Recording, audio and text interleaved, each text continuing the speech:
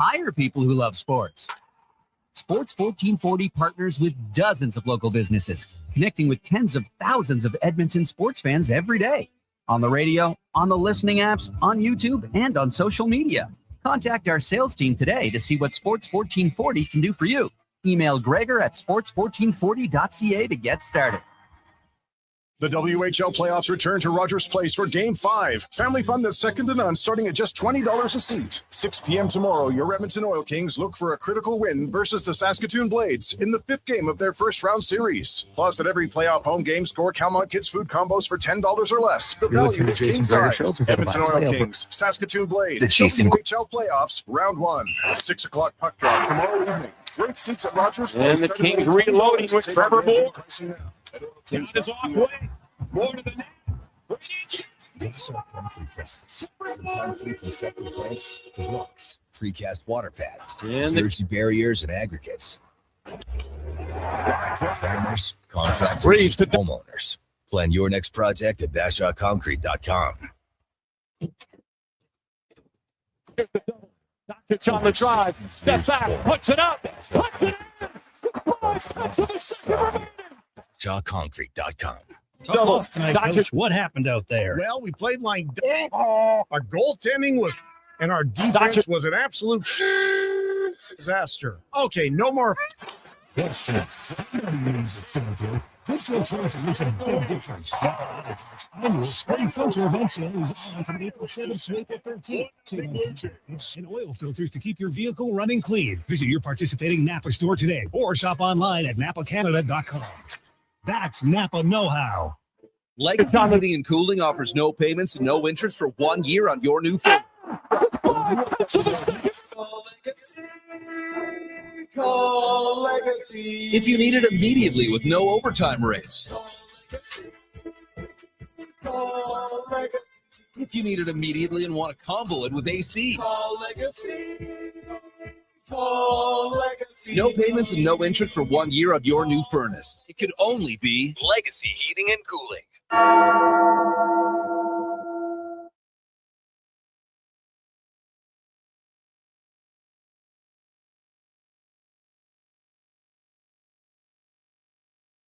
Jason Gregor Show. And the Kings reloading with Trevor Moore.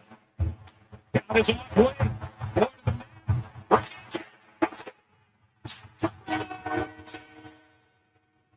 On Sports 1440. Doncic on the drive. Step back. Puts it up. Puts it in.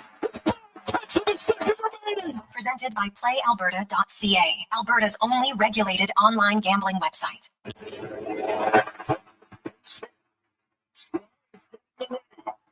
The throw is coming to third. Springer is safe. Snyder into second. 1-0 Blue Jays.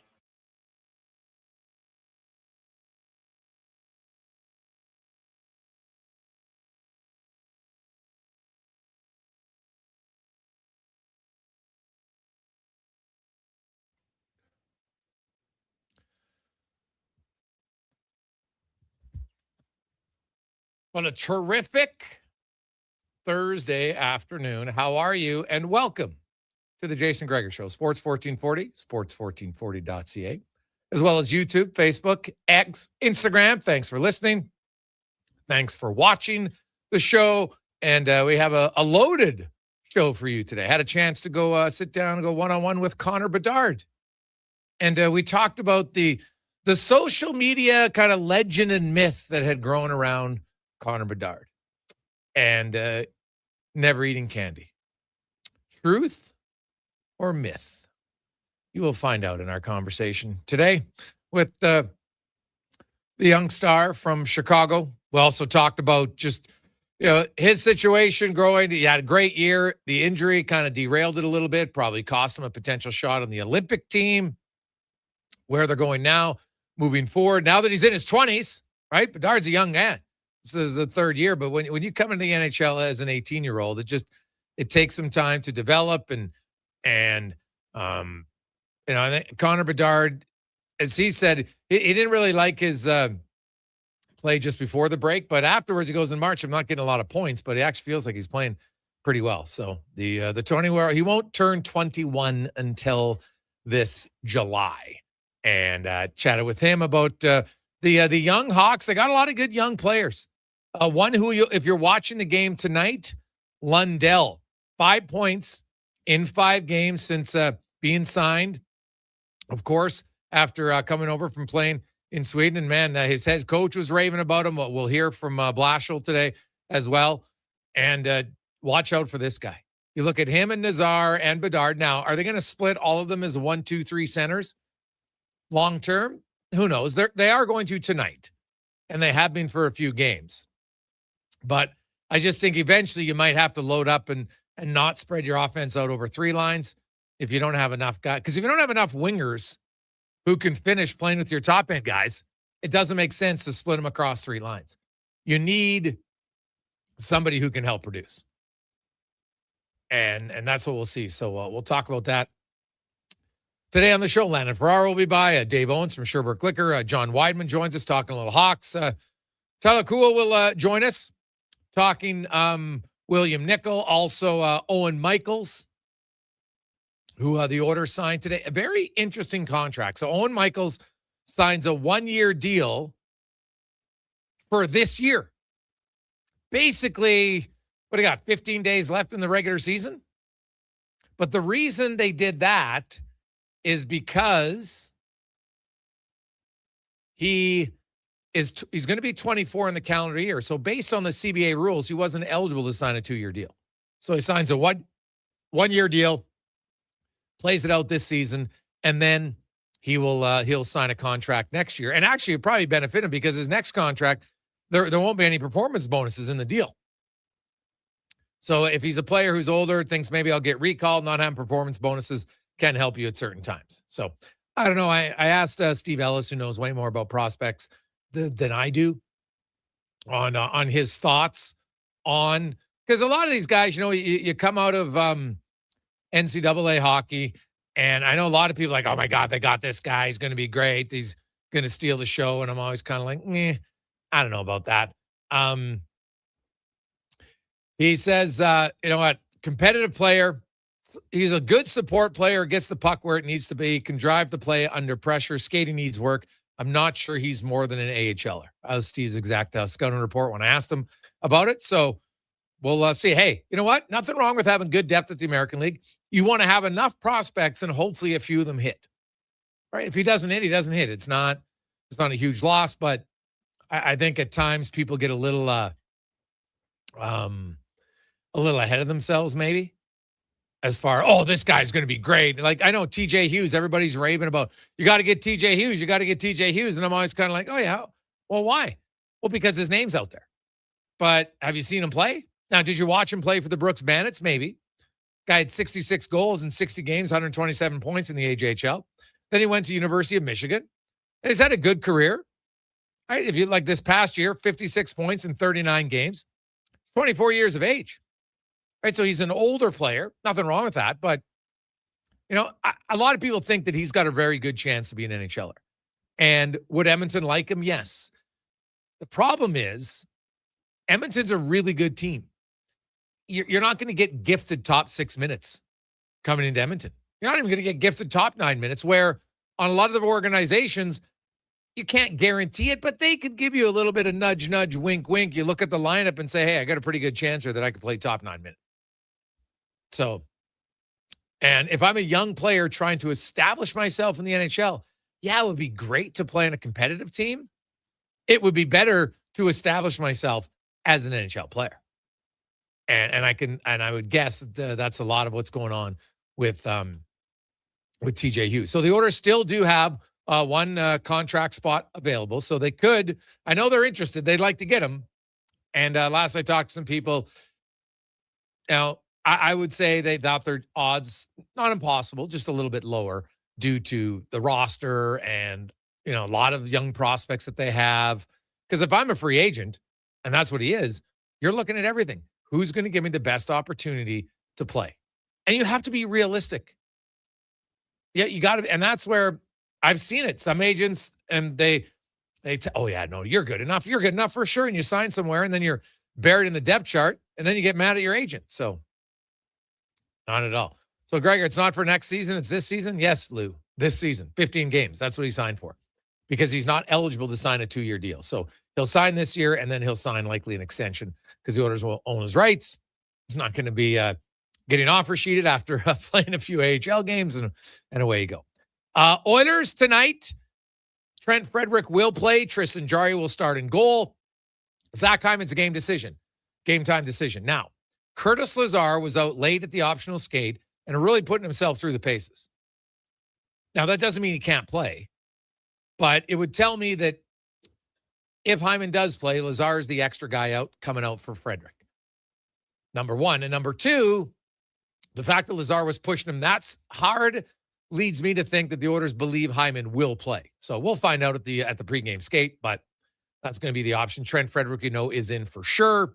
And if he's in and there's no other changes, then it'll be Lazar, looks like, based on this morning's skate, who will be coming out of the lineup. And all of a sudden, Oiler fans, a first-place finish in the Pacific Division is looking more realistic because last night, the Anaheim Ducks were leading the San Jose Sharks 3-2.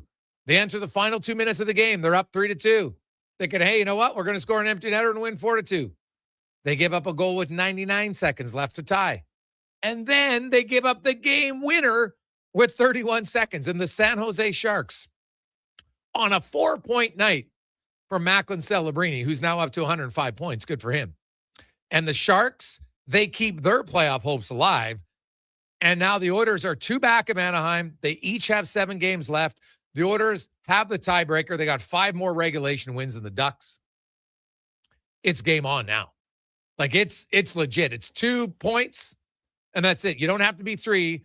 They own the tiebreaker. It's 2 points up on them. And so tonight, the game against the Hawks. And so here's how it goes. Edmonton plays Chicago. Then Anaheim plays St. Louis. The next night, they play Calgary. Edmonton has Vegas. So it's Chicago, Vegas, St. Louis, Calgary.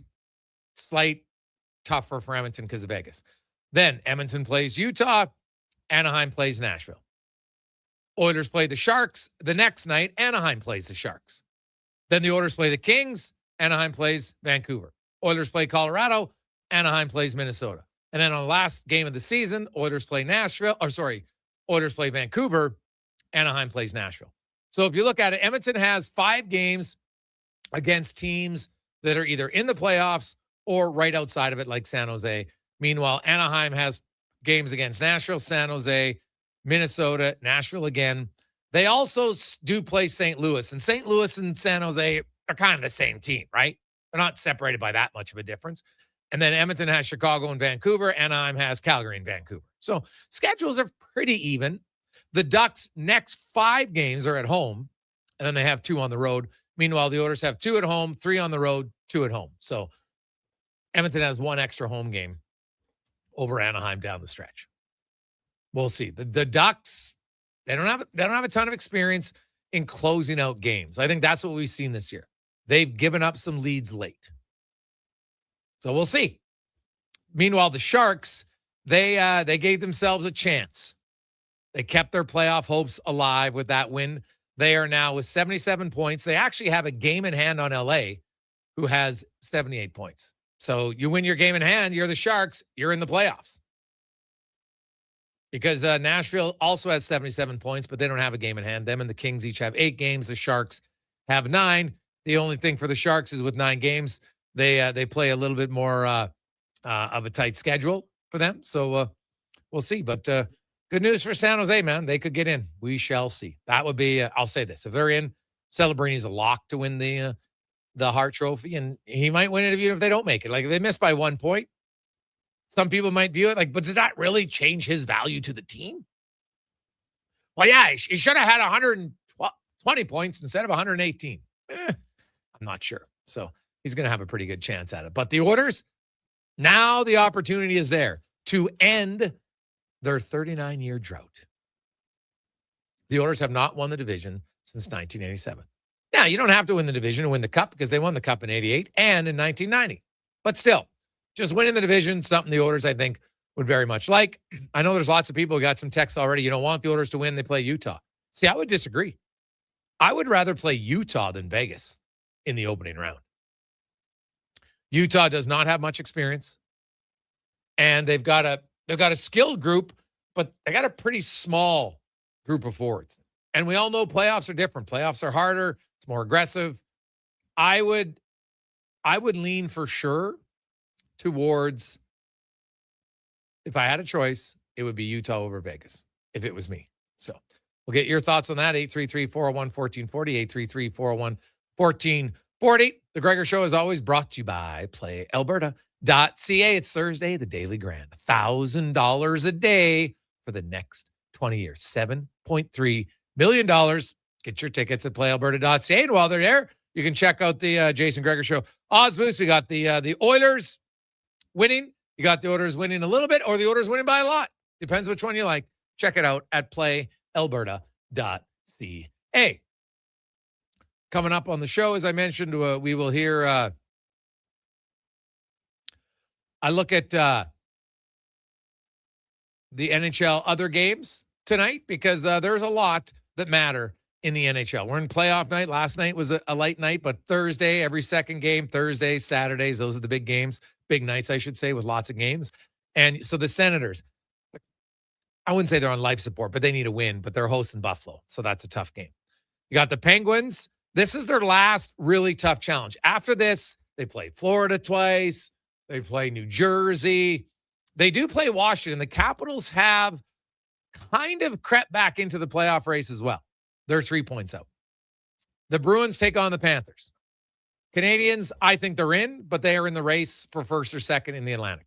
The big game, of course, has Detroit in Philadelphia. You could make the argument that the loser of this game really especially if it's regulation loss, puts himself in a pretty deep hole. Blue Jackets are in Carolina to play them again. The Capitals got the Devils tonight. Meanwhile, in the West, the Winnipeg Jets. Dare to dream, Jets fans. Kevin Karras has been telling you for a while they're going to make it. Well, KK might be right. You have Oilers hosting the Blackhawks. Golden Knights host the Flames. And the San Jose Sharks are hosting Toronto. Meanwhile, the Kings and the Predators, that's a big game. And Seattle has to keep their playoff hopes alive at home against Utah. So Utah could put a pretty big dagger in it. So there's a lot of head-to-head matchups. That Predators-Kings game is a big one. You look at that Detroit game is a massive game. And then lots of other guys with pretty important games in the NHL sked tonight. So can't wait, man. It's fun time. You're scoreboard watching. You're out of town. Scoreboard watching. Should be a lot of fun. Hey, Gregor, who do you think Frederic plays with tonight? Well, if Hyman's in, I think Frederic's just going to slot in on Lazar's line and play with Henrique and Jones. And that might be the fourth line when the playoffs start, if everybody's healthy. I wouldn't be shocked by it. I know there's Szymanski and Lazar that they'll have a say in it.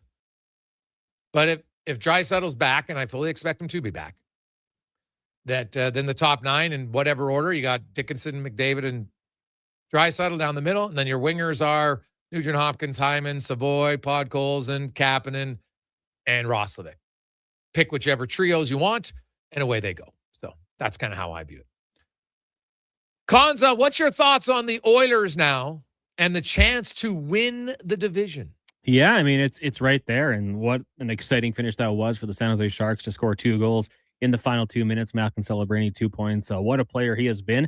But I like their odds. You know, I think the Edmonton Oilers are starting to find their stride. And, you know, it's funny to say that the best they played is a 4-game winning streak, but that is the situation they are in. But it's happening at the right time when they need it. So it certainly won't be easy. You know, the Ducks, obviously the game in hand after tonight. The Oilers, though, taking care of business, they can get the job done. And I am curious about the Ducks, and we'll see, you know, a little bit of what they're made of down the stretch here. The pressure is going to be on them externally, internally, to try to lock up that division with the Oilers right behind them. So, yeah, I do like the Oilers' odds. I, for a long time, had them kind of in that second or third position, but the way things have gone as of late, the way their players, Connor McDavid continues to find the back of the net, the way they played defensively, I do like their chances to do something here and get that top spot. Yeah, why not? So, we'll see. We shall see what happens here down the stretch. We'll take a quick break. We'll come back. We'll dig in more on the Edmonton Oilers, the Chicago Blackhawks. We are going to hear from Connor Bedard. I had a one-on-one with him, also their head coach. We'll hear from Jason Dickinson as well, his thoughts on facing his former team and more on the Gregor Show, presented by PlayAlberta.ca. Need a new ride for road trips, errands, or just life on the go? Go Auto offers a massive selection with over 15,000 new and used vehicles to choose from. With over 70 locations across Western Canada, finding your next ride has never been easier. Whether it's a roomy SUV for the family, a sleek car for the open road, or a rugged truck for your weekend adventures, you'll find it here at a price you'll love. Explore thousands of vehicles today at goauto.ca. On the rocks, the party never stops. Check it out. Mondays, bingo tune. Tuesdays, tacos and tequila. Wednesdays, it's wings and karaoke. Shake what your mama gave you with salsa lessons on Thursdays and the best Latin DJs. Plus, live music every Friday, Saturday, and Sunday, along with DJ Kenny K. Hold on, let's not forget $5 happy hour, 7 days a week. Your bar, your party. You're on the rocks. On the rocks. Jasper Ave and 118th.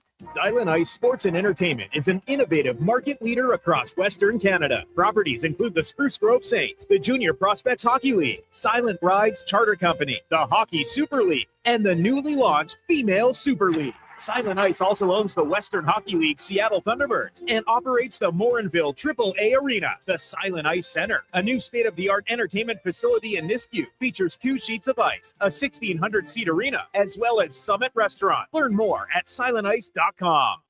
Edmonton's go-to station for all things sports is Sports 1440. From Low Tide to Kevin Carius and Jason Gregor, we deliver the latest on your favorite teams. Tune in 24 hours a day, 7 days a week to Sports 1440. Craving your favorite mouth-watering pizzas? Papa John's has large specialty pizzas for only $19.99 for a limited time. Get a flavorful all the meat, the works, ultimate pepperoni, Hawaiian, barbecue chicken, and more on original thin or New York style crust. Use the code LSPEC at papajohns.ca or on the Papa John's app. Get yours today. Better ingredients, better pizza. Papa John's. When life unexpectedly changes, it can leave us feeling unbalanced, uncertain, and unsure of how to move forward. But you don't have to go through it alone. I'm Corey Anderson with Fairway Divorce Solutions. Our team helps reestablish balance, guiding you through your divorce with compassion, clarity, and support. Fairway has helped more than 6,500 families across Canada find a path towards a peaceful, fair resolution. With 2 offices in Edmonton, we're here to make your journey easier. Discover your options at Fairway Divorce. One app, triple the action. Play Alberta is proof that good things do come in threes. Whether you're into playing any of our exciting casino games, betting on your favorite professional sports teams from around the world, or buying into Canada's biggest lottery, Play Alberta is the province's only app to do it all. Download today and discover a new way to play. Must be 18 plus to play. If you gamble, use your game sense. Every morning, you look in the mirror and see less of yourself. Hair loss can feel like losing a part of who you are. But it doesn't have to be that way. Hi, I'm Dr. Vance Elliott. At Advanced Hair and Skin Surgery, we understand the pain of hair loss. Our advanced hair restoration solutions won't just bring back your hair. They'll help you face the mirror with confidence. Good morning, you sexy beast. Visit drvanceelliott.com today because it's time to be the man you remember. Fast track your financial goals with a special rate term deposit from Vision Credit Union. For a limited time, take advantage of a great rate on 1, 3, or 5-year terms. Plus, as a Vision Credit Union member, you can earn up to 25% more on your interest through profit shares. For details, contact your branch today or visit visioncu.ca. That's visioncu.ca. I'm Rick Showers from No Bull RV, and I am a used RV salesman. But just because I love being a used RV salesman doesn't mean you would like doing my job all day long. If you're selling your RV privately, that means that you have to be an RV salesman too. That's right, Bob, and there's a lot of work involved. You have to find the customers, be ready to show it at a time and place that's convenient for the other guy, all the stuff you take for granted when you come to No Bull. There's not a lot of glamour in being a used RV salesman, Rick. I don't do it for the glamour, Bob. I love helping people enjoy the great outdoors on their terms. It's my life's work. but it doesn't have to be yours. When you sell your quality used RV with us, we take care of everything. Cleaning, repairs, commercials like this one to bring people in, and besides, I like being a used RV salesman a lot more than you do. And that's NobleRV.ca.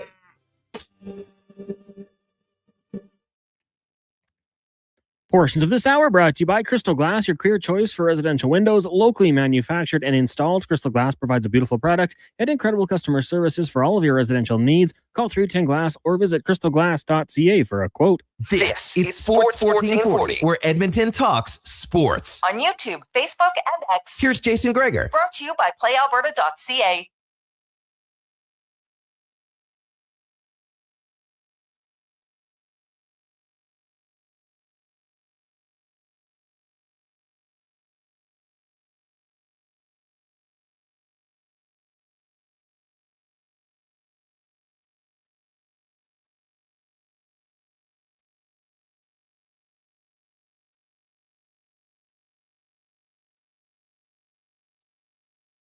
.223, we continue on. It is game day on Sports 1440, sports1440.ca, YouTube, Facebook, X, and Instagram. Hope you're having an awesome, lovely Thursday afternoon. It's game day. Oilers could, for tonight, move into a tie with the Anaheim Ducks for first place. The Anaheim Ducks would still technically be in first because they had played one fewer game.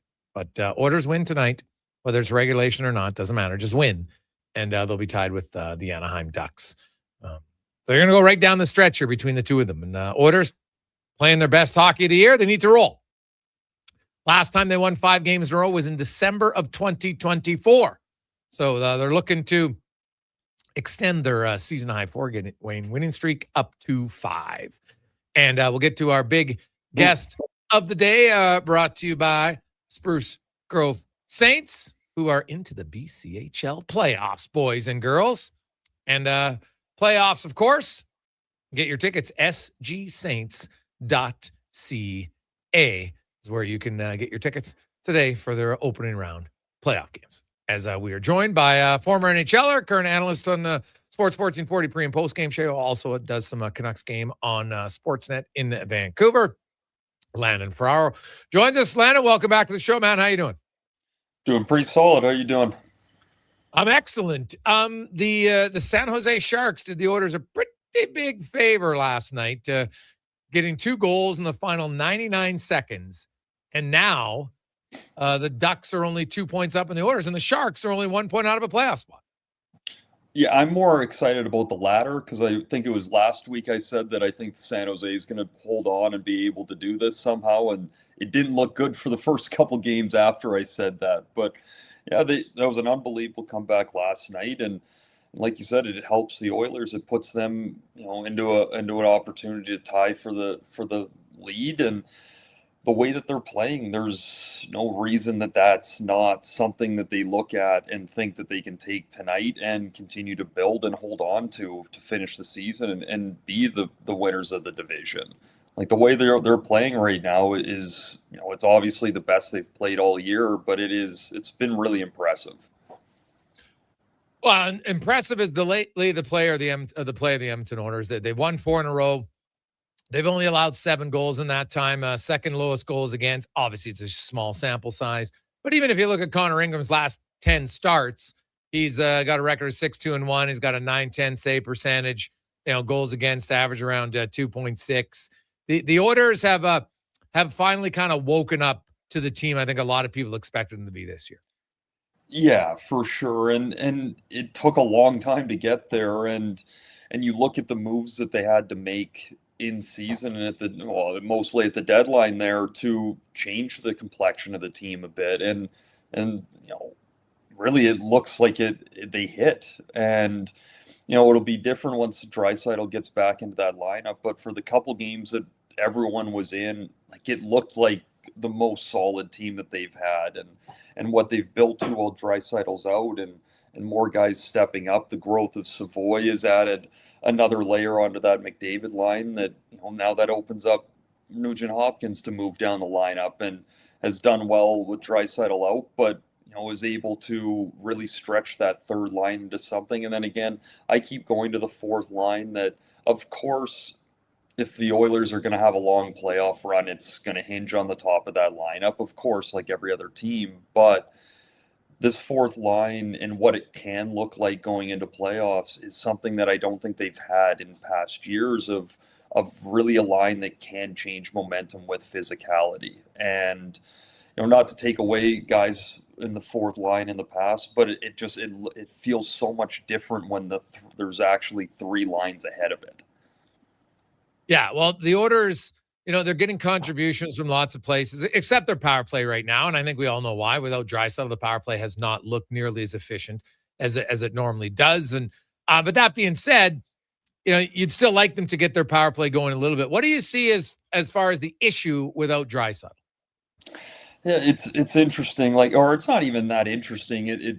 It's pretty straightforward in the sense of you take out that big of a piece of a power play that, as much as McDavid is the skill and the movement and everything, there's so much goes through Draisaitl in that bottom quarter of the offensive zone. So to replace that, you're not going to have that one-timer anymore. So it's not like you should be looking for it. But I think there's more movement and just trying to be a bit more direct. I mean, you see the Vancouver game last night, they get a couple power play goals out of that is just really throwing the puck to the net. And not saying that the Oilers just need to start throwing everything to it, but they can definitely get into a pattern of looking for the next best option when you can just take the first and get a couple bodies to the net and see if for the first time in a while on that power play they have to get a couple goals that are a bit more grind-like.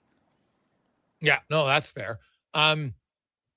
You look at the Oilers' fourth line, which is funny because I think most of us agree the top nine forwards in whatever order, Dickinson, Draisaitl, McDavid down the middle, Nugent Hopkins, Savoy, Hyman, Podkolzin, Kapanen, and Roslovic are your top nine, right? However they're going to play. Even if he wants to load up Draisaitl, McDavid first shift, then Nugent Hopkins becomes your second line with Hyman and Roslovic, for instance, if you wanted to do that, right? So I don't see it but the fourth line is interesting to me. I think Adam Henrique's the fourth line center. I know people like Szymanski, but Henrique's on the penalty kill more. He's older. He's more experienced, all that stuff. Trent Frederick on the right wing, probably.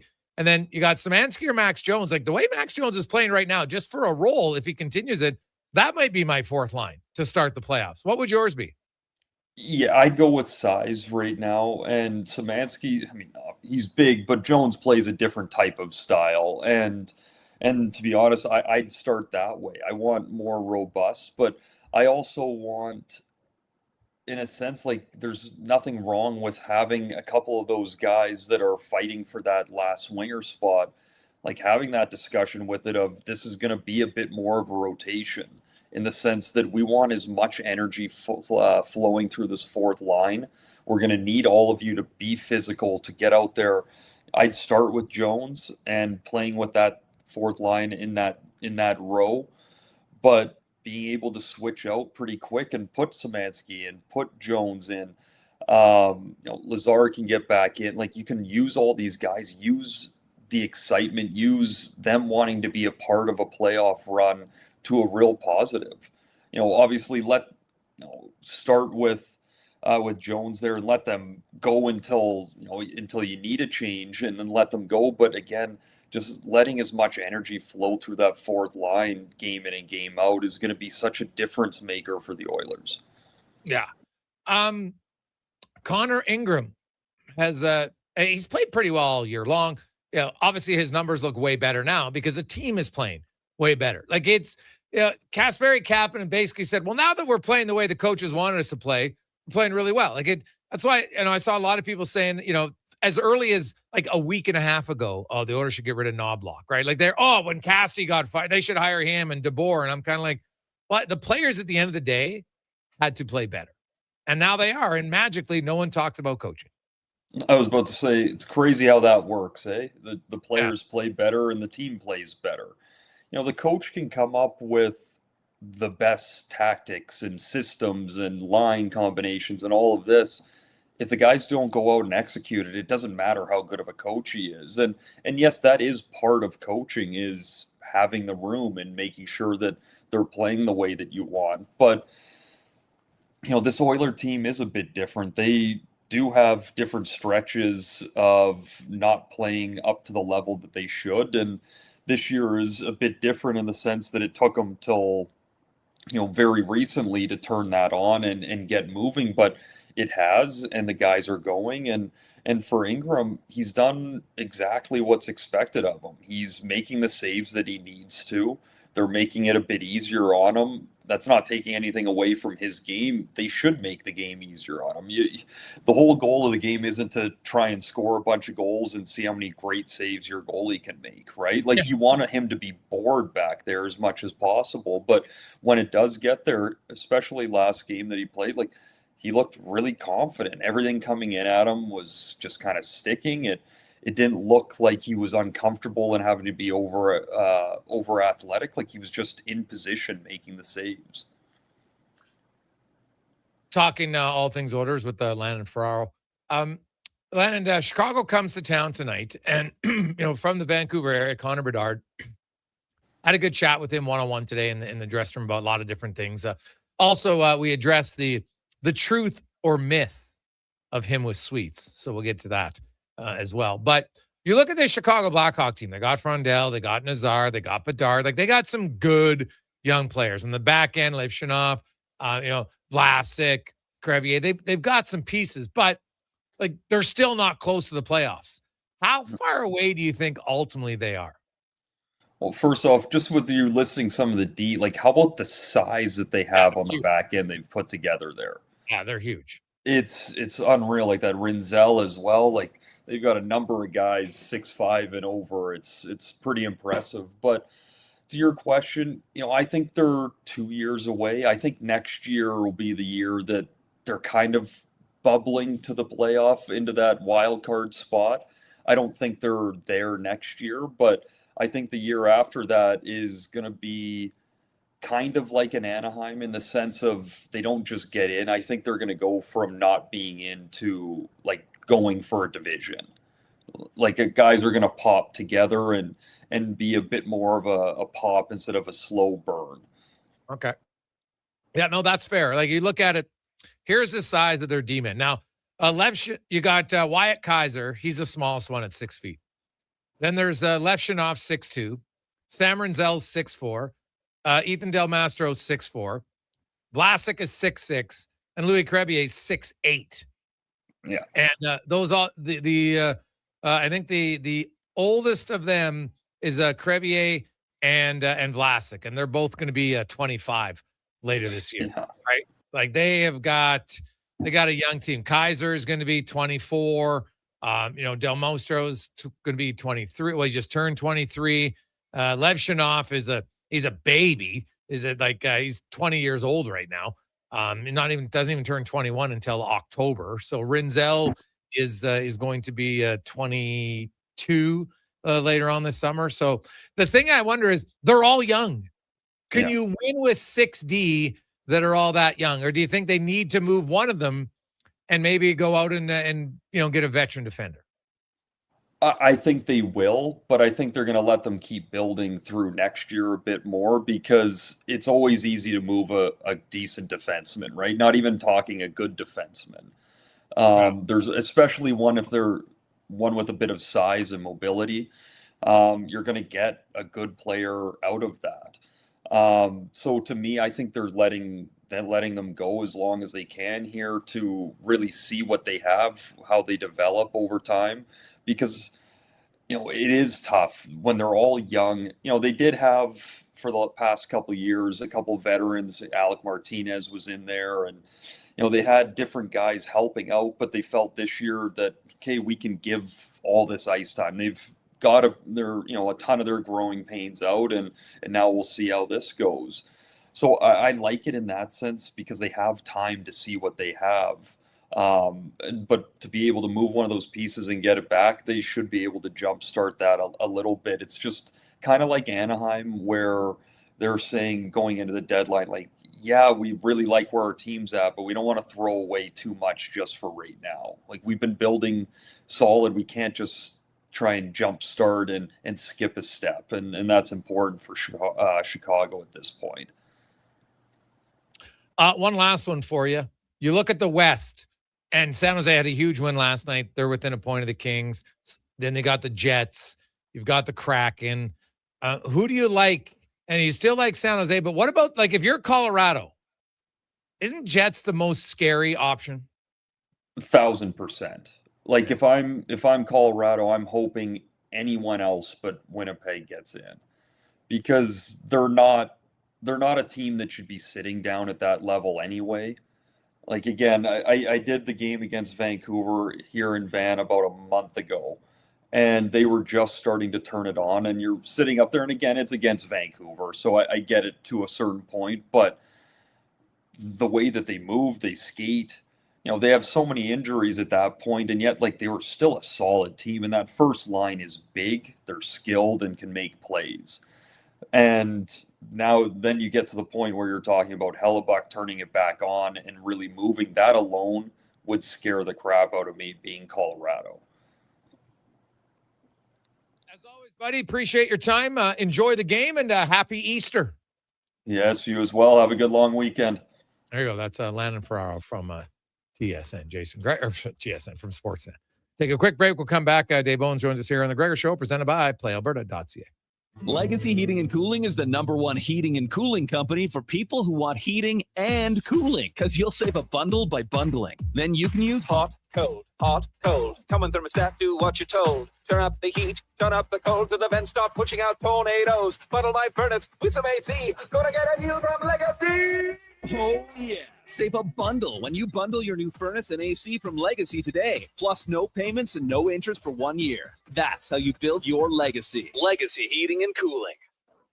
Booster Juice is going crazy for hazelnuts. No, not crazy. Nuts. Booster Juice is going bananas for hazelnuts. I mean, there are bananas in smoothies, but that's not the point. Banana juice is booster for hazelnuts. What? Just stop. Booster Juice is going nuts for hazelnut. Introducing the Nutty Monkey Smoothie, Holy Hazelnut Acai Bowl, and Nutty Booster Ball, all made with rich, creamy hazelnut spread. Try them today, only at Booster Juice. Canadian-born, blending since 1999.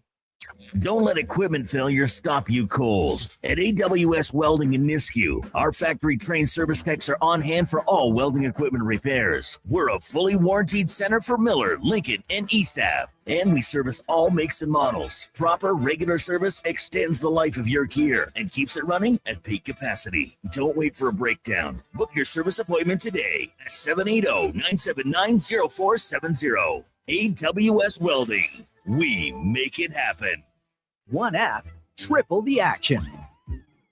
Play Alberta is proof that good things do come in threes. Whether you're into playing any of our exciting casino games, betting on your favorite professional sports teams from around the world, or buying into Canada's biggest lotteries, Play Alberta is the province's only app to do it all.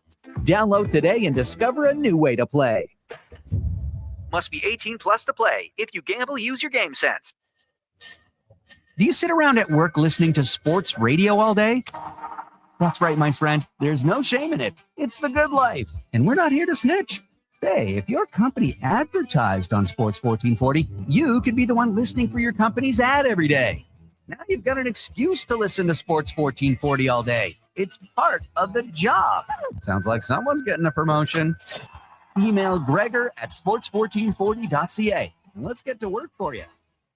Exciting news from St. Albert Dodge. The all-new 2026 Jeep Gladiator Sport packages have arrived. They have a great selection and a bunch of colors to choose from. And if you've checked out the Sport, you know it comes in some fun colors. Rugged capability, practical off-road features, and you can get behind the wheel for as low as $49,900. That's right. Put yourself in a brand new Jeep Gladiator Sport for less than $50,000. What more can you ask for? Time to head up the trail and see how easy it is to do business at St. Albert Dodge.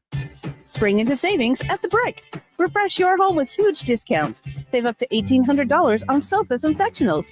And buy more, save more. Up to 25% off bedroom and dining furniture. Dreaming of better sleep? Upgrade your mattress game and save up to 40% off select mattresses and score free delivery when you use your Flexity card. Plus, save 15% when you buy 2 or more select major kitchen appliances. Some exclusions apply. See in store for details. The Brick, proudly Canadian since 1971. Why pay dealership prices when you can get the same quality for less? Hi, it's Lisa, and here at Ed's Auto Salvage, we've been Alberta's trusted source for used auto parts for nearly 50 years. From engines to mirrors, transmissions to tires, we've got it all at prices guaranteed to keep your wallet happy. Shop local, shop smart. Shop Ed's Auto Salvage in Westlock. Be sure to visit us online at edsautosalvage.com and get your vehicle back on the road for less. For Dad is back. Join Sports 1440 as we help raise funds and awareness for the fight against prostate cancer. The ride starts Saturday, June 13th at Blackjack's Roadhouse. Register online at ridefordad.ca and find more info at sports1440.com. Craving your favorite mouth-watering pizzas? Mmm.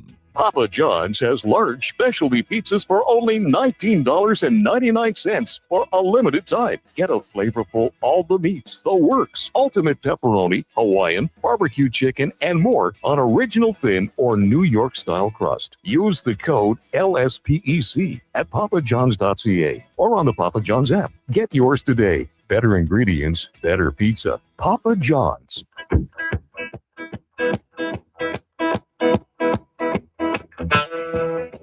I want to tell you a story about the house went blue.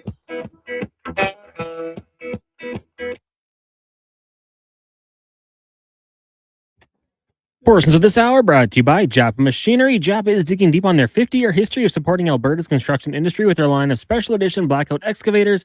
Visit japamachinery.com for all the details.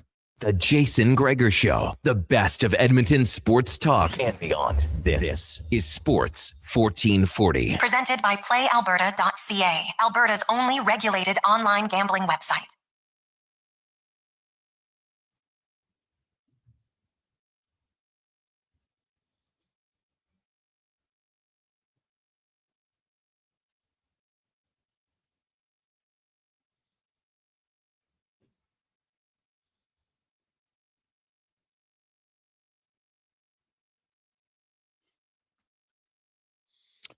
We roll through game day in Sports 1440, sports1440.ca. It's the Gregor Show, as always, brought to you by PlayAlberta.ca, Alberta's only regulated online gambling website where 100% of the revenue stays right here in the province at PlayAlberta.ca. And we're going to get more on the orders. We got a one-on-one with Connor Bedard coming up later on. We're going to hear from Jason Dickinson facing his former teammate and how suddenly he goes, I feel like a spy. I got to give all my information. But he goes, hey, my loyalty's to the orders. So away we go. So I had a little fun with the Dickinson today discussing that. But first, it is a Thirsty Thursday, as always, brought to you by Brook Liquor, your best place if you're looking for beer, cocktails, wine, or anything non-alcoholic. They have all the options, best in the city, 2 locations, southeast side on 50th Street and 92nd Avenue. And then, of course, on St. Albert Trail and 118th, the original, where they have a nice little tasting room, as well as David Owens from Sherbrooke Liquor joins us once again. Dave, how you doing, buddy? I'm doing fantastic, man. How you doing? Oh, living the dream, as they say. Living the dream. Fantastic. Yeah. So what do we got on tap today? Well, it's spring break right now out there for a lot, but spring break isn't just for kids, right? So anyone's earned the right to drink something cold without overthinking it. So this year we're going to do a little full-on battle of RTDs. Those really zero effort, sort of maximum payoff. Okay. Think, crack it, sip it, repeat. RTDs Enjoy. for anybody out there ready to drink. Ready to drink. Okay. Exactly. Right. Yeah, so we've got we've got a really cool lineup here. So the first one here is like the patio poolside crusher, right? Yeah. This is Suntory's -196. This is the #1 spirit RTD brand in the world, and it just showed up in Canada last year, I think. Really? It is, and it like by far, by miles and miles and miles. And it's really cool. So they call it -196 because they freeze whole lemons to 196, and then they crush them, disintegrate them essentially, and make their beverage with that. Oh my God. Right? Oh, geez, that is really good. It is just full real natural lemon flavor. Yes. It is so clean. It doesn't taste like a crazy sugary. Yes, not too sweet. Also, I find in a lot of the RTIs, they're a little tinny. Yeah. At times. This one's nothing. so not. Oh my God. Yeah, this is fantastic. Yeah, like if you like lemon. If you like lemon. Now they also have we also have their peach and their grapefruit. And any day now, I think we're getting strawberries landing. So now, do they come in a 6-pack or they come in single tall boys like this. They come in shorter mixed packs. They come in so a whole bunch of different packs you can try out. And it's called -196. -196. Oh, yeah. So where's it from? Like, why is it so hard to get? Well, it's not so hard to get anymore because it's all over the place. But it's Japanese. Oh, okay. If you go onto YouTube and look up -196 commercials, you'll see some of the funniest commercials ever, like full on Japanese style. They're highly entertaining. So get into it. It's so good. Okay. All right. I like that. Ooh, well, that one's I'm giving a thumbs up All already. right, thumbs up I love already. lemon, Good start. Yes, Good start. Perfect. All right, so we're moving on here to the Sweet Escape. So we've got tequila. So this is a hard iced tea, original flavor, but with a twist, it's got tequila in it instead of using a vodka spirit or anything like that. I've never tried that. Right? Oh, it really smells tequila. Holy cow. And it's like also not sugary sweet. It's like classic tea, classic iced tea with that tequila twist in it. Yeah, oddly, it does taste like way more tea than it does tequila. Yeah, super smooth. Wow. A little sweet. Yes. Really nostalgic for any of those that used to grow up with. My mom used to make tea, just tea bags in the house, right? Just straight up water, tea bags. And if it was nice outside, you put it in the sun to steep. And, usually be some black tea and maybe like an orange herbal one kind of thing. Really aging yourself, Dave. I have no idea what you're talking about. Yeah, well, there you go. Probably have each way, so it's okay. Anyways, it's fantastic. This is a really great beverage. And again, not too crazy on there's no sweet, sugary, nastiness in there. No, it is like, to me, it's like, it's a classic iced tea that isn't sweet, right? Like if you can get like those certain iced tea, I don't drink iced tea much very often, but you've had some where you're like, God, that tastes more tea than it tastes like iced tea. That's what this tastes like. That's what it tastes like. Yeah. And if you don't, people are like, oh, I hate tequila. This is not going to hurt you. No, not at all. It's got just a really nice balance of it. Get a little bit of that agave in the background. All right. Well done. Now is the next one, is this in honor of a little Snoop, right? Yeah, right. It could be a little bit of Snoop. So gin and juice, baby. Gin and juice. Oh, That's right. Killing it. Yeah, I say, this is your sort of I've got my life together drink, or you're reliving your Snoop Doggy Dogg days, right? You're in the dog pound, and yeah, like we it can't would be say hilarious. the rest of the lyrics of that song, would have but been hilarious if they had him marketing right? this. It's grapefruit juice, gin and juice. That's right. And so we've had some nice live stuff on here before. This is a really great brand, and grapefruit juice, gin and juice, premium gin. Like that is incredibly refreshing. Now I like grapefruit. Some people don't like grapefruit. I love like I used to grow up eating grapefruits with a little bit of icing sugar on it. Oh, yeah, me too. But I this grew up is with that. like now we're both dating ourselves. Yeah. But this is really crisp and flavorful. Crisp, flavorful, but not. See, I don't like sweet drinks, and not overly sweet. Just the right amount of sweetness to it. Yeah, hardly any sweetness. Hardly any sweetness to it. The kind of the delayed taste is grapefruit. Yeah, absolutely. It totally reminds me that it used to be grapefruits were all Christmas morning for us, right? Where you cut a grapefruit in half and then a little sugar on top kind of thing. Yeah. That's what it tastes like. Totally. Yeah, it's great. Great beverage.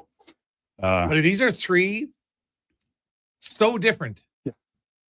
And they're all good. Like, wow.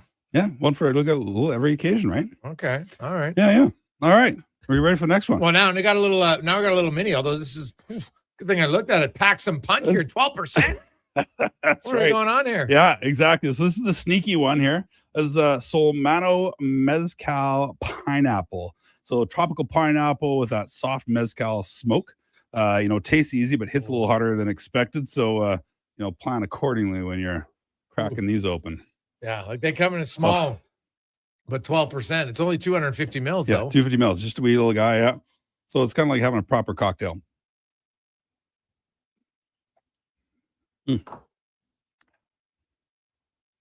Wow, it's very sweet at the start. Then the aftertaste, it feels like I got like smoke coming out here. That's right. It's all that sweet pineapple comes through at the beginning and then finishes off with that great smoky mezcal. Yeah. Right. And it's not, and it's not that, it's more that earthy kind of, smoke stuff, right? It's not that campfire-y smoke or any, or peat like you'd find in a Scotch whiskey. It's very unique to mezcal, I find. Yeah, see, I can smell it. Yeah. The smell of smoke, I don't like it. I don't know why. I just don't. That's so. fair. But, if you like the taste, I loved it at first, and then it's just that delayed taste. Yeah. Like, no, I don't like the smell. But if people, I know some people love smoke. They love it. Yeah. They love that smell. And I like these kind of things. So if you want, the cool thing about these, right? Like it's a proper cocktail. You could elevate this somewhere, pour it into a nice glass with some ice, garnish it with a slice of pineapple in there or something like that. You have a really good looking drink, to serve it at your party or whatever. You don't have to just drink it out of the can, or you can just, crack that can and go, right? Yeah, there we go. So now we're going to move on to, this is our wild card here today. Oh man. Right. This is a little bit different. This is very good. I'm not gonna lie. I'm reading I'm freaked out right now, right? The first time I saw this, I was like, no. But this is the triple XOG. This is cognac and green tea. It shouldn't work, but it absolutely does. Really? So we are earthy, smooth. Skeptical. I'm going in skeptical. Earthy, smooth, slightly sweet, and weird in the best possible way. Green tea. Oh, yeah.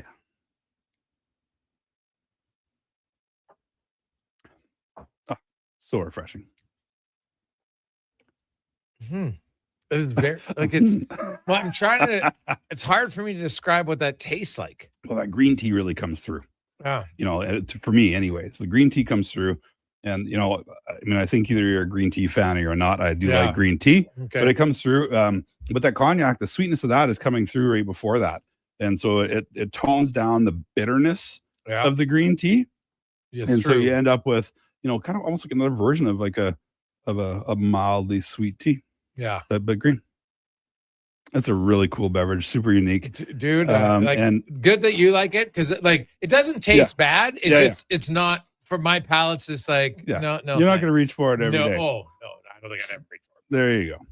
Someone handed it to you. But you know what? I don't really like cognac. Oh, so that's probably why. Right? That's fair. I've never been able to kind of, I don't know, maybe I'm not refined enough to appreciate cognac. I've never really liked it. Well, we just haven't found you the right one yet. That might be That's duly noted for a future episode. That might be it. But, duly noted. Yeah, I don't know. So now we're going to end off with a Black Diamond. Black Diamond, right? Local, which is always great. And of course, we like to think we're all responsible adults. So, if you're, hitting the patios hard and things like that and spring breaking a little bit, we plan ahead because we're adults. Yes. And so here's your hangover helper right here. Oh, buddy, I will say a Caesar. Or for me, beer and Clamato was the game changer. Beer Clamato's fantastic. God, it was one of my favorite Sunday drinks I think I've ever had. It didn't matter, but a little bit fuzzy, have a beer and clam, boom. Boom. Yeah. 20 minutes later, I'm feeling like a champ. I love myself. I like gin Caesars a lot. Oh, okay. And also, I don't mind it with rye and once in a while tequila. So what's this one? Is this the vodka Caesar? Classic vodka Caesar. The unofficial world's best Caesar. Classic right there. Savory, spicy. I mean, really. Like for an RTD Caesar, that's actually pretty good. That's really good. It is. And it's good because a good Caesar, I find, has that little delay of spice. That's right. Right? Where you're just like, oh, okay, they've put a little spice in there. Yeah. I like it. And that's exactly what this, because it goes down very smooth and then it's just a little delayed. All of a sudden I'm like, oh, now I taste it. Yeah, it's got almost like, it's almost like it's got that proper spice with the horseradish in it too, right? And I love that Caesar piece of that. Really, and again, once again, you could take this, feel a little bit lazy to make your own full Caesar, well, get a glass, rim it, ice in it, pour this over top, throw celery in it, pickle, bacon, whatever you want to do for your, sides of your Caesar, and you're good to go. Well, these, you know what? There's a lot of different options in here. A lot of different options. But this minus 196 was unreal. Yeah. The gin and juice was excellent. Yeah. The mezcal, which I'm not a mezcal fan, but I liked it. Yeah. And that Caesar, there's some really good. Even the iced tea tequila. Tequila. Because I don't love tequila. Well, actually, that's not true. Livingston got me on good tequila. He bought me a bottle once and I'm like, okay, now this is now you get it. Yeah. And but that is like for pre-made drinks, these are like that 196 though, because I've had a lot of vodkas. Yes. And I know why a lot of the vodkas after a while, you're like, God, they're pretty tinny. Yeah. This one's not. Yeah. This one is really, and you kept it cold. That's the other key. Yeah. Absolutely. You got to keep it cold. Yes. So we brought this super cold, fresh, got it here. And it's and these are, there's so many different things in the RTD world these days. And so, come down to the store. Both stores have all of these in stock right now. But build your own 6-pack, try a few out. Find what your sort of MVP is going to be with this kind of thing. But super fun, easy to go, and it's RTDs are still one of the top growing segments and they have been for the last few years. So. Oh, I get why, right? Like sometimes you're just like, you know what? Hey, I want to show up, just want to have one or two, put them in your pocket, away you go. Absolutely, yeah. Something a little bit lighter, more refreshing. Yeah. And there you have it. It's awesome. Well, Dave, that's a really good mix. So now when people come in, is this a 6-pack or is it all just coming in? Just all in that. We have both coolers have areas where they've got sections for all of our RTD stuff. Section? Yeah, I think both stores will have a little setup so you can see exactly what they were. But go and explore it. There's a whole bunch of different whatever stuff. you do, people, don't take the 196. Leave some for me on my way home today. Okay, whatever you do, leave some in there.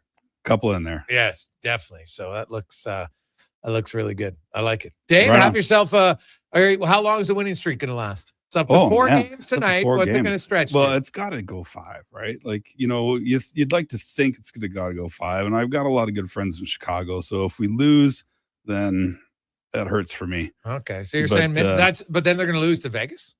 No. I think then it's Utah, and then there's San Jose. Like they're going on a bit of a tear right now. I think, it's, they waited all year long to maybe put a few together. No. Yeah. The delay. They say that in our society, we don't have enough delayed gratification. Yes, exactly. Delayed gratification. This is what it is. So Oiler fans, you got to wait a long time. Yeah, it's enjoy pretty it. frustrating. So now all of a sudden you're like, oh, this is what it feels like to win. Yeah. Like Oiler fans, this is probably the calmest you've been for 1 week stretch. Well, really, almost coming on a 2-week stretch where you're like, what's happening here? This is like, I'm not mad. I'm not yelling. I'm not typing feverishly to my friends. We're just like, oh, I have nothing to complain about. Yeah. It's kind of a weird feeling for Oilers Nation. Kind of nice, isn't it? I haven't had it all year. It's kind of nice. There you go. You're getting geared up for the playoffs. Right on. There you go. Thanks, Dave. Have a good one. Thank you. Cheers. David Owens from Sherbrooke Liquor, the minus 196. Oh my God, was that good? And the gin and juice. Well, maybe just because it's the sick name, but I really liked it. So check it out. Let's get to the Con Man and a Sports 1440 update brought to you by Fountain Tire. I know you look outside, you're like, God, well, I need winter tires. No, you got to plan ahead. Be confident. You're going to want to get some spring tires on your ride. Right now, you get great deals on tires and get an oil change, service change, as well in one stop at fountaintire.com. Book your appointment today. This is the Sports 1440 update. Game day, the Edmonton Oilers hosting the Chicago Blackhawks down at Rogers Place. Puck drops up for just after 7. Our pregame coverage coming your way at 6 with Andrew Walker. Elsewhere, Golden Knights host the Flames. The Sharks taking on the Leafs. You got the Kraken and the Mammoth. Preds up against the LA Kings. Canucks in Minnesota. Stars hosting the Jets. Devils meet the Caps. Blue Jackets in Carolina. Rangers host the Canadiens. Panthers up against the Bruins. And the Sabres taking on the Ottawa Senators. In the association this evening, the Thunder will host the Lakers, Cavs up against the Warriors, Pelicans, Blazers, and the Clippers host the Spurs. Major League Baseball, just 3 games today right now. Twins up on the Royals 2-0 in the 8th. Later on tonight, Diamondbacks and Braves, and the Mets in the Bay to take on the San Francisco Giants. From the NFL, Kirk Cousins signing a 5-year, $172 million with the Vegas Raiders. That also contains a club option for 2 years at $80 million. Coming up in hour 2 of the Jason Gregor Show, we'll be joined by our co-host, former NHLer Terry Ryan, and we'll hear from the voice of the Chicago Blackhawks, John Weideman. I'm Connor Halley. This has been a Sports 1440 update. It is Sports 1440, a Stingray radio station broadcasting on Treaty 6 territory. Download the free iHeartRadio app and listen to CKJR wherever you go. Wondering what you can afford? Let Go Auto do the math with our free car loan calculator. No pressure, no awkward convos, just quick answers on your budget and payments. Bad credit? No credit? We got you. Text CHECK to 780-777-7777. That's CHECK to 780 all 7. Find out what you qualify for and start shopping with confidence. Go Auto. Drive what you love with payments that make sense. Legacy Heating and Cooling offers no payments and no interest for 1 year on your new furnace. So, when you wake up to no heat, call Legacy. Call Legacy. If you need it immediately with no overtime rates. If you need it immediately and want to combo it with AC. Call Legacy. Call Legacy. No payments and no interest for 1 year on your new furnace. It could only be Legacy Heating and Cooling. 24 hours a day, 7 days a week. Edmonton sports fans, stay informed With Sports 1440. Stream us. Listen to us on the AM dial. However you consume this radio station, thanks for listening.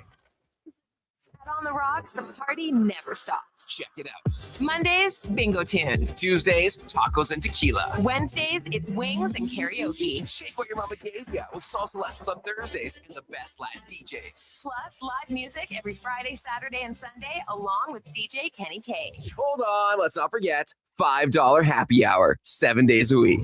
Your bar, your party. You're on the Rocks. On the Rocks. Jeff Brab and 118th.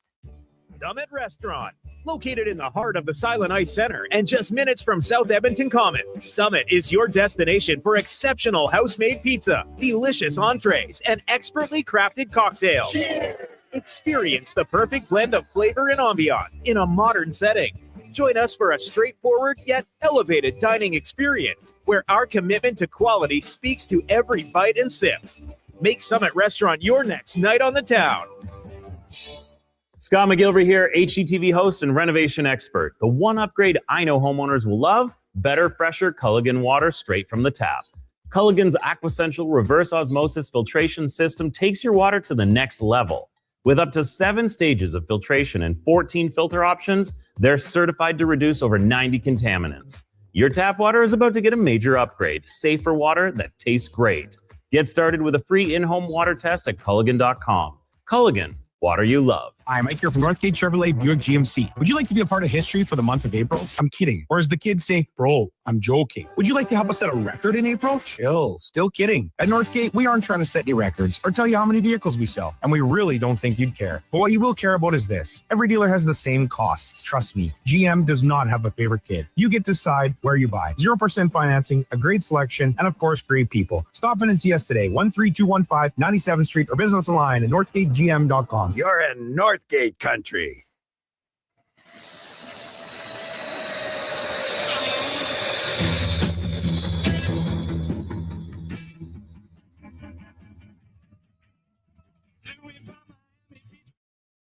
Portions of this hour brought to you by Leading Edge Physio. We treat pain and injuries head to toe and some other issues that might surprise you, like incontinence, vertigo, neuropathy, and cognitive issues.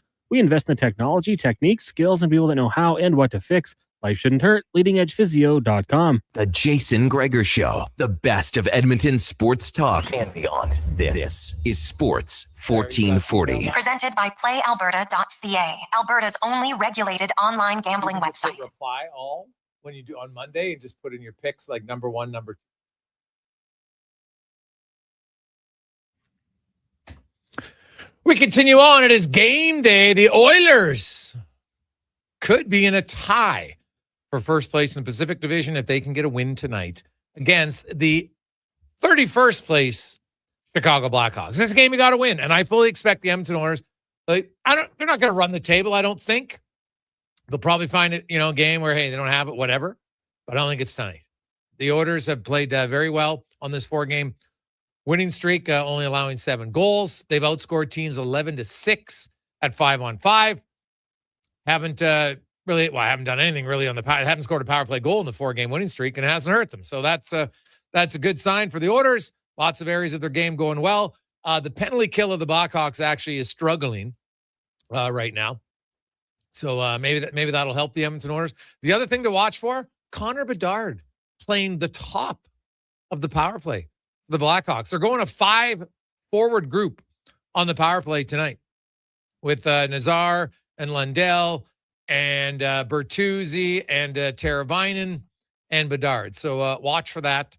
Something that they tried, and it'll be Bedard's being at the top for a few games. Like, I'm not sure I love him there if it was me. His great shot, the farther away from the net. I know Bouchard has a great bomb and he scores a bit, but I don't know. I think I'd want Bedard shooting a little closer, but we'll see. They're trying it. See how it goes. 833-401-1440, 833-401-1440. You can text us.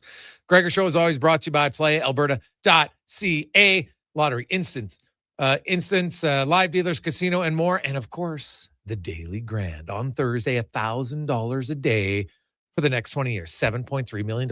Get your tickets at playalberta.ca. As we welcome in first round pick in 1995, now stars as Hitch on Shoresy, has his own podcast. Terry Ryan joins us. TR, how you doing? I'm doing all right.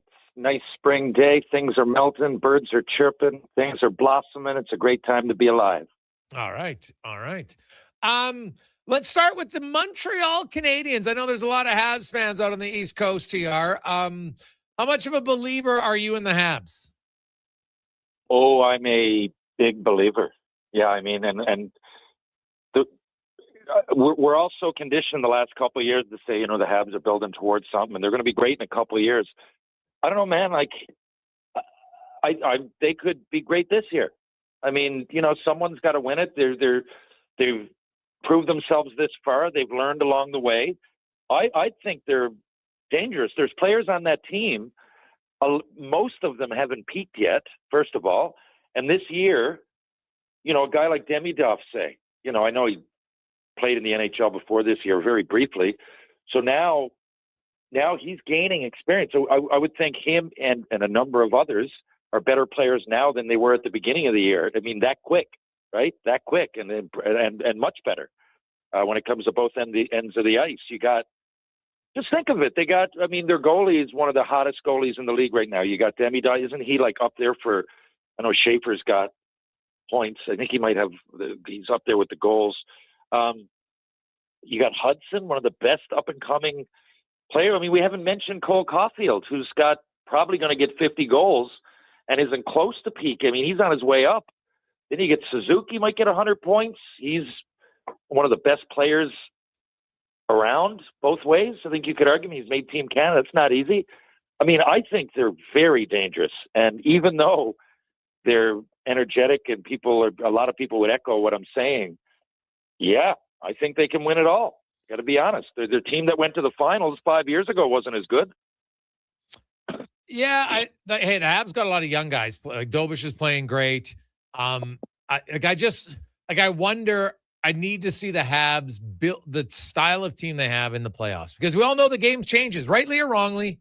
The game changes in the playoffs. You are right. And so I look at the Habs. My only concern for Montreal, because they might have to play Tampa Bay in the first round. That's why, winning that division is massive right now. And the Habs are in the mix, right? Like, obviously, because, them and Tampa Bay both have a game in hand on Buffalo. The Sabres have 100 points. The Sabres also have the most regulation wins.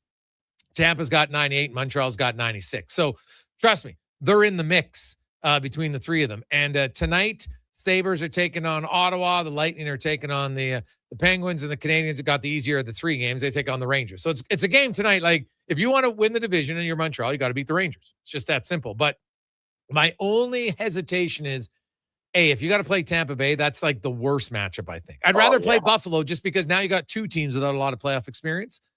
But you play Tampa Bay, they are going to test your mettle.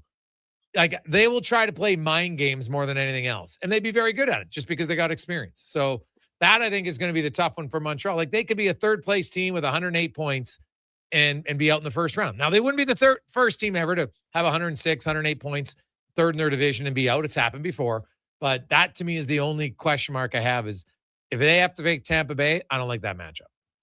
I echo your thoughts exactly. I think if there's one flaw, and not only that, it's a big one. When you asked, I think, every year there's a team that kind of overachieves.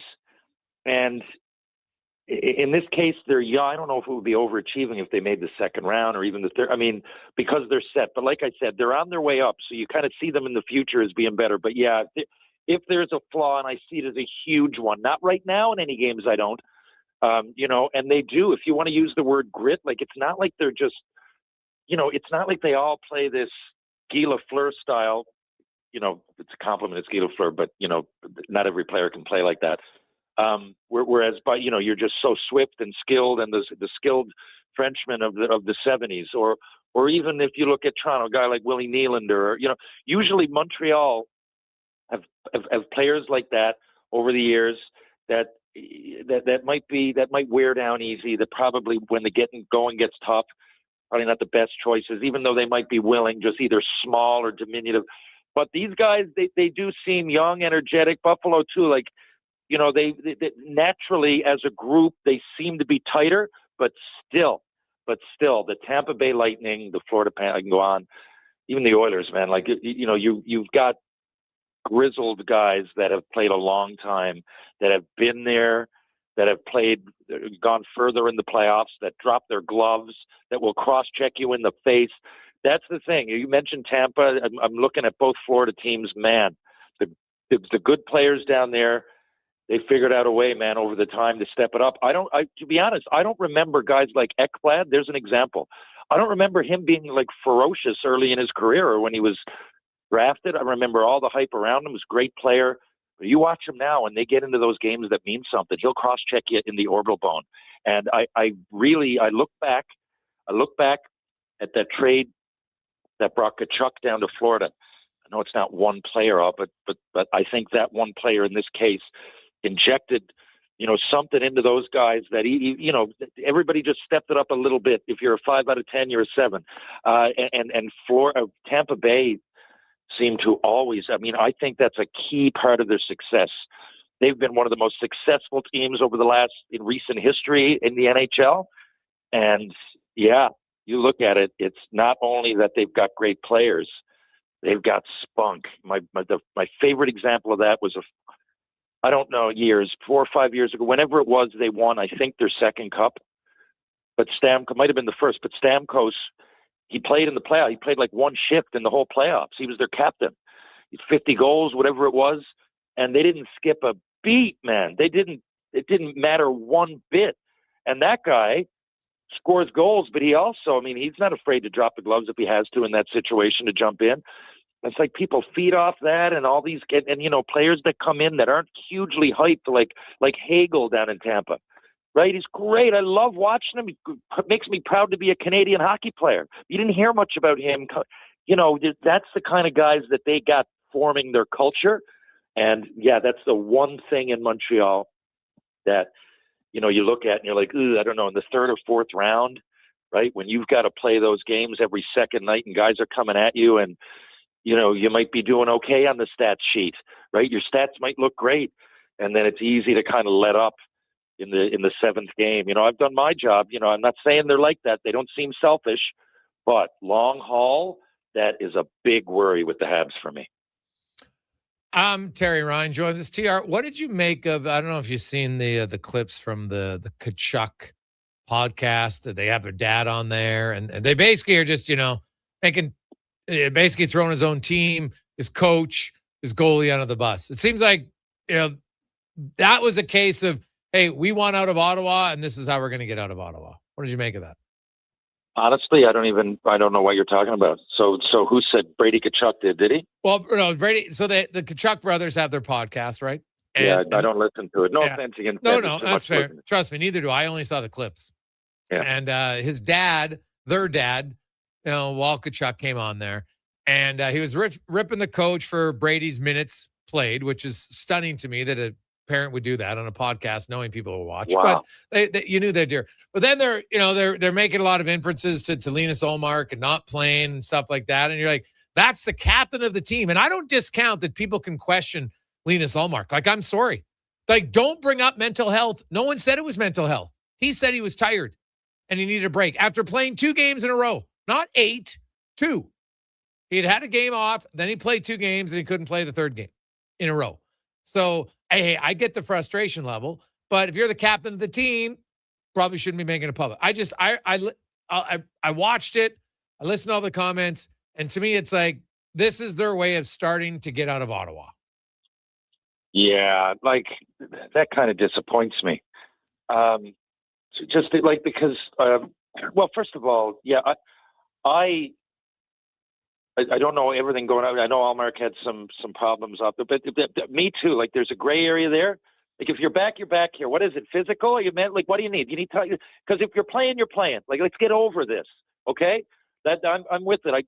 Every bit of sentiment to people going through mental health issues, but Is it that or is it not? Or where are we here? Because, you're not playing well. So what is it? How can we help?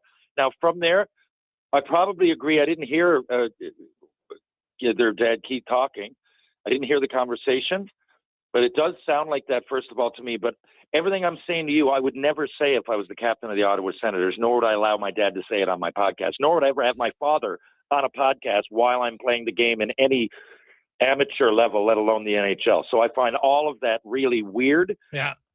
It's just a weird vibe, and they must know. You're the captain, assistant captain of NHL teams. You got Stanley Cups on one side. On the other side, you're carrying the hopes of a nation, of Ottawa, Sens nation, and literally Canada. We want to see a Canadian team win. If you're a Leafs fan or an Oilers, but you pay attention to the Ottawa Senators. And you're going to sit there and do that as captain. What does that say? If I'm a peewee player, I don't want to be throwing anybody under the bus. I don't want to hear someone I look up to say it. It gives me license to do it. And it can what he just said there, if this is all real, which I've got no reason to not believe you, I just haven't heard a quote. But that has the potential to change culture in dressing rooms across Canada. If I'm listening to that, I'm impressionable if I'm an Ottawa Senators fan, and I'd look at Jason Hurley and go, yeah, you know what? You're playing like crap too. What the hell? But so I don't know. I don't like it. I don't think that's the move of a leader. It sounds exactly what you say, someone that wants to get out. And even so, say it behind closed doors. I think that's absolutely unprofessional. Yeah, I don't. To me, that's just that's clear. Like, I don't see there's any way that you stay on as captain of that team. I don't see it happening. So. Nor would I want you around. Yeah. Get away. Good riddance. Yeah, 100%. They got some other guys, away you go. Yeah. And now, that being said, I also would be concerned. Now, I will say this. I'm not surprised. Like, Linus Ullmark, there's no doubt that, he's had some mental health. I don't debate that. But there's been other times where he just didn't want to play.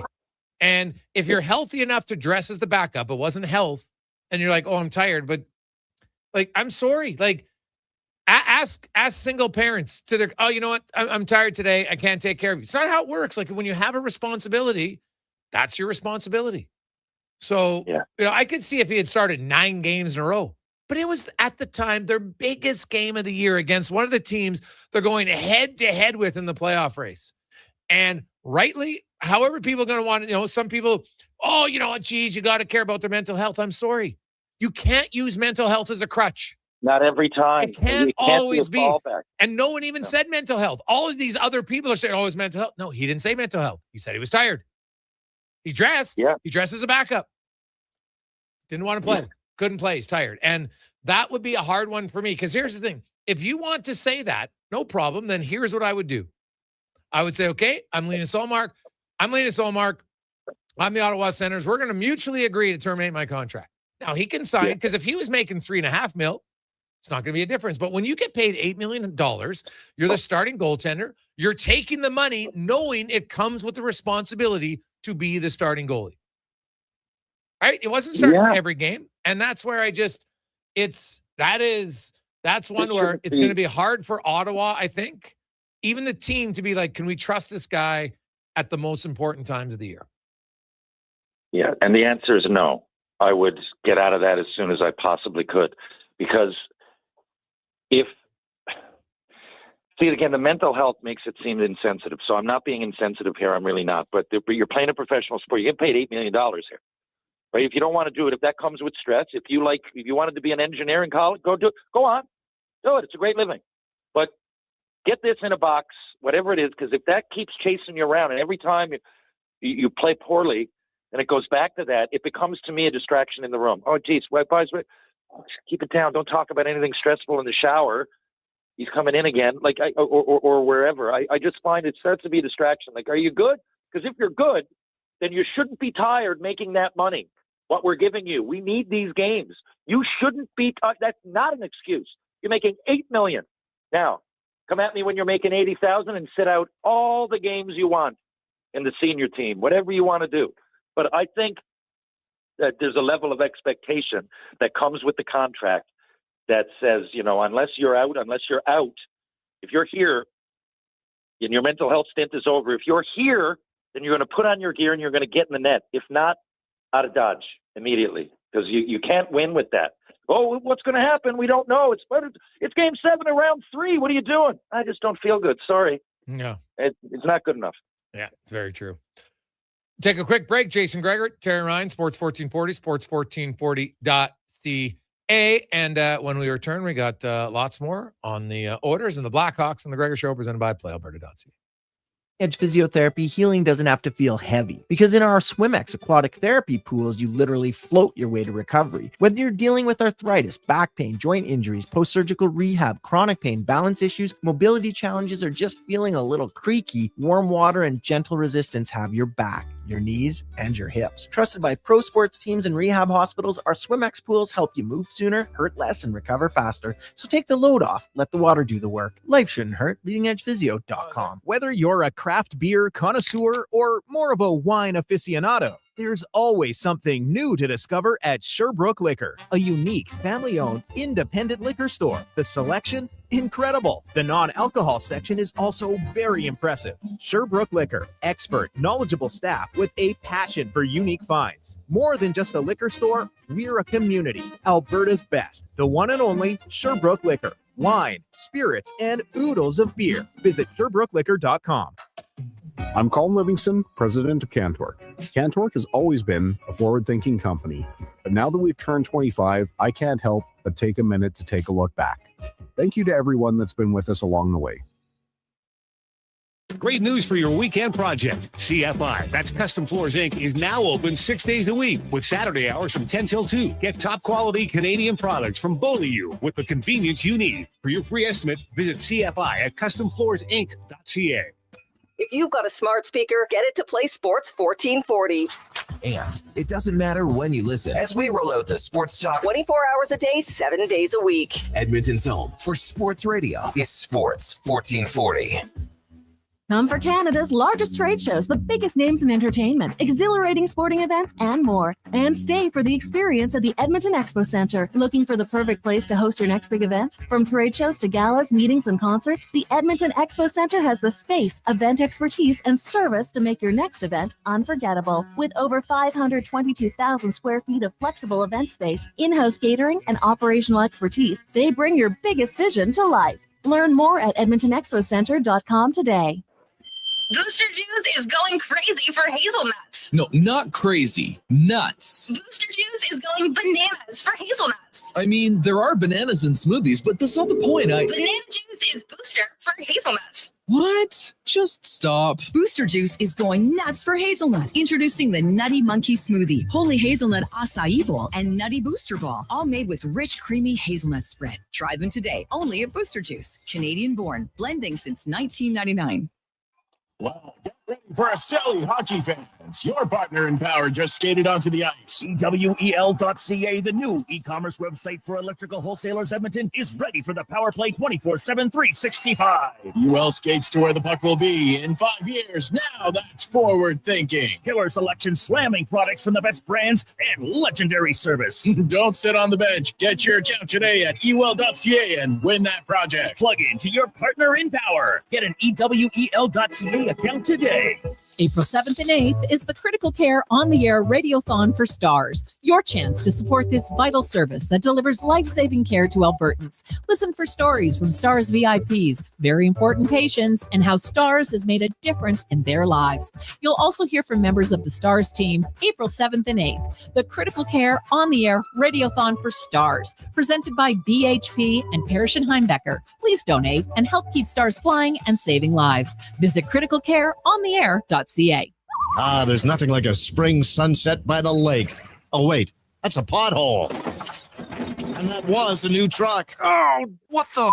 Springtime in Edmonton also means project time with help from Metal Supermarkets. Huge inventory cut to your precise requirements, plus metal bending, drilling, punching, notching, plasma cutting, welding, even delivery. Metal Supermarkets, the convenience stores for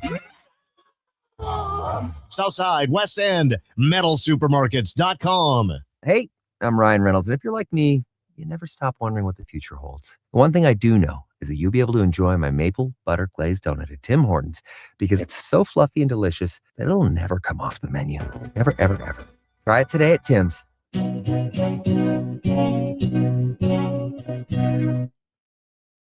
Portions of this hour brought to you by Sherbrooke Liquor, the best place for wine, cocktails, and beers from all over the world. Also a variety of excellent non-alcoholic options. See more at SherbrookeLiquor.com. The Jason Gregor Show, the best of Edmonton sports talk and beyond. This is Sports 1440. Presented by PlayAlberta.ca, Alberta's only regulated online gambling website.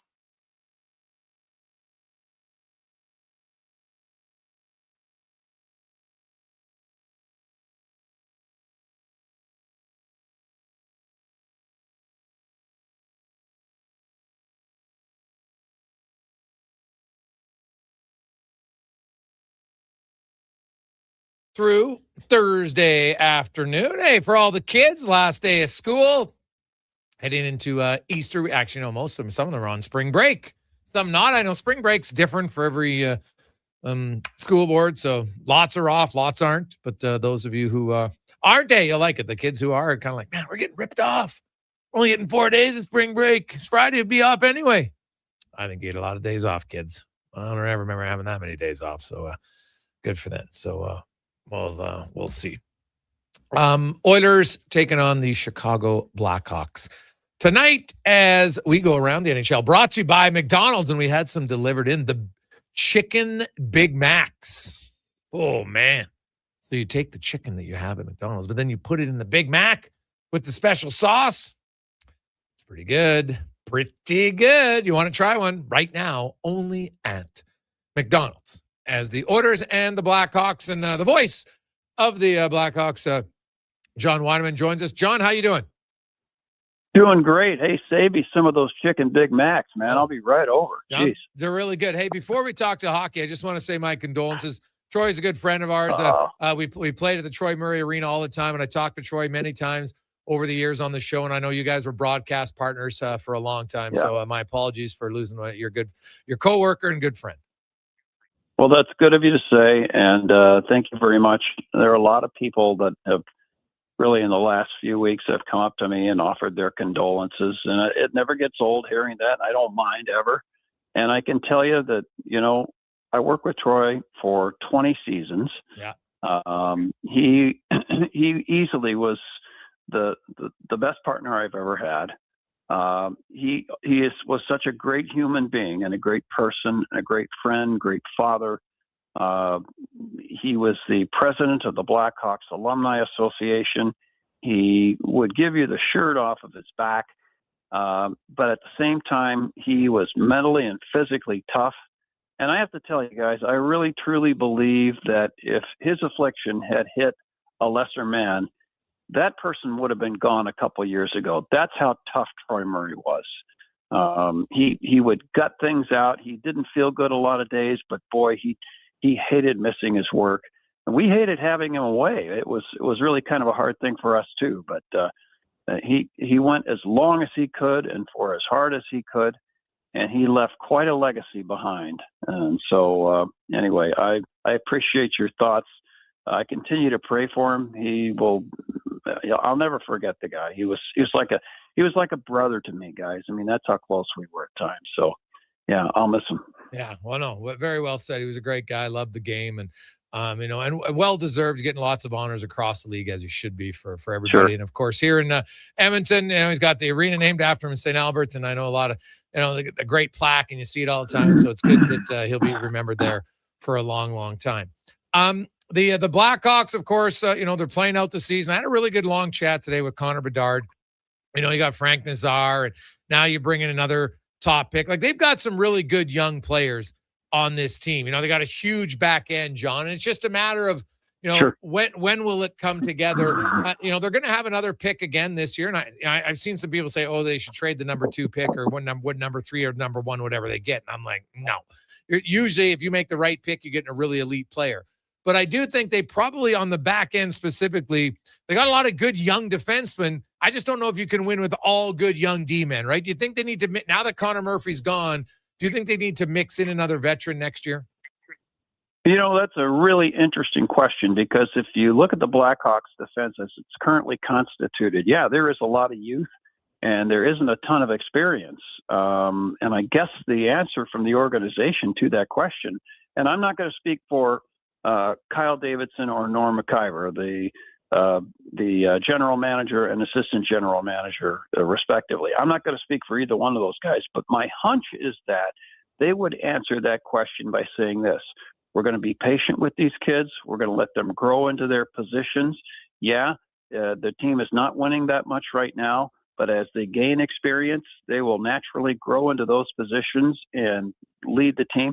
And, to your point, it's not a bad suggestion to think about grabbing a veteran defenseman to, get back in that group and stabilize things. I could see that happening, maybe in the off season. But guys, really the positive thing for this, for me anyway, because I've been around with the organization, this is my 20th season now. The positive thing for me is that I saw the bottoming out. I saw the bad a couple times with this team. When I first joined the team back in 2006, they were a last place team. That's how they got Patrick Kane. Mm-hmm.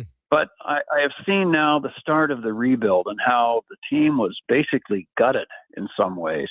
And then, the road back. And that was a painful road for a while. And the ownership of the Blackhawks, the Wirtz family, they committed to that direction.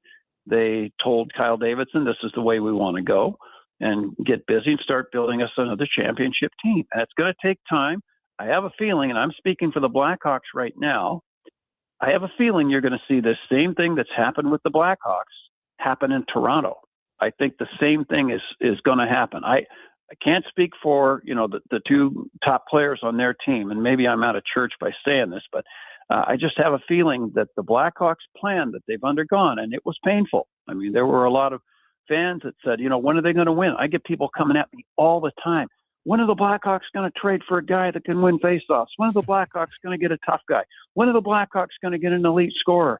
I say, guys, you got to be patient. This is a true rebuild. And that answer never goes over well when I give it, guys, but it's the truth. It's the way they are. And the truth is that I'm seeing signs that this team is really showing some great growth.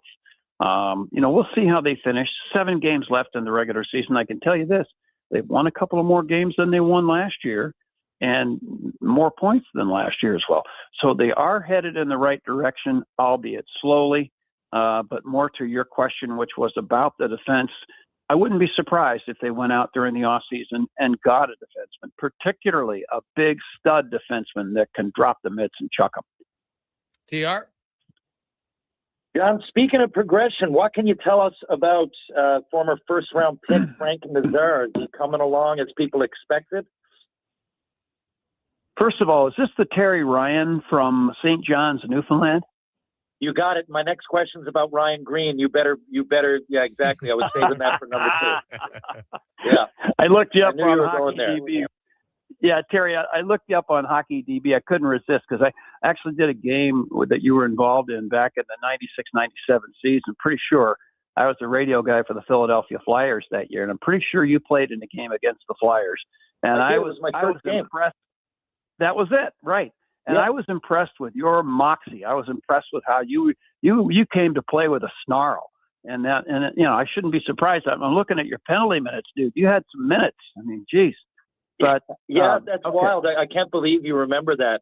I was real nervous. Oh, yeah. It was like 6 injuries, so I got to play actually a lot. They were, I believe it was like the Legion of Doom, and there was I forget where Philly finished, but I know they were in the final like the year before, I think, and they had the Legion of Doom. It's not, and they had Desjardins on the point. They had a big team. Well, that year, by the way, 96-97, that was the year they went to the Cup final against Detroit and were swept in 4 games. But what a team they had. Anyway, guys, I'm sorry. Indulge me with that digression. I didn't mean to take the show sideways. It's all good. It's all good. Okay. Well, we're a couple hockey guys talking hockey, so I mean, what difference does the setting make, right? We're here to talk about hockey. So my first question was about Frank Nazar. I had my eye on him. I know he played in Michigan. He's a first-round pick. I kind of lost track, and I look, and it seems like he's progressing. I haven't really noticed much on ice. What do the fans and the organization think? Oh, a lot of positives about Frank Nazar. First of all, he had the best month of his career in March. He had 7 goals, 7 assists. And I can't count how many posts he hit and how many great chances he set up, particularly with his speed, a little bit with his tenacity, but moreover with his speed and his skill. He's right now playing on a line with Tyler Bertuzzi on the left and Ilya Mikheyev on the right. And sometimes they flip-flop on the ice. But that line is the hottest line for the Blackhawks right now. In the game against Winnipeg, Bertuzzi had a pair of goals. Bertuzzi could have had 4 goals, 5 goals that night. He was going so good. And Ilya Mikheyev is that component to that line it's like the glue. It's so necessary. He does all these little things that enable the other two to be at their best. And Frank, he had to struggle through parts of this season. He had some injuries. He got hit in a game in Calgary back in November. Caused a lot of friction between the two teams, but I guess that's to be expected. But anyway, he had to battle through that, and that took a good 2 months. And when he finally felt better, like in the month of February, it was early February, I think, before he really felt better, he started to produce again. Head coach Jeff Blashill has had to move him around a little bit to try and maximize his efforts.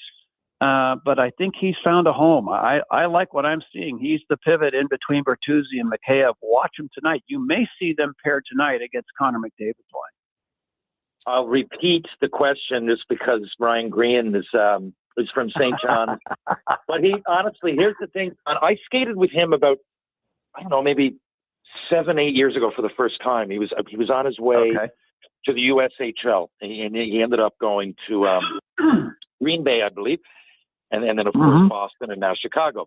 But I couldn't believe it. And most guys coming down the docket I see, like Dawson Mercer, Alex Newhook, another couple they're playing now. You always kind of, because, our province is only so big and most players come from St. John's, 250,000 people, but there's a couple of skates that you're always going to see these players. And Ryan, I went, oh my God, who is this? He was playing like Teddy Purcell, who's also from here. Just wicked on ice sense. And they said it's Ryan Green. Now, I'd seen him play the year before. So in that 16, 17 year, he really turned it on.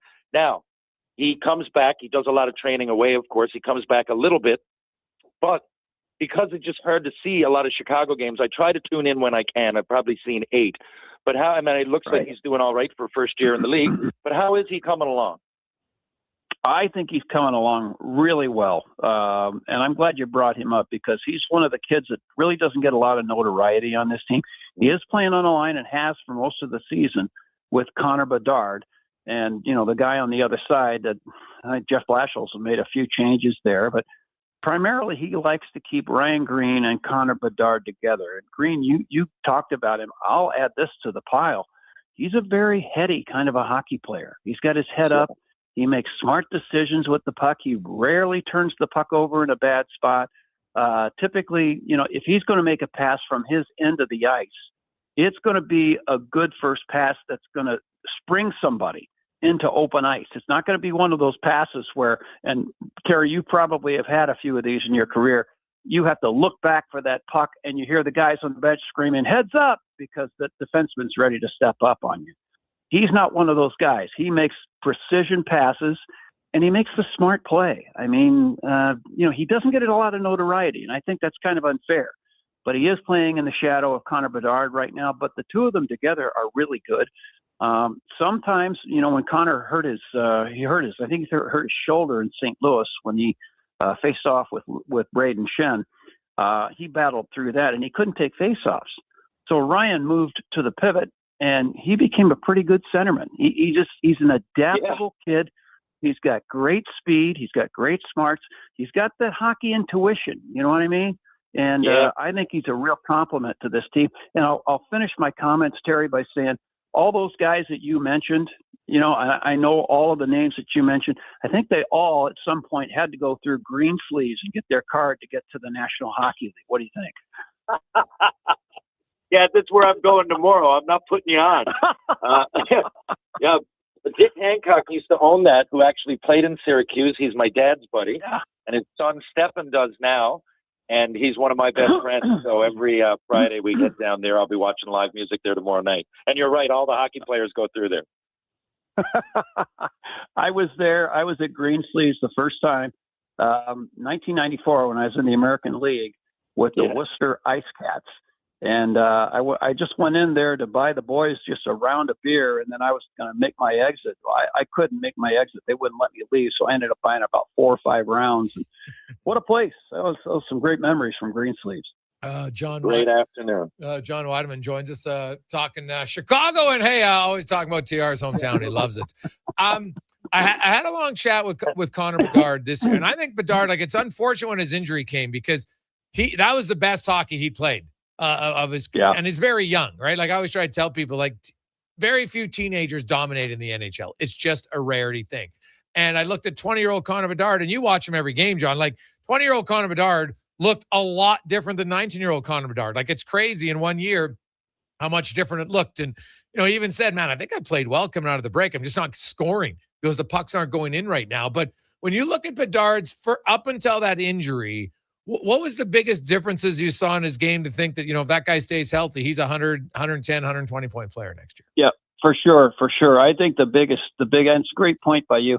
I think the biggest, and in my estimation, I think the biggest difference that I saw was he had a half step more speed. I mean, he got the pucks quicker. He accelerated quicker. He put himself into open ice to make a play more quickly. When he attacked one against who knows how many of the opposition are going to be lined up to face him. When he attacked, he had a little more speed on the attack. It was unfortunate what happened to him in St. Louis because that did set him back, but he's recovered nicely. And he's gotten stronger, guys. I'll share this with you. Last year, at the end of last year, we were in Ottawa. Okay. It was the last game of the year. And, you know, if you've ever been a part of a season where you're just playing out the string, you know, you want to make sure you get through to the end and be healthy, be able to step into the off season so you can train and not have to worry about healing. Well, so Connor, I had taken a walk midday. I was all done with my prep, and I took a walk just to kind of clear my mind before the last game of the year. And I come back to the hotel, and I get on the elevator on the first floor. Well, we stop at the second floor, and who gets on but Connor Bedard? So it's just Connor and me in the elevator. Now, keep in mind, guys, my personal way of handling things with these guys is to keep my distance, you know, except, you know, when I'm in the dressing room, hey, how's it going? An occasional fist bump here, or handshake there. But I don't get intimately involved with them to the point where I'm like one of the bros hanging out with them. I just don't do that because I don't think that's my place. So I've left Connor alone quite a bit so that he could kind of grow and have some space. And he never said boo to me in 2 years. So I get on this elevator, I go up to the second floor, he hops on, and before I could say anything, he says, "How you doing, John?"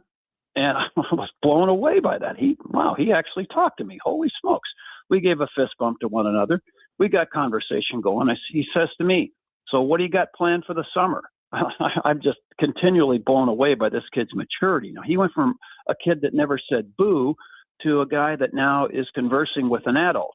Okay. And I told him my plans. I said, "How about you?" I said, "You going to Worlds?" And I expected him to say, "Yeah, I'm going to be leaving here in a couple of days," something like that. He goes, "No, you know what?" He says, "I'm taking some time off." He says, I need a mental break and I need to kind of physically get away." He says, "And then I'm going to start with this new trainer." And that was the difference, guys. The new trainer that he went to during the summer got him to the point where his conditioning had such an effect on his start and really, by extension, the Blackhawks team because of how good a shape he was in and how he was able to control play. It was that trainer and that training regimen and that little bit of a break. And Terry, I know you can identify with what I'm talking about. You get to the end of a season, mentally you're shot, you know, especially if it's a season that ends up in the playoffs. You need time to recover physically, but more mentally than anything. And Connor got that, and I think he's been a better player because of it. John, great stuff, man. We'll see you at the rink tonight. Enjoy the game. You got it. Hey, thanks for having me on, guys. All the best. You betcha. There's John Weideman, longtime voice of the Chicago Blackhawks. So we'll return. We got 5 questions and more. It's a Gregor Show presented by PlayAlberta.ca. And here comes Action Electrical Service Team sprinting onto the scene. These are your first responders for any electrical emergency. That's right. With their fleet of service vans and specialized gear, they assess, they service, and maintain electrical lighting and automation systems. They're all about rapid response. Quick diagnostics and repairs to restore power and safety fast. Hire the Action Electrical team to bring home a win for your project. Visit actionelectrical.net. Got a car you're ready to part with? Find out what it's worth, fast, easy, and totally free at Go Auto. We're talking top dollar trade-ins, whether it's a little worn or still rocking that new car smell. Just a few clicks, and boom, you've got your value. Text value to 780-777-7777 to start. That's value to 780 all sevens. Why, guess what it's worth? Let Go Auto. Show you the money. With the lead up to the playoffs underway, players are definitely stepping up their game. And the fans are doing the same. Simple snacks like chips and dip may work at the front half of the season, but now more and more fans are rocking the Wilhauk beef jerky for game time get-togethers. Just make sure you bring enough for everyone if you want to be invited back for the playoffs. Make your next hockey game day a Will Hockey game day with Wilhauk beef jerky, only available in Leduc. Get yours today, because you don't win games with salad. Island Rides is one of Alberta's premier specialty charter companies. With our luxury motor coaches, we provide our customers with the safest and most reliable ground transportation services. Our seatbelt equipped, top-of-the-line motor coaches have become the preferred carrier for many local sports teams, tours, corporate outings, and other various travel needs across Western Canada. For more information and to request a quote, contact sales at 877-748-0991 or visit silentrides.ca. Craving your favorite mouth-watering pizzas? Papa John's has large specialty pizzas for only $19.99 for a limited time. Get a flavorful all the meats, the works, ultimate pepperoni, Hawaiian, barbecue chicken, and more on original thin or New York-style crust. Use the code LSPEC at papajohns.ca or on the Papa John's app. Get yours today. Better ingredients, better pizza. Papa John's. Expand your brand with Fusion Promo Marketing. Fusion is your trusted partner for all things branded merch and apparel. Thousands of products perfect for businesses, sports teams, and corporate events. Fusion with a Z. Promomarketing.ca. Getting your vehicle sparkling clean doesn't have to cost a fortune. Take it into Hughes today and pay just loonies a wash. Find us at hughescarwash.com. Ride for Dad is back. Join Sports 1440 as we help raise funds and awareness for the fight against prostate cancer. The ride starts Saturday, June 13th at Blackjack's Roadhouse. Register online at ridefordad.ca and find more info at sports1440.com. Action Electrical Solar Team is now making a play for sustainability and savings. They're specialists in powering up for a greener future. That's the strategy. Designing and installing high-efficiency solar panels. They're helping homes and businesses combat rising utility costs by harnessing the power of the sun. A smart move for efficiency and the environment. Hire the Action Electrical team to bring home a win for your project. Visit actionelectrical.net.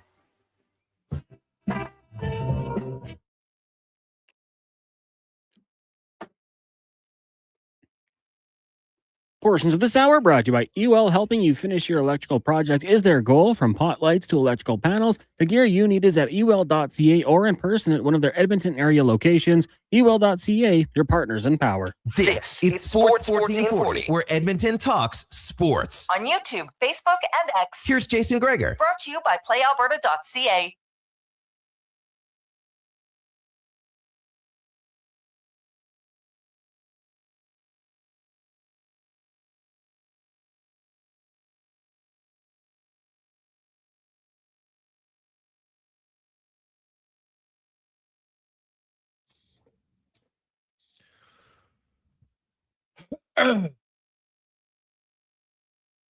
Welcome back. Jason Gregor, Connor Howling, Terry Ryan with you. Sports 1440, sports1440.ca, YouTube, Facebook, X, Instagram. The Gregor Show is always brought to you by playalberta.ca. Get in the game tonight.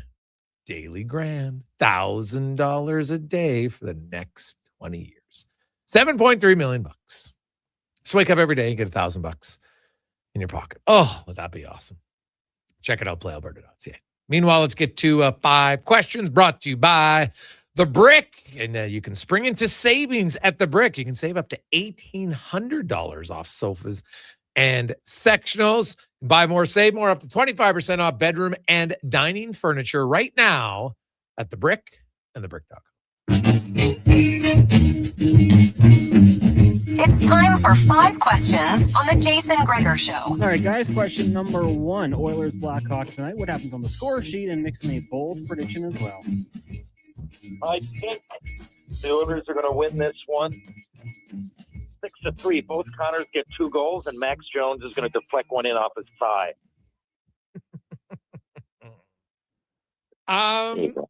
Oilers win 5-2.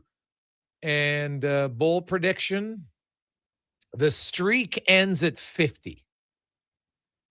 Adam Henrique scores a goal tonight.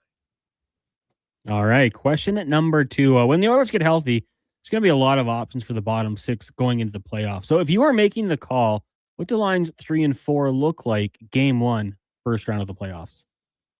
Well, line 3 would be Kapanen, Dickinson, and it's either going to be Nuge or Podkolzin. It's going to be a matter of who they want there. Fourth line, everybody's healthy. Henrique at center, Trent Frederick right wing, Max Jones left. Yeah, I was going to say I've been liking Jones, so I'd like to get him in there, and I hate to repeat your answer, but that's what I'd go with. And I love the third line with Dickinson there. All right. Question number 3. I know the Central Division is very tough. So when you look at the Chicago Blackhawks, wild card might be an option. Who knows? Maybe they can get in there. Utah's on the rise as well. But when do you think Chicago makes a return to the playoffs? Well, unlike Keith Pelly, I look at young teams that are on the way up that haven't peaked, and I don't see it as a train that's going to catch me off guard. Like John just said, they improved this year, right? They improved a little bit. I think they're going to improve again next year. It definitely a little bit, possibly a lot, but they're not going to regress. So I would think that, yeah, I think they're going to be in the playoffs. Next year? Yeah. Okay. I don't know who they'll usurp. I would have to look and really think about it. But I think, yeah, I think they got a few guys going to break out. It is true. Like, they got a good goalie in Spencer Knight. Their defense, they're really close. I'll be different. I'll say 28, but I think in the next 2 years they're getting in for sure. One of the two. All right. Question number 3 right now. Power rankings for the Hart Trophy. Who do you have? 3, 2, and 1. Wow. I'm telling you, I was thinking about this today. I was actually asked the question. I think all 4, Kucherov, McKinnon, Celebrini, and McDavid all have a case here, okay? Right now, I really do think if it's me, I think it's 25% each. But here's the thing.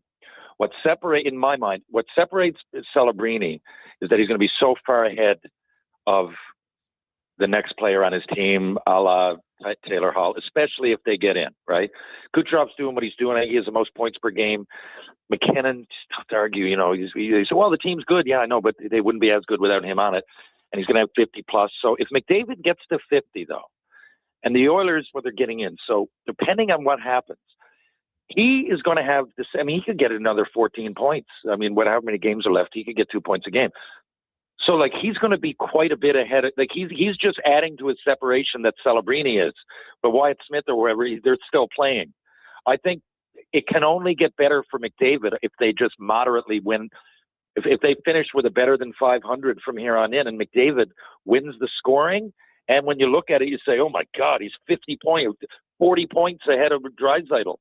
I think he's got the best chance to separate himself just by playing like Connor McDavid. I will say today, 3 McKinnon, 2 Celebrini, 1 Kucherov. I think, Kucherov point per game is 40 plus points ahead of someone else. Celebrini is obviously the reason I have Kucherov ahead of Celebrini even today is because of where they are in the standings, right? Like, his impact is bigger to the team. Like, I always say this, if it's most valuable to your team doesn't make the playoffs.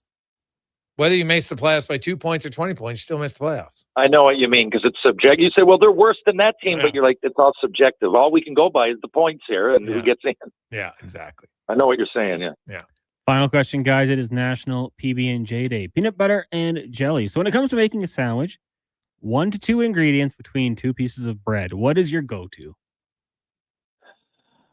On a beautiful spring day in 1910, the Swartz family arrived in Montreal, and they decided to dry cure beef brisket for a couple of weeks and decided to call it a smoked meat sandwich with nothing more than loaded up with beef, a little bit of mustard on there. And that is my favorite 2-ingredient sandwich, if you want to call mustard an ingredient. and it always has been. I have high cholesterol, so I got to watch it because I eat like 5 of them in a couple of days. I go up there and devour these things, but definitely smoked meat sandwich in Montreal, and it's way out in front. And my favorite places to have it, I used to, being Rubens, Schwartz's, and Dunn's, who's not there anymore, but shout out to Dunn's in Montreal. It was a great spot, and they big Habs fans. We would go in there a lot. Ooh, it's a good question, Con, and that's a good sandwich. I do love peanut butter and jelly, but I will go. Ooh. Still probably today, I'm going to go with tuna melt. So I'm going with cheese and tuna. Oh, yeah. That was. Even though it's usually open face, but because I don't eat a lot of, like, if I'm going to have a salad, like I love Clubhouse, but there's more than 2 ingredients in it, right? And I love a Clubhouse when I substitute the tomato and I put avocado, game changer. But if it's only 2 ingredients, I probably got to go with the tuna and cheese. But man, I will say very close second, peanut butter and honey. Oh, our Jill, our good family friend, she gets, they have bees out at their farm. So she gives us fresh honey. And we have like it all the time. And man, I'm telling you, that fresh honey with just pure peanut butter is delightful. Like so good. I can be in a bad mood and I will eat that and I'm in a good mood. That is a huge endorsement. I'm going to try. I've never had that sandwich in my life. I won't have it from real live, or I guess they'll have to be from real bees if it's honey, but it's going to be from the shelf. Yeah. Well, buddy, you try peanut butter and then you just mix in the honey. It's unreal. Now, I usually do it on an open face sandwich just because I don't like as much bread. I just like to taste it more. And I'm telling you, that is, it's good. Really good. TR, Oilers. I asked Dave. So currently they're on a 4-game winning streak. They play Chicago tonight. Then they play Vegas. Then they play Utah, San Jose, LA, Colorado, and Vancouver. So at most, it could be 11 games in the regular season. What number does the win streak end at for the Edmonton Oilers? Oh, I see what you're getting at. Boy, I love that. This happens every year. They start slow, and then I know these aren't playoff games, but they are. And they're flying. And I don't think they're stopping anytime soon. Wait, it's Chicago tonight. What next? Chicago, Vegas, Utah, San Jose, LA, Colorado, Vancouver. I mean, logic would say Colorado. I think the Vegas game is going to be a tough one. They're really biting at it to get in, and they're going to throw everything at them. But so it's that game or it's Colorado in my mind. I would say, I'm going to say Vegas. Vegas. All right. So you're going to say they get to 5 and that's it. All right. Yeah. Otherwise, I mean, if I say I win out, I just always seem like such an Oilers bandwagon guy over here in Newfoundland. But, I watch everything and they always heat up this time of year. They always do the same thing. And I don't see them slowing down. I'm trying to think, 5 games in a row. Yeah. Let me say Vegas. All right, buddy. TR, have yourself a great day. We will chat with you and you know what? I'll text you. I might see you this weekend, so I'll give you a text. You have yourself a great day. Beautiful. Thank you, Connor. Thank you, Jason. Thank you, Edmonton, and we'll chat soon. There you go. That is Terry Ryan joins us Tuesday and Thursday. Let's get to Connor Thomas Halley. In a sport, it's actually Connor Halley. But I guess for this show, it'll be Connor Thomas Halley. Sports 1440 update brought to you by Go Auto. Not only do they sell you a lot of vehicles, they give back a ton. Over $27 million that they have donated and reinvested into the communities where they work. It's goauto.ca. This is the Sports 1440 update. Game day in Edmonton as the Oilers hosting the Chicago Blackhawks just after 7 o'clock. Pregame coming your way here on Sports 1440 with Andrew Walker, Donovan Paulson, and Landon Ferraro. Elsewhere tonight, you got the Kings taking on the Preds. Mammoth and Seattle Sharks host Leafs. Flames travel to Vegas. Wild up against the Canucks. The Stars hosting Winnipeg. Red Wings and Flyers. Rangers up against the Canadiens. Panthers host the Bruins. Penguins in Tampa. And the Sabres taking on the Ottawa Senators. In the association, should be a fun one. Thunder, Lakers, 7:30 from OKC. You've also got the Cavs and the Warriors. Pelicans, Blazers. Clippers taking on the Spurs, and the Suns in Charlotte. Major League Baseball today, just 3 games on the schedule after the Jays and White Sox were postponed until tomorrow. Right now, Twins up on the Royals 2-0. Later on, you got the Braves and the Diamondbacks and the Mets taking on the San Francisco Giants. And in the NFL, Kirk Cousins signing a 5-year, $172 million deal with the Las Vegas Raiders that also contains a club option for 2 years at $80 million. Coming up in hour 3 of the Jason Gregor Show, we'll talk some hockey with Tyler Cooley of Daily Faceoff and hear from members of the Oilers. I'm Connor Halley. This has been a Sports 1440 update. Sports 1440, the Stingray radio station. CKJR broadcasts from West Edmonton Mall and Wetaskiwin. Download the free Stingray music app and listen wherever you go.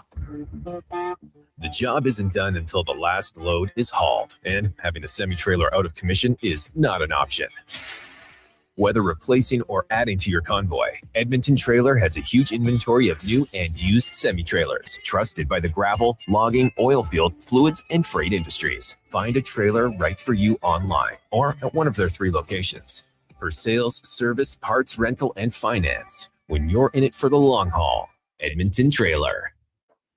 Booster Juice is going crazy for hazelnuts. No, not crazy. Nuts. Booster Juice is going bananas for hazelnuts. I mean, there are bananas in smoothies, but that's not the point. Banana juice is booster for hazelnuts. What? Just stop. Booster Juice is going nuts for hazelnut. Introducing the Nutty Monkey Smoothie, Holy Hazelnut Acai Bowl, and Nutty Booster Ball, all made with rich, creamy hazelnut spread. Try them today, only at Booster Juice. Canadian-born, blending since 1999. Who's that working on the underground utilities over there? All-Star Construction, that's who. What about the street lighting? Yep, All-Star Construction. And the directional drilling, hydrovacking, neighborhood renewal, and telecommunication work? Yep. Since 2009, All-Star Construction has been doing all that and more, shaping and building Edmonton communities for land developers all around Edmonton. That's what All-Star Construction is all about. It's Truck Month at Wolf GMC Buick, and we know trucks. And we have the best deals of the year right now. Some have 0% for 4 years. We have 0% for 6 years. That's on our #1 selling GMC Sierra half-ton crew cab, or the Elevation, the AT4, or Denali. Yep, 0% for 72 months. And Costco members get an extra discount on some of our SUVs. Pop in today and drive away smiling. Wolf GMC Buick. We're making it easy. One app, triple the action. Play Alberta is proof that good things do come in threes. Whether you're into playing any of our exciting casino games, betting on your favorite professional sports teams from around the world, or buying into Canada's biggest lotteries, Play Alberta is the province's only app to do it all. Download today and discover a new way to play. Must be 18 plus to play. If you gamble, use your game sense. Ride for Dad is back. Join Sports 1440 as we help raise funds and awareness for the fight against prostate cancer. The ride starts Saturday, June 13th at Blackjack's Roadhouse. Register online at ridefordad.ca and find more info at sports1440.com.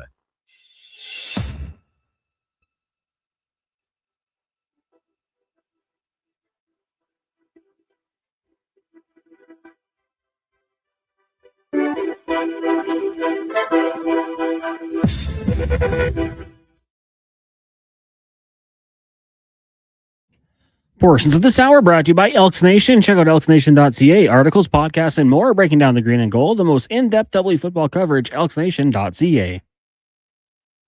This is Sports 1440, where Edmonton talks sports. On YouTube, Facebook, and X. Here's Jason Gregor. Brought to you by playalberta.ca.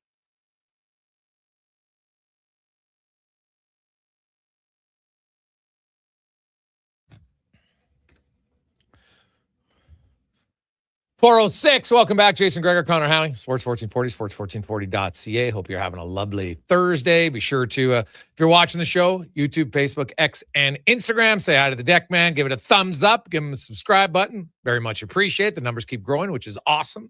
So thank you very much for that. It's always brought to you by playalberta.ca, where you can get in the game. Jason Gregor Show odds boosts every day. Tonight, we got a few. Now, do you think the Oilers going to win a tight game, or maybe the Oilers win a little easier, 3+ goals? Bouchard, no points last game. He'll be getting a point tonight. Matty Savoy back on track. And then we have another one with the Oilers and McDavid. Also, Canucks and Wild. I don't know who's going to win, but I'm pretty sure there'll be goals. Vancouver right now. Did you see that game last night? 14 goals. Colorado gave up 8 goals to the Vancouver Canucks. Brock Besser, the hat trick. Penguins and Lightning. It's another game where it could see some offense potentially. So check it out, playalberta.ca. Oilers and the Blackhawks. Tonight, Oilers did sign Owen Michaels. Kind of interesting contract. He's a free agent out of Western Michigan. Signed for a 1-year deal this year because of his age. He turns 24 in the calendar year. So the CBA rules, the most he can sign for is a year. So he signs a year contract basically for the rest of this season, not much. And then the Oilers maintain his rights. He'll be an RFA and look for them to sign an extension in the summertime or off season at some point. So we'll talk about those signings, William Nickel, and a little bit of a look at the Frozen Four coming up later on. But first, we're going to get to the oil report brought to you by Go Auto. If you look for cars, trucks, SUVs, they have it all. Over 15,000 to choose from, 73 different locations, 31 different brands. The car you want, car you dream of, they have it. GoAuto.ca. And today, the Oilers are playing the Blackhawks, and I had an opportunity to sit down and go one-on-one with Connor Bedard. Here's that conversation. How was your CIBC shoots? How many takes did it take? A lot for me. I suck at that stuff. But are you talking about the one with Connor? It was fun. Like, you have to spend some time with new guys and meet them and stuff. So, I think it's something that you get more comfortable in the more you do it. And but it's fun. Kind of the unique thing, like when a young Connor Bedard, like you're thinking, hey, I want to play in the NHL. You're probably never thinking I want to be in commercials, really. So it's something you kind of just adapt to a little bit. Yeah, I think it's, there's different things with the lifestyle, but, it's all great opportunities that, I'm very grateful for. Like you said, it's not what you're working for every day, but, it's great opportunities. So, I'm thankful for that. You're in year 3 and you're having the best year. You had an unreal start and then the injury hit. Probably like the worst time for you personally, probably impacted your decision for the Olympic team, but also just as a group. But prior to that and then coming back, how hard was it to get back to that level that you'd been at prior to the injury? Yeah, I think there's some timing stuff, but I think probably from when I came back to the break was probably my worst hockey of the year. And then honestly, since the break, I felt like I've been playing probably my best. Not as many points. It seems like the puck's not going in quite as much for our whole team, really, not just me. But hopefully that comes in the last 7 or 8 games here. But I felt pretty good since the break, and just try to keep growing that. The toughest challenge for a lot of young superstar guys to come in the game is, you get drafted by a team, obviously first overall, they're struggling, and McDavid and McKinnon, other guys, Crosby before, you've all had to go through that. How do you feel you've handled the losing factor, which is something that obviously isn't normal for you if you look back at your junior career, right? Even in probably minor hockey, probably never lost this much. So how hard is it to deal with that as a professional? Yeah, it's a fine line for sure. I think. I haven't. The worst thing you can do is get used to losing. I think. We're all competitive people, and honestly, this year, we started off, we were in a playoff spot till January, so.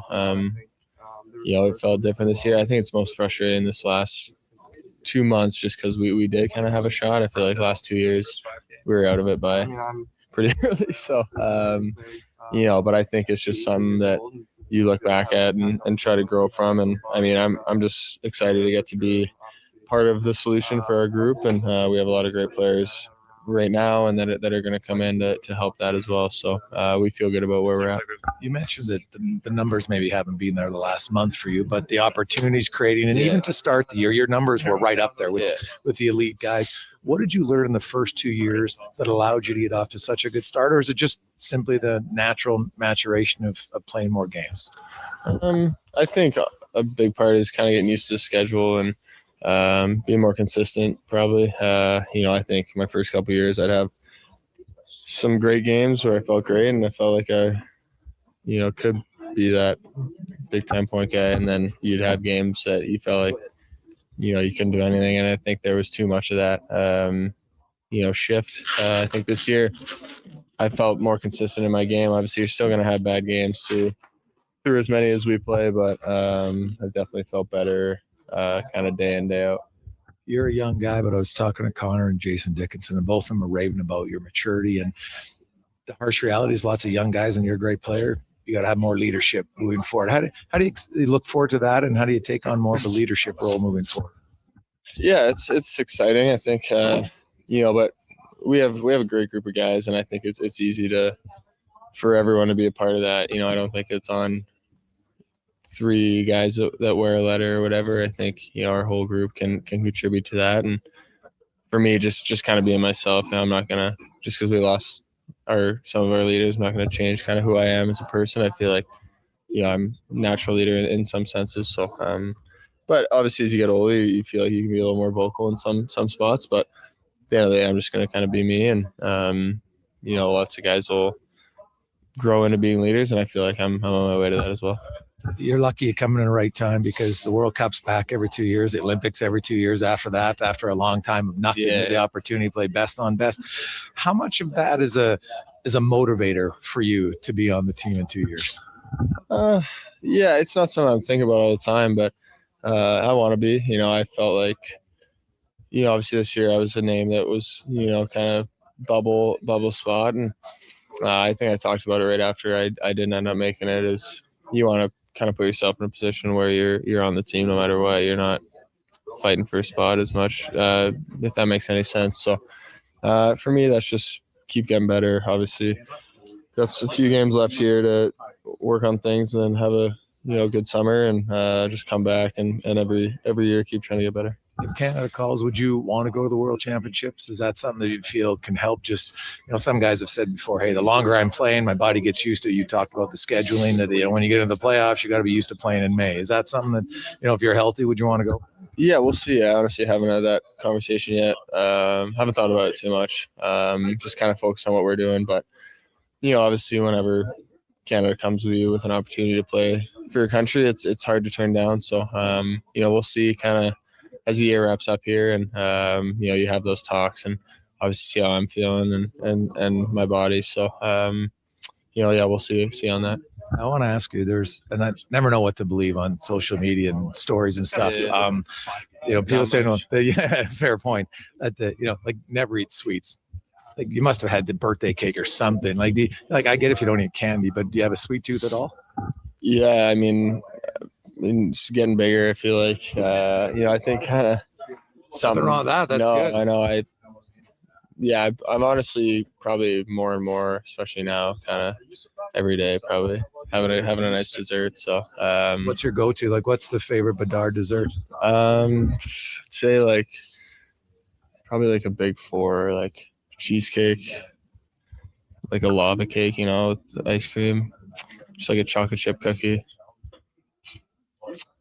Probably I like those 3. I'd say those 3 are in the top right now. And then how's your cooking skills? You move out now, now you're 20-year-old. How would you rate yourself in the kitchen? Not great, probably. I can make very simple things, but I'm on Uber Eats a decent amount, or getting someone to come in and make me some food. So, I honestly this year maybe cooked 5 times. So, not getting any better, that's for sure. Any of your teammates good in the kitchen that you hope to get the invite over to? Actually, Del Mastro likes to cook. I think Kaisi likes to cook. Pretty sure Dickey. Yeah, obviously he's not a teammate anymore, but I think he didn't mind it. Maybe it was just his wife. Whenever I'd go over there, it was good food. But those two, Kaisi and Deli, actually do enjoy it. And lastly, if you look at this group, you got a lot of good young players. Frondell's sitting right beside you here, and he's looked really good in 5 games. And Nazar, down the middle. Do you feel that next year there's a lot of opportunity, especially with some of those young D getting more experience? You guys with Spencer Knight can really compete longer than to January. Yeah, I think end of the day, from here on out, if we're not playing past April, it's a failure. So not a failure, but disappointing. And I think that's going to be all our mindsets going into every year. And, we felt that coming into this year, that I think outside perspective wouldn't have thought that. And maybe that ended up, coming true a little bit now. But we felt pretty good about where we're at, and we're going to feel the same next year and feel like we can make it. Well, there you go. Connor Bedard, debunking the myth that he's never eaten sweets. We did talk about it. He goes, I don't eat a ton of candy, but I like sweets, which is totally fine. He kind of laughed about that. He goes, yeah, that story took on a little bit of a life of its own, but he goes, he goes, that's not one you're going to try to put the fire out on, because ultimately it doesn't really matter. But because I know there's a lot of people like, oh my God, he's so committed. They never eat sweets. It was just dedication all the time. And he's kind of like, that might have been a little bit misleading. So there you have it from the horse's mouth, Connor Bedard. And hey, you know what? He's got a good sweet tooth. Who doesn't like cheesecake? I know some of you don't, but obviously you don't have a refined palate. A good chocolate chip cookie can't go wrong. With lava cake, whew, put me on board on that one too. I can get on board with that. I like it. Few other things. Let's hear from Jason Dickinson. First of all, playing his former club. Excited about it. Is he ready to? Is there going to be a lot of chirps with his former teammates? I'm sure I'll be victim to a few chirps. I know Bedsy will be in my ear. Bert will definitely be giving me something. So it's fun. It's a weird thing to be a part of, but it'll be a lot of fun to go out there and compete against them. And the game plan on slowing down Bedard. He obviously played against him. Does he feel, is that an advantage at all, having practiced and played against him for so long, and how to game plan to slow him down? I mean, luckily for me, I've gone up against him plenty in practice. Lots of 5-on-5 time, lots of PK time against him head-to-head in practice. So I've had the luxury of competing against him in that. He's had the better of me a few times, and I've had the better of him. So there's definitely ways to get to him, and I've worked on them, but he is also a very dynamic player that recognizes what I do and where I go and how to find the weak spots. So, he's not an easy matchup by any means. Yeah, fair enough. Does it feel a bit odd that, suddenly now you're providing information against guys that were like really good friends of yours, but hey, it changes quickly. And suddenly now it's like, hey, these are all the little tips that he'll share to maybe try to limit Bedard's success. Yeah, absolutely. You're giving secrets out, and like you said, my loyalty is to the Oilers now. So, I want to go out there and win this game. And if the knowledge I have is even a small piece in the puzzle to winning the game, then I'm going to make sure I share that knowledge with everybody. I was talking to Farley about a few of the PK tendencies, a place that I spent a lot of time with them. So, there's things that I can impart on him that he can use to make their PP meetings maybe a little bit smoother because they have the inside knowledge. And how about last night?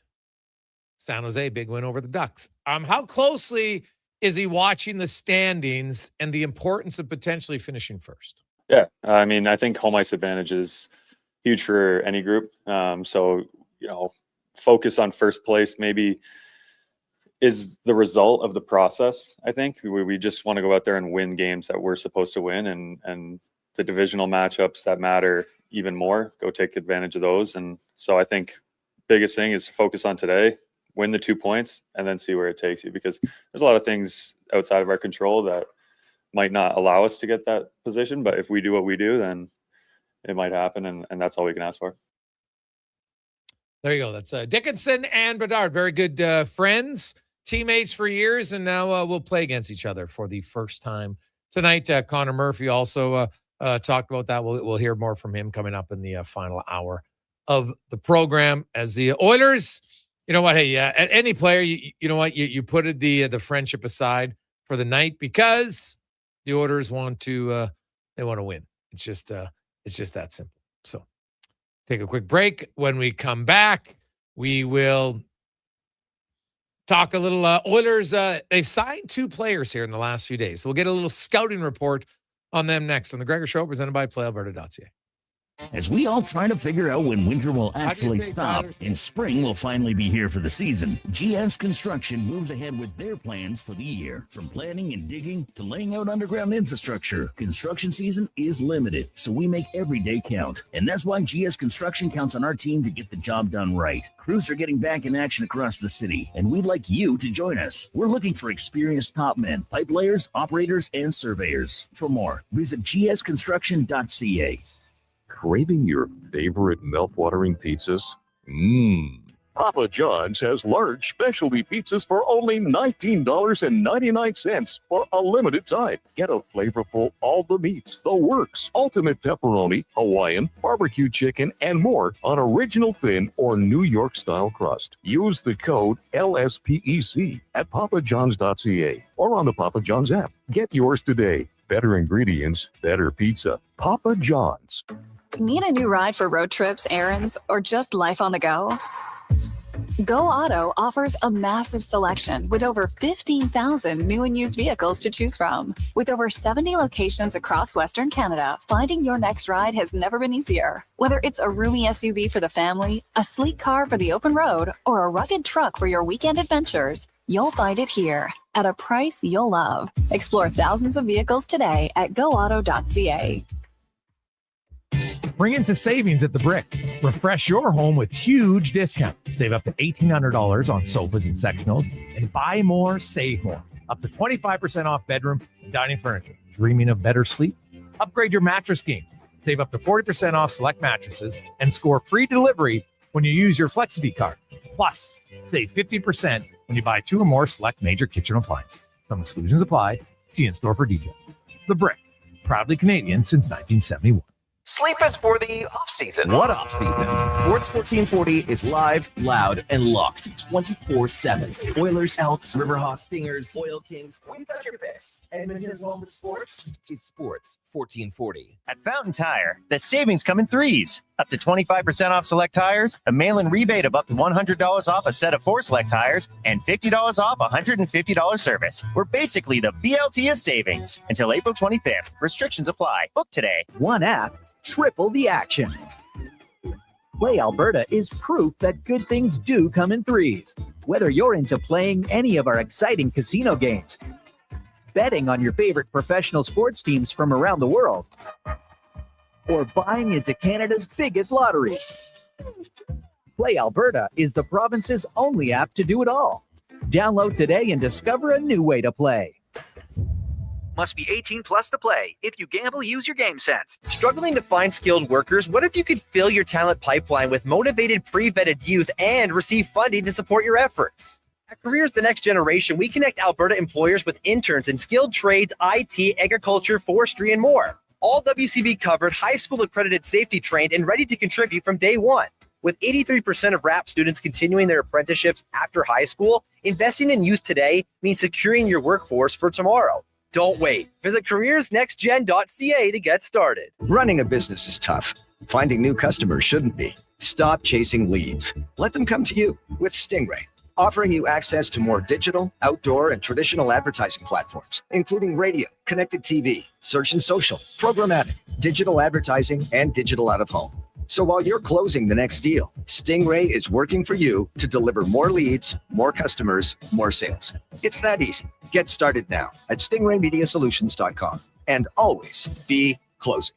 The job isn't done until the last load is hauled, and having a semi-trailer out of commission is not an option. Whether replacing or adding to your convoy, Edmonton Trailer has a huge inventory of new and used semi-trailers, trusted by the gravel, logging, oil field, fluids, and freight industries. Find a trailer right for you online or at one of their 3 locations. For sales, service, parts, rental, and finance, when you're in it for the long haul, Edmonton Trailer.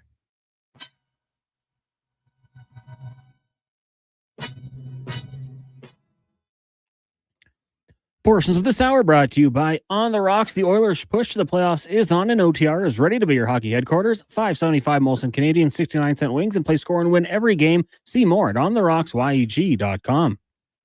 The Jason Gregor Show, the best of Edmonton sports talk and beyond. This is Sports 1440. Presented by PlayAlberta.ca, Alberta's only regulated online gambling website.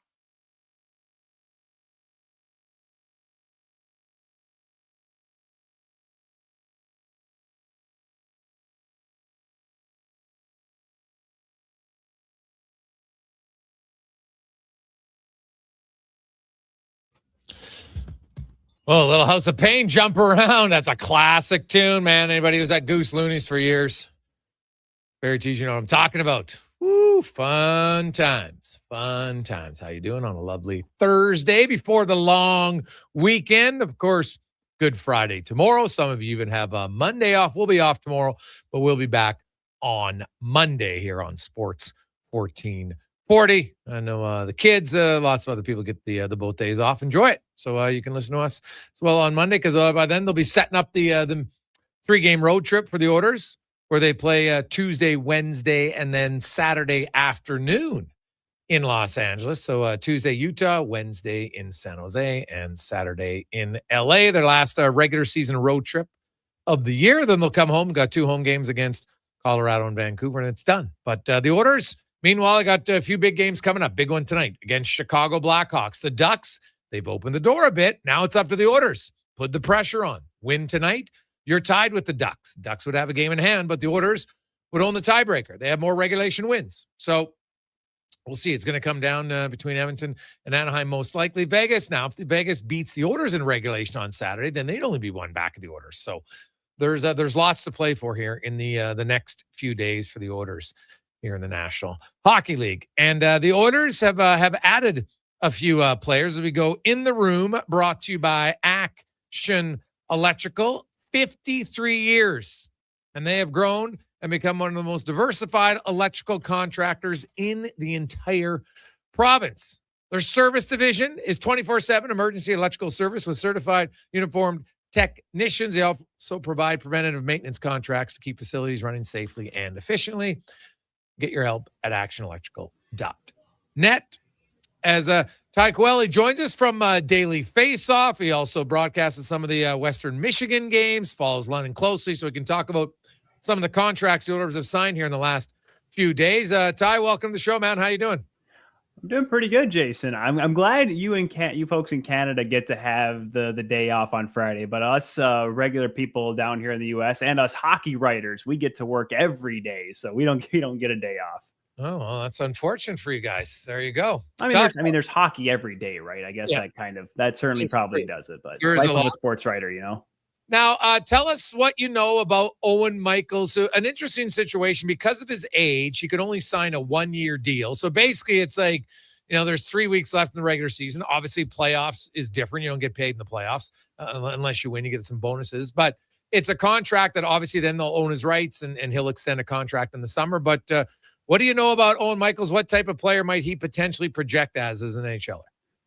The thing about Michaels is when he first came into Western Michigan, he was a depth player. He was bottom 6 down the lineup playing alongside Tim Washy, who you mentioned the contract situation was very similar at the end of last season. He was an older, kind of an overager, if you will, in the college ranks. So he had to do the same thing with the Ducks, sign a 1-year contract, and now he signed an extension.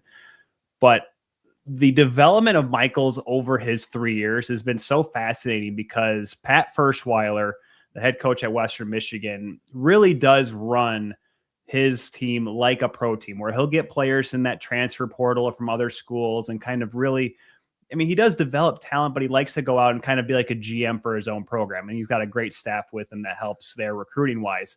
But Michaels is one of those guys that came in as a freshman and really kind of harnessed the role of being a bottom 6 player, a role player, a grinder. And he slowly developed as other guys left and went to the NHL, and he started to become this top end scorer for Western Michigan. Last season, everyone talks about Alex Bump and how great he was and Tim Washy and whatnot. Owen Michaels was not necessarily an afterthought, but a guy who really flourished. He's got a great shot. He's got great awareness in the offensive zone. And he scored a bunch of big goals for the Broncos last year, was the most outstanding player at the Frozen Four, scored both goals to beat Denver in the semifinal, and then was the big hero in the championship game against Boston University. And That's why Ferschweiler put the C on him this year, is just because of the fact that he is such a diverse player, but also a great leader. Now, how is that going to translate to the pro game? That's going to be a little different because, as we've seen in the past, and we've seen it with a couple guys like Quinn Hudson, for example, a great college player, great college offensive weapon. Their roles have had to adjust if they want to play in the NHL. I see a little bit of a similarity with Michaels. I think that's a guy that can give you 20, 30 goals in the American League, maybe 50, 60 points at that level. But if he wants to make it to the NHL and be a consistent player in this league, it's going to come down to how can he play in that bottom six, that shutdown role. Because with Washi in his freshman year, that's what he did a lot of. He was playing against, some of the team's top minutes. Ferschweiler was very reliable. He'll never list, he'll never tell you which his first, second, or third lines are, but you can definitely tell that was a checking line. And he played pretty well in it. Didn't put up a lot of offensive numbers, but he was reliable. And I think that's something that, if you're looking at it from the Oilers side, knowing that a guy can, play different roles, be on a power play, but also play, the energy minutes, if you will. One of the knocks on him is his skating ability. He's not as super fast as probably some guys would like to be at this age, but you can develop that. And, I think there's a lot of parts of his game that I think the pro side of him, just by the way Ferschweiler runs that team, that's what's kind of prepped him for this moment to come to the pro ranks, the NHL and the American League. So, I mean, like a guy that definitely starts in Bakersfield next year, but injuries happen, or maybe a hole opens up and some lackluster play in Edmonton. I wouldn't be shocked to see him get some minutes on the fourth line or third line for sure. You talk, and anytime you get the captaincy, organizations are always looking guys who have been leaders at different levels. And just because, even if they're obviously not everybody wears a letter, but if you've worn a letter before, usually that you have leadership qualities and you understand that I don't need a letter, to know how to fill in and support whoever is wearing the letter. And all those little things can add up to a player. And, worst case scenario, he might only be a high-end American League player, but that means if he has the leadership capabilities, that could also help some of the young guys that will be around in the organization. 100%. And that's what I think, and because he is so adaptable to wherever he plays. He was a great scorer in the USHL and the North American League down here in Tier 2. And he came to a Western team where there were so many other guys like Dylan Went in his first year that were just lighting it up. And Michael's like, all right, well, if I want to play here, if I want to play every day, I better adjust. And so, the ability to go from being this kind of relied upon offensive weapon to play in that defensive role, having to be a penalty killer, and even did that the last couple of years when he was starting to find that scoring touch in the NCAA ranks. He was still a guy that Ferschweiler would say, all right, go out in the penalty kill. And in today's age of a power kill, he's a guy that could flourish in a role like that too. So he's got that knowledge, he's got that experience, and you know what? He seems to get along with everyone. I've heard nothing but great things from him in the locker room, from the other guys. So Edmonton and Bakersfield are certainly going to have a gem there with Owen Michaels. The other guy that the Oilers signed was, of course, a player they drafted in the 7th round, William Nickel. And anytime you can get a guy signed who drafted in the 7th round, that's itself is a win. You feel like, hey, maybe this guy's going to play pro for us, because very small percentage of them do. Give us your thoughts about William Nickel and how he's developed since being drafted. The fun part about Nickel is he was on that London team in 24 that made it to Memorial Cup, and they had Cowan, they had Barkey, they had a lot of guys that were slowly developing, but definitely future NHL prospects, right? Sam O'Reilly too, and another former Oilers draft pick. He was kind of an afterthought, right? And you're a 7th round guy, obviously expectations for Nickel were pretty low, but then he has this great sophomore season in London. That second year, he really exploded. You could see his speed really come to fruition. And this is a team that still had Barkey, had O'Reilly, had Cowan, and he ends up finishing 5th in scoring on a team that once again won the OHL championship. This time, they were able to get it done. Unfortunately, I was there for 24 in Saginaw. Didn't get to see London win firsthand, but seeing them win last year, beating McKenna and the Medicine Hat Tigers. He didn't put up any points in either Memorial Cups, but you can see that drive that he has, the way he can really push the play. Similar to Michaels, could easily be a 60, maybe 70-point guy even at the American League level. For him, I think it's going to be adjusting back to playing that depth role, that secondary role on an Oilers team. I think that's what's going to really, I think if he wants to be a regular NHLer, it's going to be that for him. He's going to have to work on that a little bit, something he hasn't done in a few years. But the consistency of his scoring ability, his offensive touch, And the one thing I talked to Mike Stubbs, the London Knights broadcaster, earlier in the day, because I was talking like, yeah, William Nickel, it's a great signing for him because, like I said, like you said, a 7th round guy. We always love the underdogs. Typically don't get that kind of shot to sign an NHL contract. They might, get an American League deal coming out of junior or coming out of college. But I asked him, like, what makes Nickel so special? And he says, the kid's attitude is fantastic. Okay. That first year when he was playing, 12 minutes a game, 11 minutes a game, he was on the bench saying, come on, guys, let's go, trying to pick everyone up. And he was, Stubbs said, like, you will never see him not happy. And obviously, when you're playing with the London Knights and winning OHL championships and Memorial Cups, that's an easy way to be happy, right? So, I mean, there's great intangibles with this young man. And like I said, he's got the ability to be a nice scorer in the American League. And it's funny I say this, but I'm like, you know what? At one point, we all thought Zach Hyman was never going to be a big scorer in the NHL. And then he puts up 50 goals with McDavid. And then, so I guess we're all wrong in some retrospects. Yeah, it's hard to project for lots of players. Some of them just takes longer time, right? It's just how it goes. Now, do I think William Nickel's going to score 50 goals? No, but that's an easy thing to claim. I mean, well, if you were on McDavid's wing, I think you and I could probably put 10, 15 up on the board. Yeah, no, people say that lots, and then I've seen lots of guys play there, and they don't score very much. So it's not just that easy. You got to be a pretty smart player, I think, to have long-term standing success with a guy like McDavid, or even some of the other skill guys around the league. It's just, every player I talk to says, man, like how he thinks the game, it's really hard. You got to really anticipate. Like the one player is actually Matt Savoy. Yeah. In each of the last few games, Matt Savoy has made a quick deft pass that Connor wasn't ready for, because I don't think he's used to guys giving him the puck and back of that quickly. And that's not a bad thing. That just, even McDavid's like, what? I'm not used to this. And so I look at Matt Savoy in only his rookie year down the road. There's a guy, because of his instincts and how he sees the game, I think he's going to mesh very well with a guy like Connor McDavid, just because he can make little deft plays. Was there London's been kind of a factor, and I know you watch him a lot. Was there anybody else in that London team that you're like, hey, I think this is a guy that NHL fans should be very aware of, that he'll be in the NHL in the near future? Well, I mean, for London, obviously it hasn't been as fruitful as it has been in the past, but they mean, Dale and Mark, they always have great players. I mean, obviously Burcevic is a guy that, he's leading the team in scoring. Despite only having 54 points, he's been pretty good this year. Obviously there's O'Reilly. I know he was banged up a little bit, and I know other fans might be a little sour that trade happened now, given how Isaac Howard hasn't quite panned out as being the everyday NHLer that I'm sure Isaac Howard wanted to be. I really like the game. O'Reilly's been great. And it's, I'll go back to Nickel here. I think Nickel would probably be a 60-point guy if he wasn't hurt. People will forget that he had surgery in the offseason, that upper body injury that really hurt him out there. Jared Woolley's been a really great player on the back end. I think people are kind of overlooking him a little bit on the grand scheme of things. Obviously the OHL, they see him all the time. A solid two-way guy. Linus Funk, who's who's an Avalanche prospect, has been, I mean, maybe not as lighting up as much as he'd like to, but I mean, that's a very young team there in London. I mean, Jackson Cover's been having a great year. He's got over 50 points in 67 games.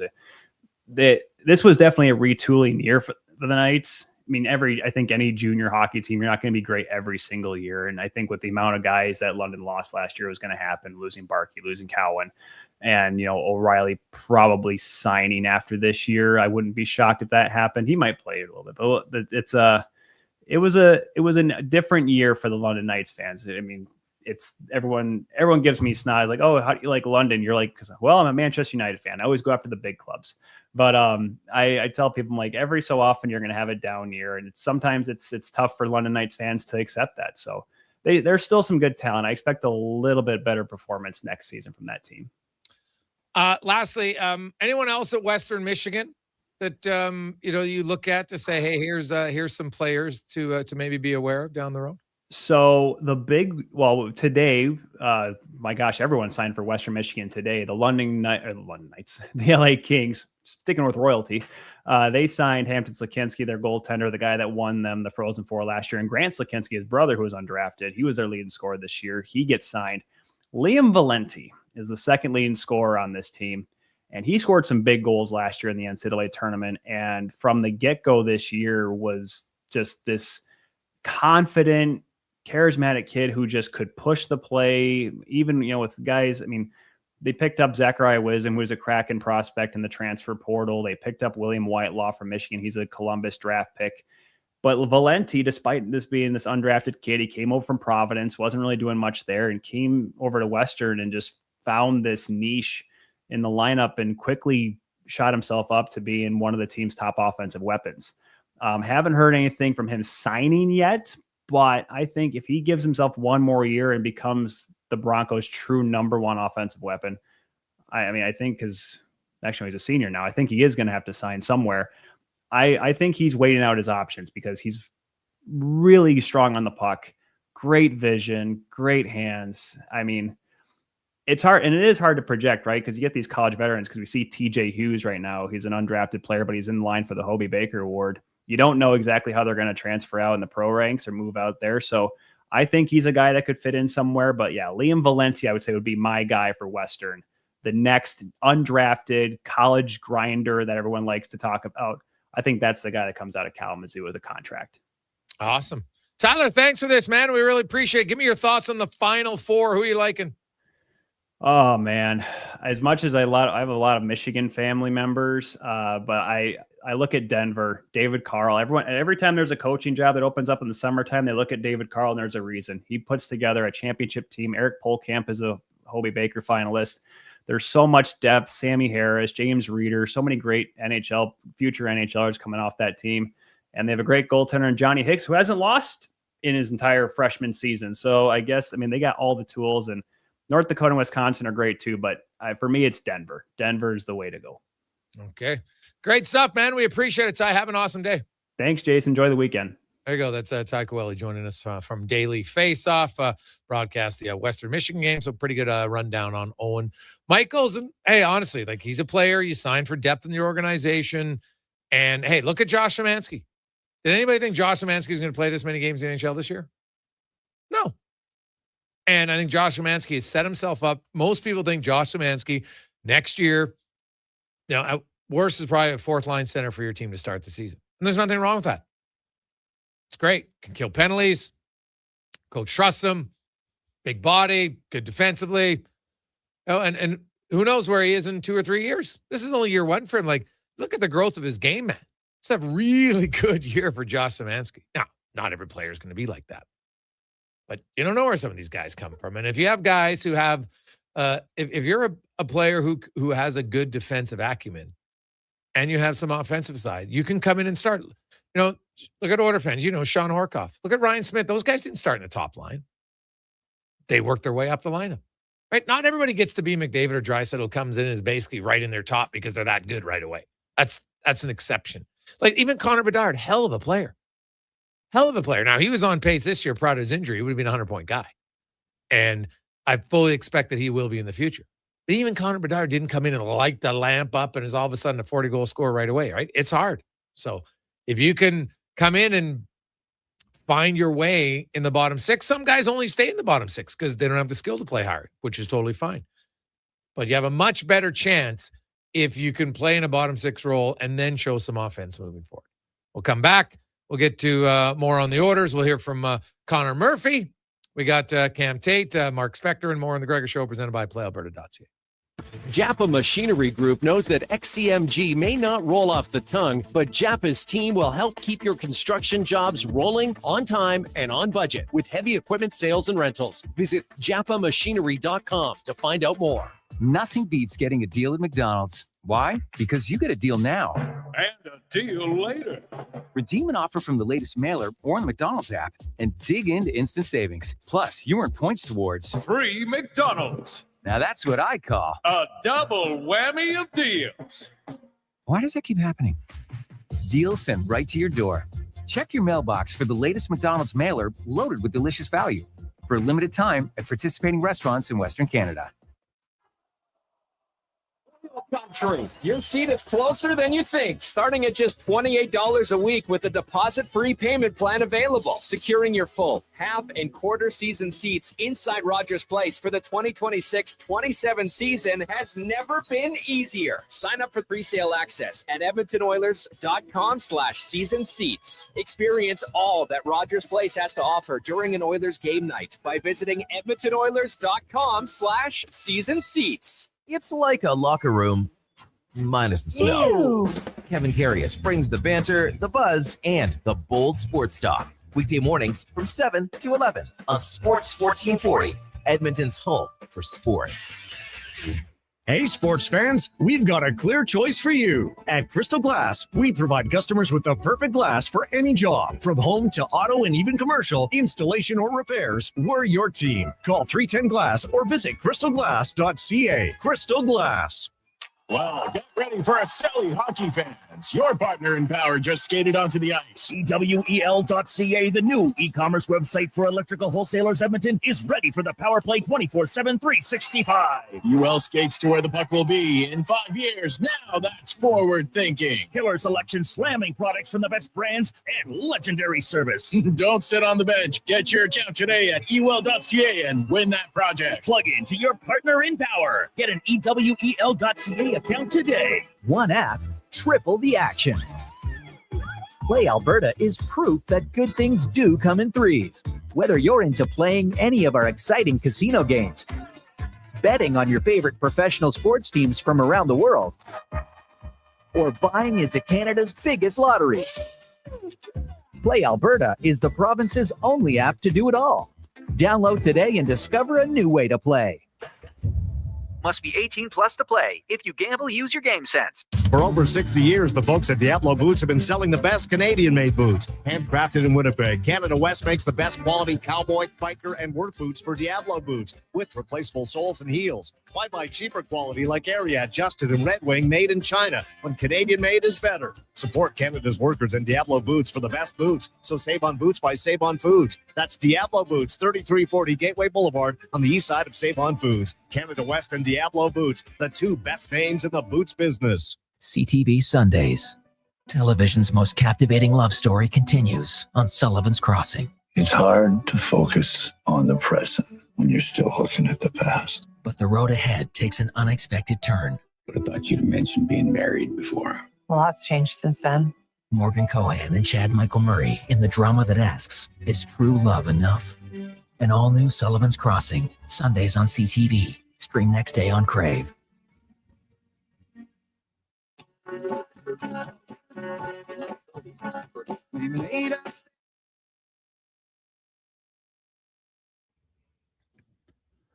Portions of this hour brought to you by the Edmonton Oilers. Oilers fans, season seats have never been easier. Sign up for first access to full, half, and quarter seats starting at only $28 per week by visiting edmontonoilers.com/season seats. The Jason Gregor Show, the best of Edmonton sports talk and beyond. This is Sports 1440. Presented by PlayAlberta.ca, Alberta's only regulated online gambling website.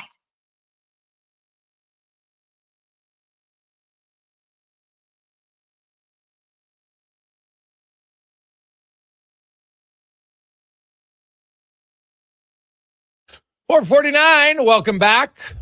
Jason Gregor, Connor Alley with you. Sports 1440, sports1440.ca, YouTube, Facebook, X, Instagram. Hope you're having a lovely day. Lots going on in the world of sports. Big nights tonight in the NHL Jays game, by the way, was postponed. They will be playing tomorrow in Chicago against the White Sox. I haven't seen, is that a doubleheader tomorrow now, Cons? I think they're just going to play one. I think they're just going to play one, right? Play Friday and Saturday now. So we'll see where it goes for the Jays. But I guess the good news is you're playing the White Sox because they are not a very good team. But we'll see. So people might have said that about the Rockies. But yeah, one game tomorrow on Sports 1440. Oh, there you go. 12:10. 12:10 tomorrow. You want to tune in that game. And then Saturday, game at 12:10 as well for the Jays. And then they play Sunday as well at So they were going to play Thursday with a day off. Yeah. Oh, that's kind of weird. It's weird. So, now that's because it was the home opener, I guess, for Chicago. But either way, now they will play on Sunday, and then the first real test will be Monday in against the LA Dodgers, which will be, I think, if everything stays the same, it'd be Max Scherzer, I think, on the mound for that first game against the Dodgers. So there you go. 833-401-1440, 833-401-1440. Hey, guys, I believe Bowman's best bet is to move Jarry in the offseason for Jesperi Kotkaniemi. He can be bought out easily and maybe bounce back in Edmonton, similar cap. I don't know if the Oilers are, you know what, if Tristan Jarry plays well and he's your backup, then, you know, you look at it. Goaltending, man, I think you need two. And I don't know if Connor Ingram will do enough to get a real significant increase, right? Obviously depends, like, what if they go all the way to the Stanley Cup final and win? Well, that's obviously very, very different, right? You win a cup, everything changes. But probably a little too early to say that you got to trade Tristan Jarry. Tristan Jarry struggled early on, but lots of goalies struggle. The next year better, and lots of goalies play well, and the next year they struggle. So it is outside of a few goalies, it can be a little bit of unknown.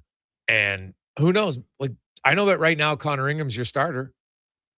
Doesn't guarantee that he'll be the finisher of the playoffs. Like, what if something happens and they got to play Jarry? Then he plays really well. We'll never know. That's why all I know is I think you need two goalies. And there's no one else in the organization I see as an option for next year. So we'll see where it goes. Let's hear from Connor Murphy, another member of the Oilers facing his former team. And you know what? For him, now, he has done this before. Of course, he went to Arizona, but he was in Chicago for a long, long time. And you know what? Playing him basically just around a month after, less than a month from when he got traded. Is it good? What's his thought process going up against his teammates, former teammates? Yeah. I'm just excited to get playing again. I think this is Frederick. That's Trent. That's Trent Frederick. We'll get to Connor Murphy. I'm sure it'll be weird. There we go. Honestly, don't know. I knew being in Chicago would probably be tough, but hopefully here in the home ice in Edmonton, it'll be hopefully feel like a normal game and not feel too much of the connection to guys. Obviously, you have a long time to build relationships and camaraderie with the team, and after a short period going back to them could be tough, but hopefully the game just is another normal one to get going on. Well, you would hope so, right? Like I'm sure it's odd at certain times, but once you get going, and away you go. And Connor Murphy. Did you know that Connor Murphy has never played a playoff game with fans in the stands? His only experience happened in 2020 in Edmonton in the bubble as a member of the Chicago Blackhawks, who actually defeated the Edmonton Oilers. But there was no fans. And now the Oilers haven't officially clinched a playoff spot yet, but they're in a pretty good spot. If you look at it, they've got 85 points. They are 8 points up on the Sharks. Sharks do have a few games in hand. So they're not out of the woods yet, right? It's not like they could lose 7 and get in, of course. So, but they're trending in a pretty good direction to make the play. Even if they went 4-3, then San Jose's basically got to go 8-1.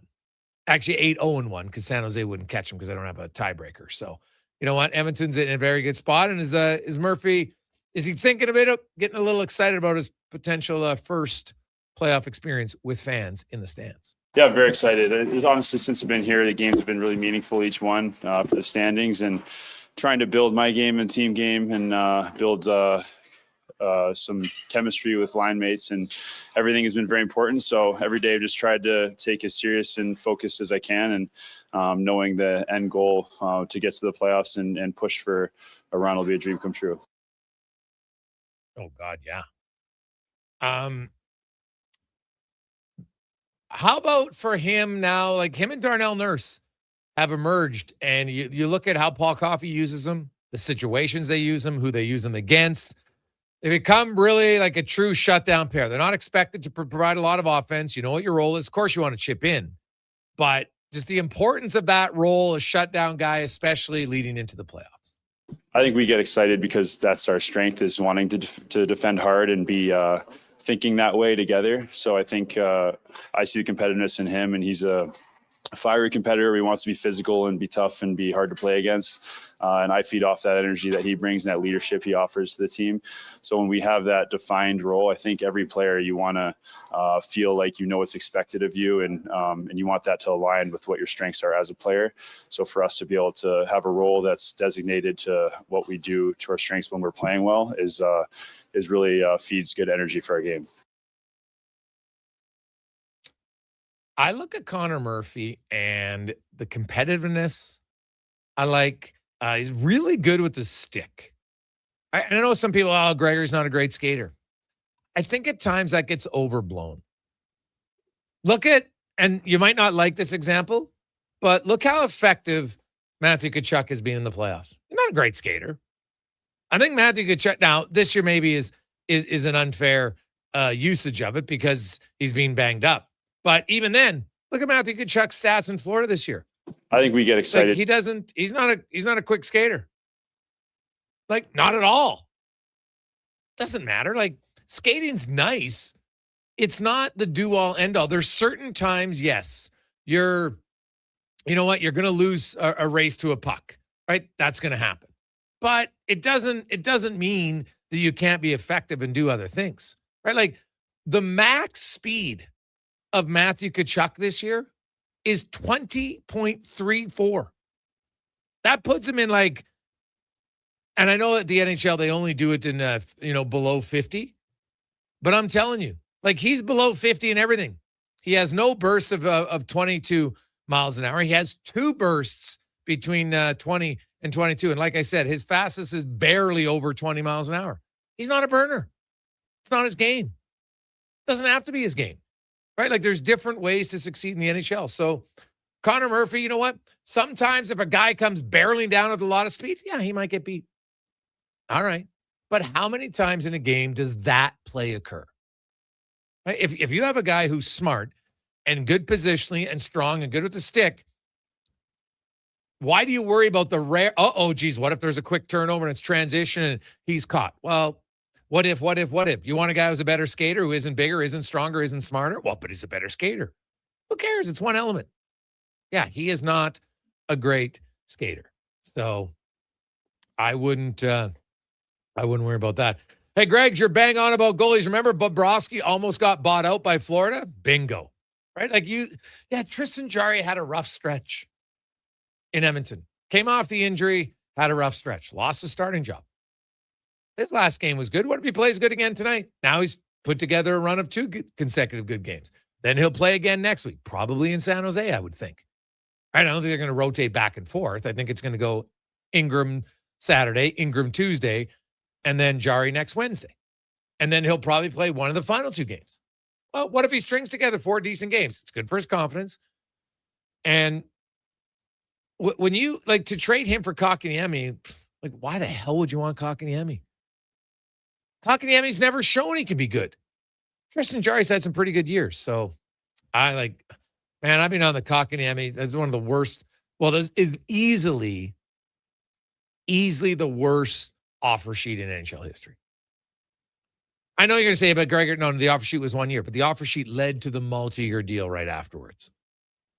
And he got big money. And I remember all these people, no, he's going to play into it. Really? He's never had 1 year.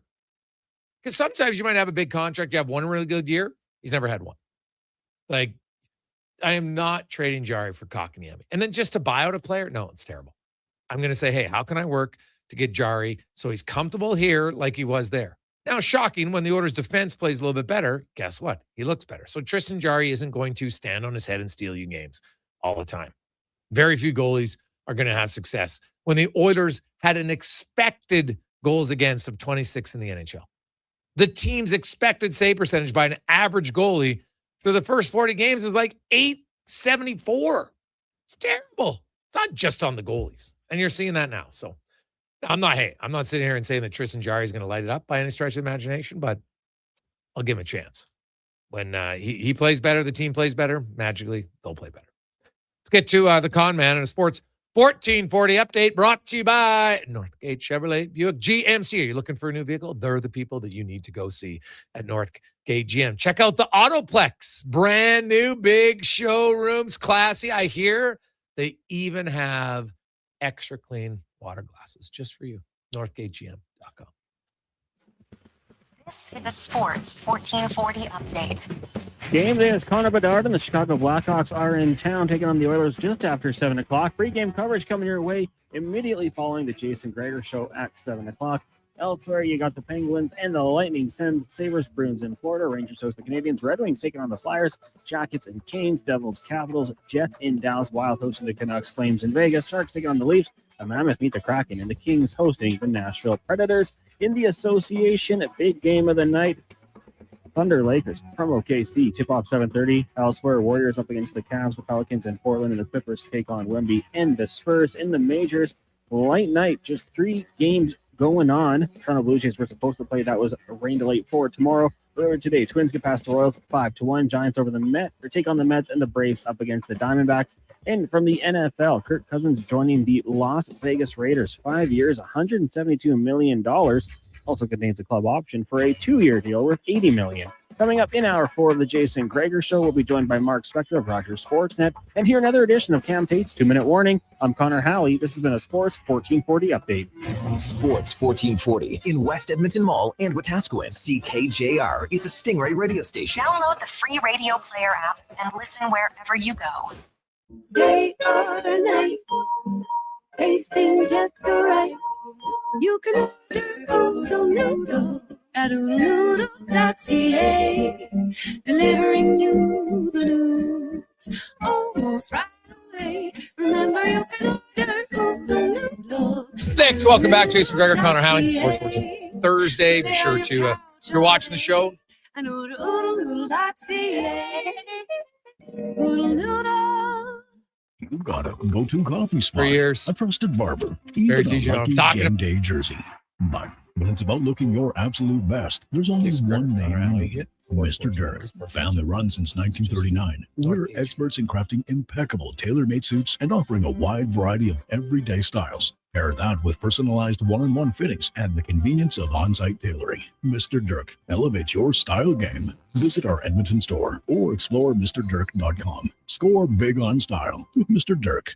Excavators, loaders, lifts, compaction equipment, and more. Find the XCMG construction equipment you need. Available for rental or sale at Japa Machinery Group. Japa, helping build Alberta from the ground up for 50 years. Visit japamachinery.com. Great news for your weekend project. CFI, that's Custom Floors Inc., is now open 6 days a week with Saturday hours from 10 till 2. Get top quality Canadian products from Beaulieu with the convenience you need. For your free estimate, visit CFI at customfloorsinc.ca. Jason Gregor isn't just a sports guy. He's a community builder. With over $3 million raised for local charities. And his Gregor Foundation, he's making a difference on and off the air. Check out Gregor weekday afternoons on Sports 1440. At Hughes, it's all about getting in and out quick and clean. No cash, no problem. With Hughes' new tap and wash system, all you need is your debit or credit card to get your vehicle sparkling clean. Find us at HughesCarWash.com. Spring into savings at The Brick. Refresh your home with huge discounts. Save up to $1,800 on sofas and sectionals. And buy more, save more. Up to 25% off bedroom and dining furniture. Dreaming of better sleep? Upgrade your mattress game and save up to 40% off select mattresses and score free delivery when you use your Flexity card. Plus, save 15% when you buy 2 or more select major kitchen appliances. Some exclusions apply. See in store for details. The Brick, proudly Canadian since 1971. April 7th and 8th is the Critical Care On the Air Radiothon for Stars. Your chance to support this vital service that delivers life-saving care to Albertans. Listen for stories from Stars VIPs, very important patients, and how Stars has made a difference in their lives. You'll also hear from members of the Stars team April 7th and 8th. The Critical Care On the Air Radiothon for Stars, presented by BHP and Parrish and Heimbecker. Please donate and help keep Stars flying and saving lives. Visit criticalcareontheair.ca. All this month, you can get in the swing of spring with Pot for Dough at Nisku Ford. Shop amazing deals on their entire in-stock inventory of cars, trucks, and SUVs. You're sure to find the perfect ride. Then, with every vehicle purchase, you'll get your turn to Pot for Dough. Just sink your putt to win fantastic prizes like gas cards, big screen TVs, Blackstone griddles, and more. See dealer for full details. Find your new ride at niskuford.ca. Above expectations.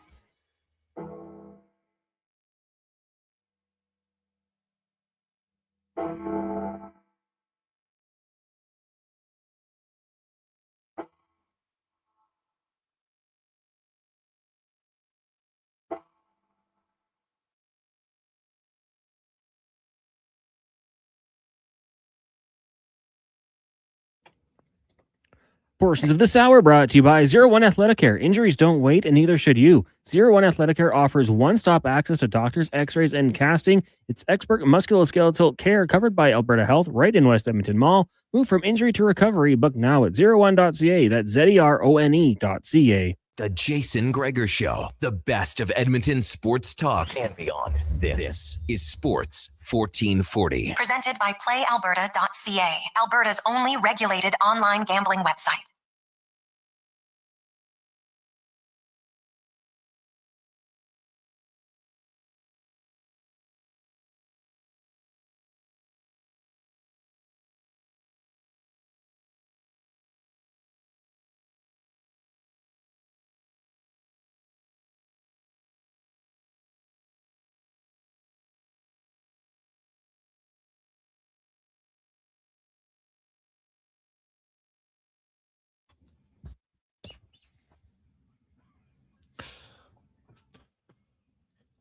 Rolling through, you made it through the week. You got the long weekend ahead. Maybe you're going to Sherbrooke right now. Stock up. Try the minus 196. Oh, my God, is it good? I want to check that out at Sherbrooke Liquor. Ooh, mama. Good stuff. Hey, maybe you just, you know what? Getting home, you want to be, who knows, maybe like chocolate milk. Whatever tickles your fancy to relax. You can watch the Oilers game tonight. Maybe you'll be watching or going to the Oil Kings game tomorrow night. Game 5 series is tied at 2 games apiece. Big win last night for the Oil Kings. I think, how about that? The Hattie. It's a huge game for the Oil Kings tomorrow night. So hopefully a big crowd on Good Friday. Can't beat the price, man. $20 a seat. Get your tickets. Go to oilkings.ca. Show up at the door. It's a Friday night playoff game. Should be a good crowd. Hopefully tomorrow night. And then, of course, you got the Oilers and Vegas on Saturday night. Whew, big game, too. I love it. Oil Kings, if there is a Game 7, it'll be Monday. So keep that in mind. Game 6 will be Sunday night in Saskatoon. Gregor Show is always brought to you by PlayAlberta.ca, Alberta's only regulated online gambling website where 100% of the revenue stays right here in the province. PlayAlberta.ca. And while you're there, check out the Jason Gregor Show daily specials for you. A few little odds boosts. We have some fun. We've been pretty well lately, so I like it. Maybe we're like the Oilers, get on a streak, just like they have. Now, let's get to the Spec Report, brought to you by GS Construction, your underground infrastructure specialists who are hiring. If you're looking for a great job, got some experience, operator pipeline, that's great. Or you just want to get into the industry, they're looking for those people who start a career. Lots of opportunities to move up the corporate ladder. gsconstruction.ca. Look up careers. As Mark Spector from Rogers Sportsnet joins us. And Spec, the Oilers tonight, Zach Hyman, game time decision. Although the amount of time that Curtis Lazar spent on the ice after the optional skate tells me that he's the guy who's out for Frederick. And considering he worked that hard, they might know that Hyman's playing. Yeah, that's probably how that shores up here. I don't know. I don't know what happened to Hyman. I don't know. I didn't see him get hurt. He looked like he played to the end of the game. He missed practice yesterday. Now apparently, so maybe he's sick. I mean, who knows, man? Does anyone have an idea what's wrong with Zach Hyman? No, it's probably a nagging little issue, I would think. My gut tells me he's going to play tonight. So we'll see. Okay, well, that sounds good. And if you think the coach said yesterday Frederick's in, so that probably said today when I asked him he was in. So Yeah, so that means they probably were putting him in for Lazar no matter what. That means Szymanski will stay on the center. And, let's take a look at that fourth line with two big wingers and Szymanski in the middle, Jones and Frederick on the outside. I don't, on paper, I like the look of that line. What do you think? Oh, yeah. Well, we were discussing it yesterday on the show. That would probably be my fourth line if I was the one picking and choosing lines right now. Now, I know that can change due to health and injuries and everything else, but some bigger bodies, you got some experience. Jones is definitely playing with some intensity. And actually, Frederick is playing his best hockey of the year up until the injury. So, we'll see. Now, it was a concussion that he's coming off of. And, hopefully he's able to get right back to where he was. He wasn't out that long, but you hope for his sake that he doesn't kind of slide back into where he was playing prior to that. Well, and where's Henrique playing then? Is he a third line player? No, Henrique's your fourth line center. Where's Szymanski playing? Well, he wouldn't be in my playoff lineup. Okay, because I think tonight Szymanski plays center ice. He played center in the fourth line last game. Yeah. So he'll play center, and then you have Henrique playing with on the wing again. Yeah, and I'm not sure. I mean, I think the better Szymanski gets, and the more you feel like you want to play him, the guy that's Curtis Lazar takes a hit there because Curtis Lazar's strength is he's also a centerman, but so does Henrique. You know what? So does Henrique. Henrique kind of is supposed to be the fourth line center around here. And if Szymanski's going to be the fourth line center, Henrique's kind of standing there without a chair a little bit. What do you think? I would be surprised, Spec, that Szymanski starts in the playoffs over Henrique. Just when I look at their numbers and I look at the penalty kill usage, I would be surprised. No, so would I. But I guess I'm asking you, where are we playing Henrique at even strength then? In the playoffs, in the playoffs, Henrique's in my fourth line because Draisaitl's in my top 9. Yeah, for sure. So anyway, good problem to have. They got we've talked a lot on this show about a depth group that has no identity, depth players that are all the same, that don't really bring much to the table. And those days are kind of gone. They got a couple of guys that, they got a couple of hitters if they want to play more physical and in Jones and Frederick. You got extra centermen kicking around, and Szymanski and Lazar. You got Henrique down there now. He was your third line center. Now he's your 4C, which I like more. That's one thing Bowman did at the deadline. He bettered his defensive acumen with Connor Murphy and Dickinson, and he made his depth forwards better. His depth forwards are better than they were, and that helps.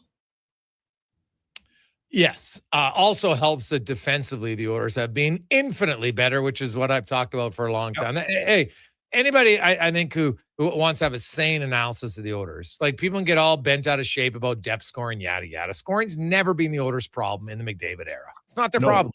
It's defending. And now that the team's defending better, no surprise, they're winning. Yeah, and part of it's the new guys that come in, and part of it's all the old guys here that kind of buckled down and started playing better. I mean, honestly, this looks very much. I hate to say it because people say you shouldn't talk about professionals who flick a switch. This team flicked the switch, right? This team kind of flicked the switch right after the trade deadline. They brought in Dickinson and Murphy. Everybody else said, "Okay, let's get after this thing." And certainly for the past, I guess we're probably going on about a dozen games now, they're starting to look like the Oilers we thought we'd see a lot earlier this season. Yeah, that's true. Taking a little bit while, but hey, I guess it's better late than never, Spec, as they say. Well, better late than never. The Chicago Blackhawks. Sorry, I'm watching this Ottawa game. I'm just waiting to see when Tkachuk and Ullmark fight. It'll be early. Dude, no offense, but why do you bring your parent on a podcast? That's just to me, I think that's strategic. That's Brady's way of telling the Ottawa Senators, I want out, without me saying I want out. Wow. Geez, if that's where we're at. I mean, really? He's still got to finish. His team's in the stretch run. I'll tell you what, I think other than the Vancouver Canucks, there's no team in the National Hockey League that's had more superfluous noise around it than Ottawa. Is that fair? Going back a few years, there's so much garbage around that dressing room and around that team that's got nothing to do with hockey. And here they are, a point or whatever out of the playoffs, and your own captain's bringing it in the room now. Now your captain, right in the middle of a stretch run, is bringing that stuff into the room. And everyone in Ottawa was talking about it, and it's noisy, and the goalie probably is PO'd. Like, I got a ton of time for Brady Tkachuk. I'd like him on my team. I love the way he plays. Not impressed. That is very poor leadership, Jason. Oh God, you think? Yeah, it was not. It was not a good look. Like Matthew tried to salvage it. Okay, now we move on, and then no, didn't. It didn't work. Like it was. Well, do remember this too, Jay. That's a podcast that isn't live. Yes, right? I know. You could have edited it. You could have edited that out, and they didn't. Right? Mm-hmm. And well, that's they what I'm didn't. saying, Spec. That to me, that was 100%. That was purposeful. Like they're like, hey, this is how it's going to be. So. Well, if you don't have big enough cojones, right, to wait till the season's over and walk into Steve Staios' office and say, Steve, it's been awesome. I'm not signing with you, right? So do what you got to do. Let's work this out. Let's do like Quinn Hughes did, and we'll sort something out here. But I got big enough. I'm a big enough man to look in the eye and say, I've decided, and it's my right to decide, I'm going to play somewhere else when my contract's done in Ottawa. So let's work from here. If you got to do that on a podcast because you're too much of a chicken bleep to do it in face-to-face over the GM's desk, maybe I've overestimated who Brady Tkachuk is. Yeah, no, that's fair.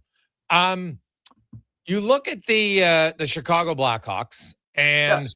Blashill, I thought, had some interesting points about his team. I really had a good conversation with Connor Bedard, and he said, you know what, like next year, I believe if we're not playing into late April, it'll be a disappointment, right? Like it's been 3 years now. They got a lot of young guys, and you look at it takes some teams longer. There's no question. And then there's no guarantee they'll pop, right? Like Detroit and Buffalo, Columbus, lots of other teams can say, hey, it's just because you're in a rebuild doesn't mean, like, I know the players will feel it's a disappointment, but when you look at the Chicago team, how close do you think they really are to making the playoffs? Oh, well, I'll tell you, they're still running 4 20-year-olds as their centerman or whatever it is, 20 to between 21 and 19.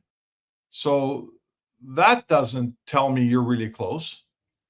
And they think that they might have a top pairing defenseman, like a legit top pairing guy on a good team in Levshinov, but he's 19 and no one really knows that yet. So I don't know, Jay. I don't know how close they are. Do you think that they're ready to be a playoff team next year? Well, I want to see what their summer is. Because and the problem is there's not a ton of free agent defensemen, but I think they need some other veterans. Like I love the size of their blue line. I don't love the age of it. And it's hard to think that they're all going to pop at the same time, right? Like that's just, to me, that's probably wishful thinking to be completely honest, right? All pop. You're hoping that one or two of them pops. Yeah, no, fair. So they have a goalie. I think they have a goalie. I'd say Spencer Knight's a good goalie. Yeah. Yeah, no, he did. I still I thought 28 might be the realistic year. Well, so you've missed the playoffs for 8 years in a row. 1, 2, 3, 4, 5, 6, 7, 8. This is going to be 9. Now, I'm not counting 2020 when they beat the Oilers and made the playoffs and lost the next round. That doesn't count. Okay. That was in the bubble. So you've missed the playoffs 8 years. We always argue, when did the rebuild really start? I don't know when it started. I don't really care. Right? They've missed the playoffs 8 years in a row. So now we're saying, I don't think they're going to make it in the 9th year. You're saying maybe the 10th year. This defines a rebuild, doesn't it? Right? They're easy to start. They're hard to finish. And Anaheim missed for 7 years, and we all love the Ducks. And I can point to several players in the Ducks that are foundational players. They got goalies, they got defensemen, they got forwards. They're a decent July 1st, and that team's going to be really, really good. Chicago's nowhere close. They missed the playoff for just as long, and they're nowhere close to Anaheim. Are they? No, not looking at it right now, no. But actually, I like a lot of Chicago, but I still think, there needs to be a little bit more. Honestly, if I was Chicago, I'd try to get Jason Dickinson back because, man, I got Nazar and I've got Bedard and I've got Lundell, right? But I need a good veteran defense. You can't bring all youth doesn't all win together. No. It's just right? Listen, there's phases to the rebuild. At first, you get the guys like Foligno that are just good guys and mentors, and we're not winning. so it doesn't matter. I pay the older guy a little more to come and be everybody's dad, and that's okay. And then as we get going, we need a few guys that help us win, like Murphy and Dickinson, that are actually good players that make us competitive in game. And they had those guys, and for whatever reason, they decided to move them to Edmonton. But now, like that team can't afford to lose the amount of defensive acumen that Edmonton gained in those trades. I'm sorry. Like, they got to go out and fill that in somewhere. And July 1st is not looking very good. So bringing Chicago back next year, minus as much defensive brains and smarts and ability as Dickinson and Murphy have, I don't know how you think you're getting any better. Sorry. Yeah, no, hey, man, it's totally valid. Tristan Jarry. Yeah. He's obviously the backup now, which is fine. But what's kind of your expectation? The team's playing better. Jarry was the one who was in net when they started the winning streak. So I know some people are like, oh, how can you go back to him? It makes perfect sense for me to go to Tristan Jarry here. And then I think Tristan Jarry will play next Wednesday in San Jose because Ingram will play the next 2 games. And then he'll probably play one of the final week, depending on which game that, the starter wants to play. But they need Tristan Jarry to get going here because it's not like Ingram's a stone cold mortal lock to play every game in the playoffs. I think we've learned in Edmonton, sometimes even when your backup is a guy that no one thinks is going to play, he ends up playing, and you can still win. Like the Oilers did get to 2 cups, and along the way, Calvin Pickard won some big games. I'm not telling you he played like Vasilevsky and Shesterkin combined, but he won games for you. So yes, you want Jarry confident and ready to if he has to step in, he can step in. And he did. I was in, where would they play his last game? Wasn't it in Utah?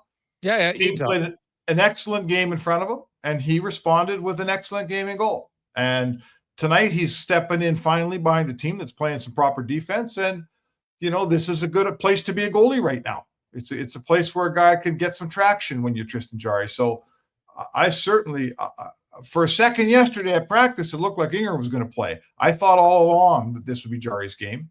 And the only place I'll disagree with you, Jay, is I'll bet you they give Jarry Utah next week and give Ingram San Jose. But you know what?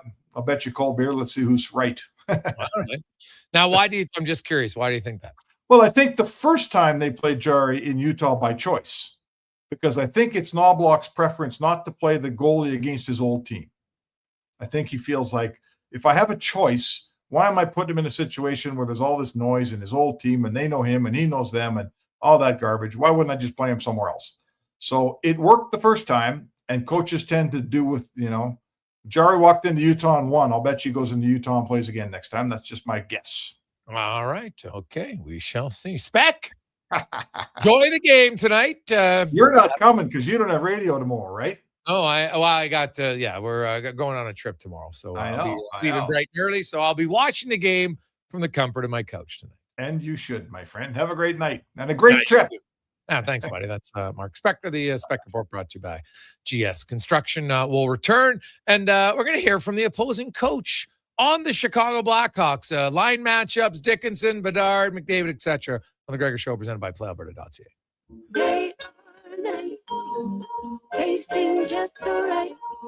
You can order oodle noodle at oodlenoodle.ca, delivering you the news almost right away. Remember, you can order oodle noodle at oodlenoodle.ca. So stay on your couch all day and order oodlenoodle.ca. Oodle noodle. You got a go-to coffee spot, a trusted barber, even a lucky game day jersey. But when it's about looking your absolute best, there's only one name you need. Mr. Dirk. Family run since 1939. We're experts in crafting impeccable tailor-made suits and offering a wide variety of everyday styles. Pair that with personalized one-on-one fittings and the convenience of on-site tailoring. Mr. Dirk elevates your style game. Visit our Edmonton store or explore MrDirk.com. Score big on style with Mr. Dirk. At GS Construction, we're multitaskers. We've got lots of projects going on all around Edmonton and area. Different teams across the city working towards the same outcome. Installing today what will serve generations to come. It's a rewarding career and the work never stops. That's why GS Construction is always on the lookout for great people to join us. Right now, we're looking for experienced topmen, pipe layers, operators, and surveyors. So if you want to feel valued, empowered, and engaged in your work, visit gsconstruction.ca today.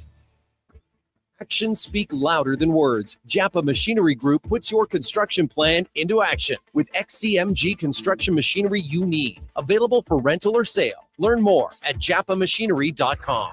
From the locker room to your radio, Sports 1440 is Edmonton's sports leader. Real talk, big personalities, and your texts. It's interactive. It's fun. It's where Edmonton talks sports. Sports 1440. One app, triple the action. Play Alberta is proof that good things do come in threes.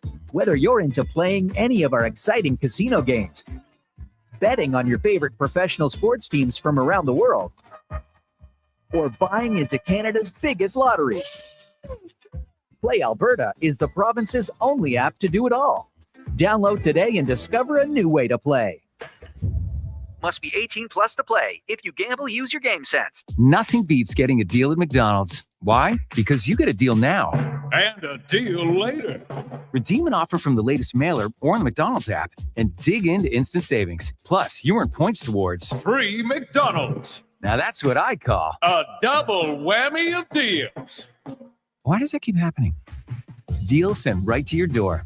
Check your mailbox for the latest McDonald's mailer loaded with delicious value. For a limited time at participating restaurants in Western Canada.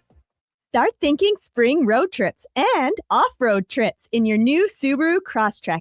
Stylish, rugged, and so many features. Standard on every Crosstrek. Subaru symmetrical all-wheel drive, EyeSight driver assist technology, heated seats, and LED steering responsive headlights. Plus, with interest rates from 0.99%, you'll love the affordable weekly payments. No waiting, immediate delivery available. Subaru Crosstrek. Visit Subaru.ca. Welcome to Uncommon. Welcome to Subaru.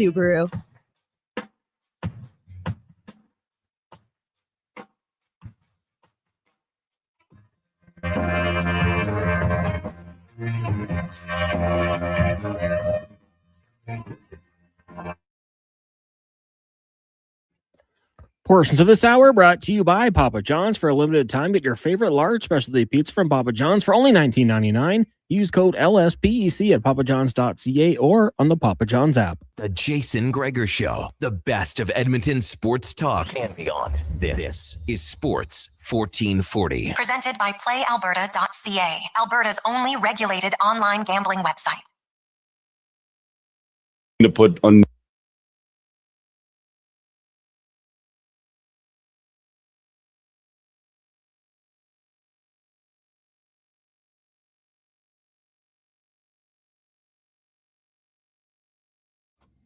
Rolling through, and man, early games in the National Hockey League, you could never take a team for granted, ever.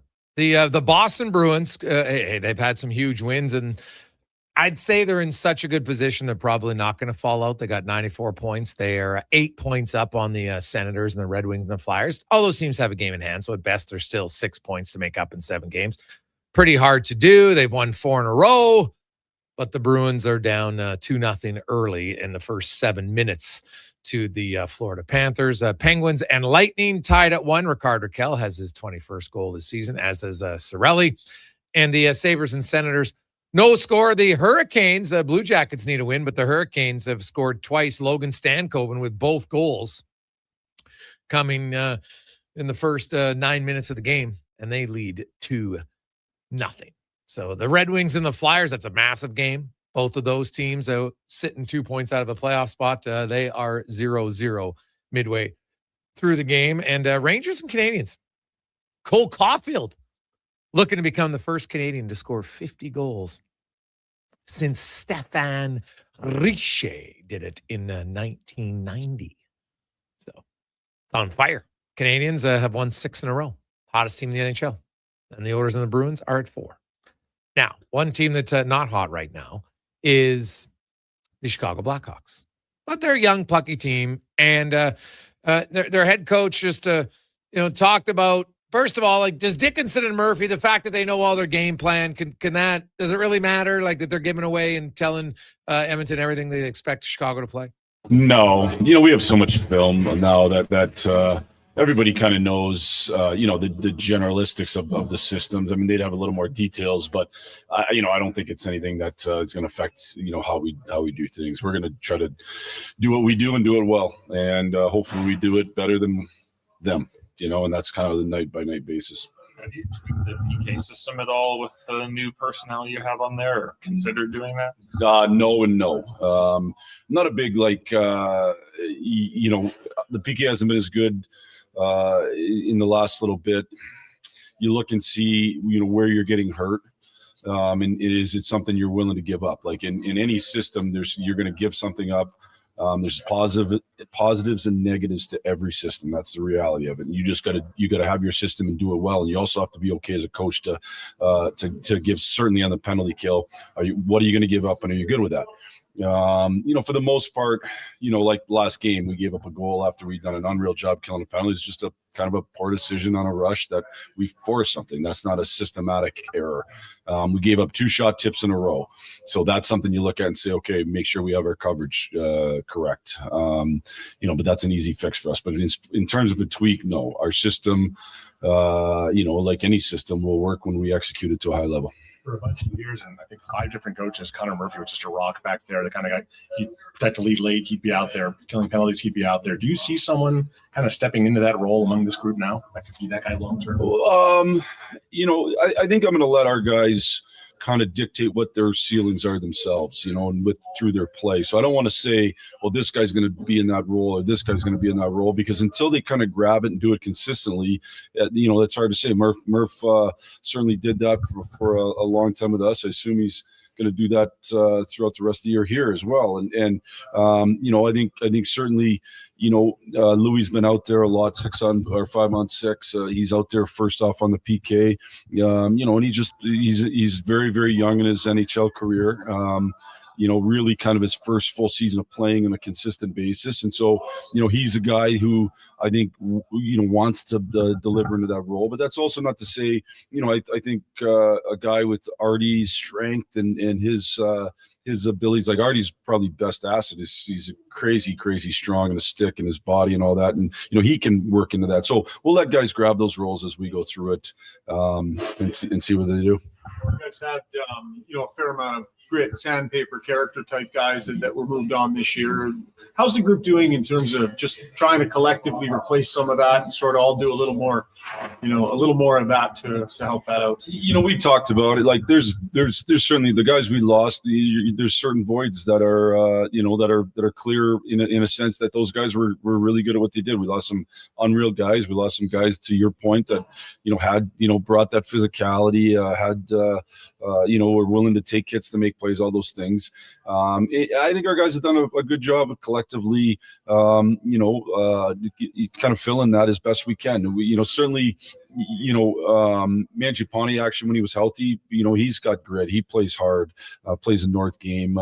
We have other guys that do it as well. And so we're just kind of collectively trying to fill it. And I think our guys have done a good job.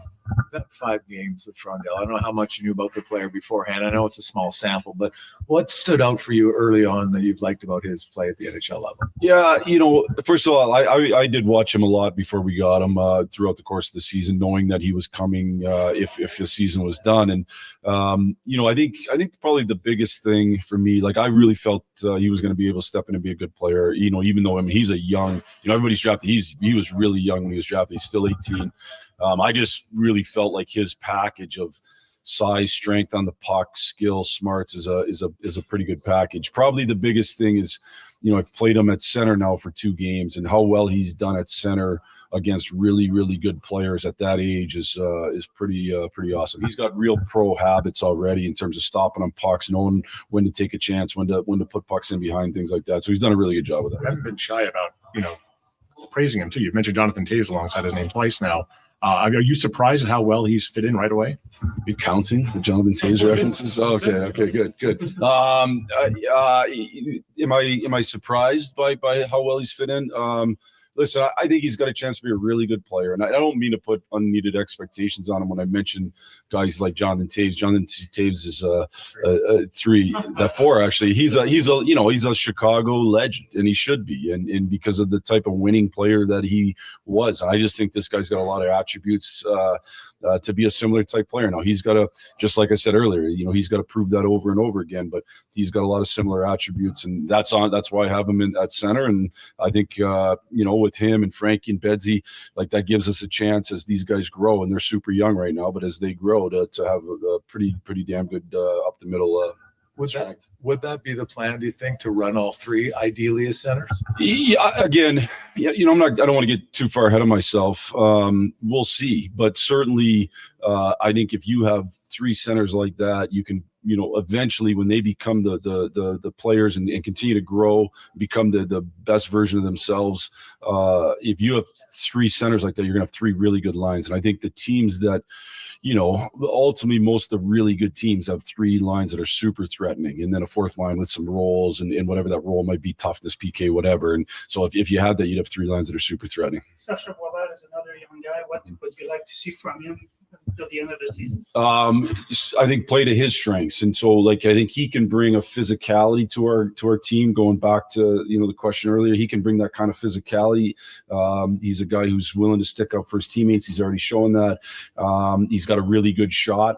I think it's just, again, he's another really young player who's playing center tonight, and so that's a hard thing, right? And so just the kind of growing his game as he's in, continuing to. I thought every game he's played, he's gotten better and better. I think the game slowed down from a little bit, and that's a positive thing for him and us. But head coach Blashill of the Chicago Blackhawks.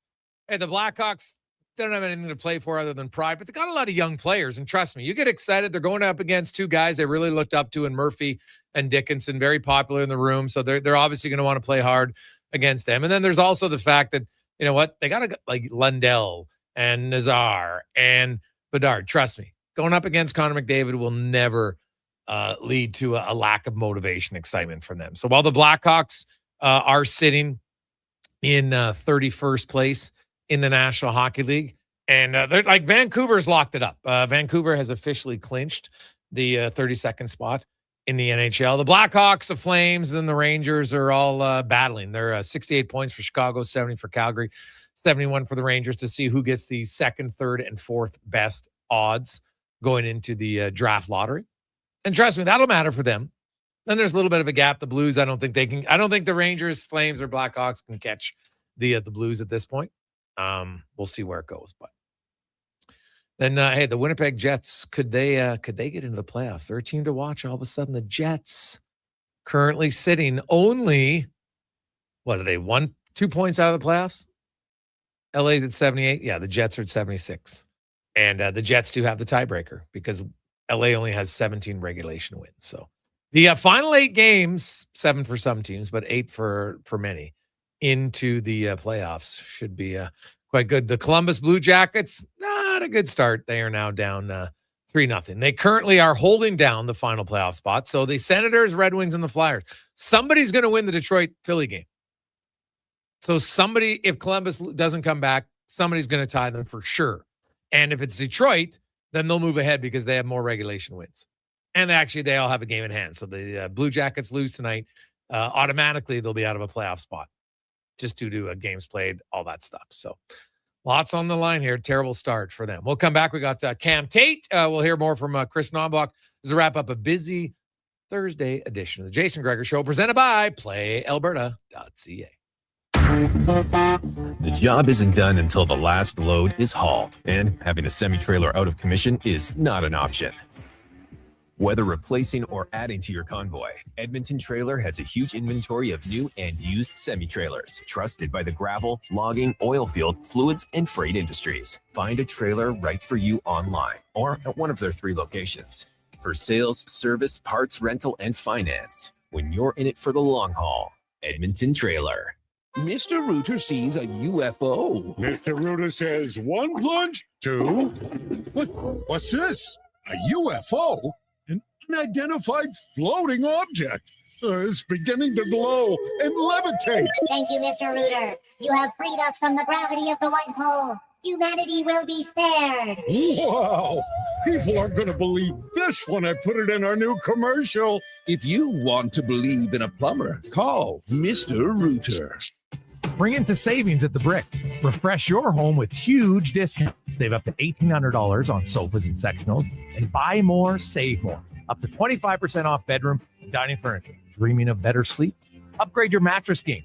Save up to 40% off select mattresses and score free delivery when you use your FlexiBee card. Plus, save 50% when you buy 2 or more select major kitchen appliances. Some exclusions apply. See in-store for details. The Brick. Proudly Canadian since 1971. Hot coffee, hotter takes, and the sports stories that matter. Check out Kevin Carrion's weekday mornings from 7 to 11 on Edmonton's sports leader, Sports 1440. Be part of the conversation. 833-401-1440. One app, triple the action. Play Alberta is proof that good things do come in threes. Whether you're into playing any of our exciting casino games, betting on your favorite professional sports teams from around the world, or buying into Canada's biggest lotteries, Play Alberta is the province's only app to do it all. Download today and discover a new way to play. Must be 18 plus to play. If you gamble, use your game sense. At Fountain Tire, the savings come in threes. Up to 25% off select tires, a mail-in rebate of up to $100 off a set of 4 select tires, and $50 off a $150 service. We're basically the BLT of savings. Until April 25th. Restrictions apply. Book today. You probably know Stingray for radio advertising. What about digital advertising? Yeah, we do that. Connected TV? We do that. Search and social? And that. Programmatic? Digital out of home? We do it all. Endless digital platforms to connect your business to more customers, to intrigue them, engage them, so they choose your product or service. Get started now at stingraymediasolutions.com and let us help your business grow. We are Stingray. That's what we do. Fast track your financial goals with a special rate term deposit from Vision Credit Union. For a limited time, take advantage of a great rate on 1, 3, or 5-year terms. Plus, as a Vision Credit Union member, you can earn up to 25% more on your interest through profit shares. For details, contact your branch today or visit visioncu.ca. That's visioncu.ca.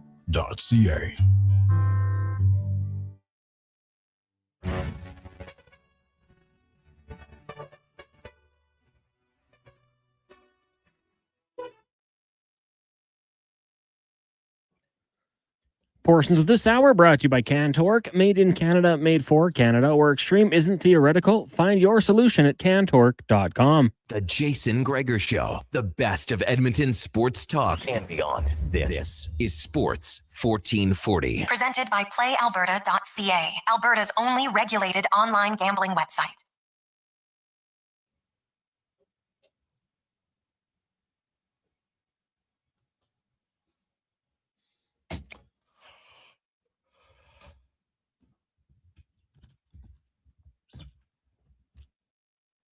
Oh, man. The injuries just keep happening. The Ottawa Senators. Now it's Kleben who goes down the tunnel. Oh, my goodness. You hope that it's not too serious. Also in that game, clearly Logan Stanley's a big fan of Linus Ullmark because Logan Stanley and Brady Tkachuk dropped the mitts earlier tonight. So there you go. No idea if Ullmark and Stanley are friends or not, but I'm sure that has nothing to do with it. But the Senators, my God, their blue line is absolutely ravaged by injuries. It's crazy. Absolutely crazy. 833-401-1440, 833-401-1440. Let's get to 2-minute warning. Brought to you by Legacy Heating and Cooling, where the rates never change. No overtime charges. That's how you build a legacy at legacyheating.ca. Here is CanTorque. If this was your average Tuesday with the Oil Kings in the regular season, the hot take would be goalie controversy, folks. But hold up. Look at your watch. Look at your calendar. It's April. Playoffs are here. Every single second is do or die. Forget controversy. We're talking goalie partnership now, Gregor. Write it down and circle it twice. Goalie partnership. That's the flavor of the month, and I'm serving it scorching hot. Last night, the Oil Kings didn't just win, they absolutely demolished the Blades, 5-2. Talk about sending a brutal message. The series tied up tighter than a noose on game day. First round of the WHL, folks, and yeah, buckle up, because it's about to get absolutely savage. This morning, the crews tear down the Yellowhead Highway, windows down, maybe blasting the Goal Horn remix, maybe plotting their next assault. Head coach Jason Smith, gotta love the Warrior, and his crew, life or death choices to make. Could be a good old bus game of rock, paper, scissors. Winner gets to pick Friday's battlefield commander. That's the beautiful chaos we're drowning in, folks. So, who gets the nod? Is it Simcoe, the battle-scarred veteran, ice cold under fire? Or do you gamble everything with Parker Snell, St. Albert's razor-sharp hometown hero? Simcoe wore the armor Thursday and never flinched. Snell, same ruthless story. Here's the beauty, or the curse. Both warriors, 2 battles each, both staring down 6 daggers in the back of their net, dead even. You can't script this madness. Hockey's cruel gods are pulling the strings. Flip a coin, spin the wheel. This is as 50-50 as it gets. If I had to lay down a bet, put it on my tab like always, I'm rolling with Simcoe. Playoffs demand nerves of steel and a stone-cold killer between the pipes. But hey, who are we kidding? Only the Easter Bunny knows what's coming next. He's got the mask and the secrets, and he's not spilling blood. Every desperate eyeball in the barn and beyond is glued to the Oil Kings. Hope? It's thicker than the blood on a rookie's stick. Buckle up, because this playoff war might just deliver the most vicious twist yet. All right, 2-minute warning. Let's bring it home. Gregor, Hallie, Kruger, you legends. Always a blast battling puck talk with you. I'm Cam Tate, Sports 1440. Big game tomorrow night for the Oil Kings, man. Should be a good crowd. Hopefully Friday night. Have all day. Like, oh my God, the kids are good. We got to get them out of the house here. Let them. And the great part about the Oil Kings game, they can loud and cheer, stand up the entire game. It's awesome. So get down there. How about this? Igor Chinnikov just scored his 19th goal this season. 2-1 Penguins. And the trade that keeps on giving. Like, I wonder how much this one hurts the average Maple Leaf fan. As Fraser Minton just scored his 17th goal of the season. It's Fraser Minton. And they don't even have the first round pick yet. Like, it might, like the Phil Kessel trade, which turned out to be Phil Kessel, and Boston got Tyler Seguin and Dougie Hamilton because they gave away their first round pick in 2010 and their first round pick in 2011. The trade happened, if you recall, in early September of 2009. So at the start of the 2009-2010 season. And the Maple Leafs finished second worst in the NHL. And so Boston got that pick. Thank you very much, Tyler Seguin. And then the next year, the Leafs were still brutal. They got Dougie Hamilton.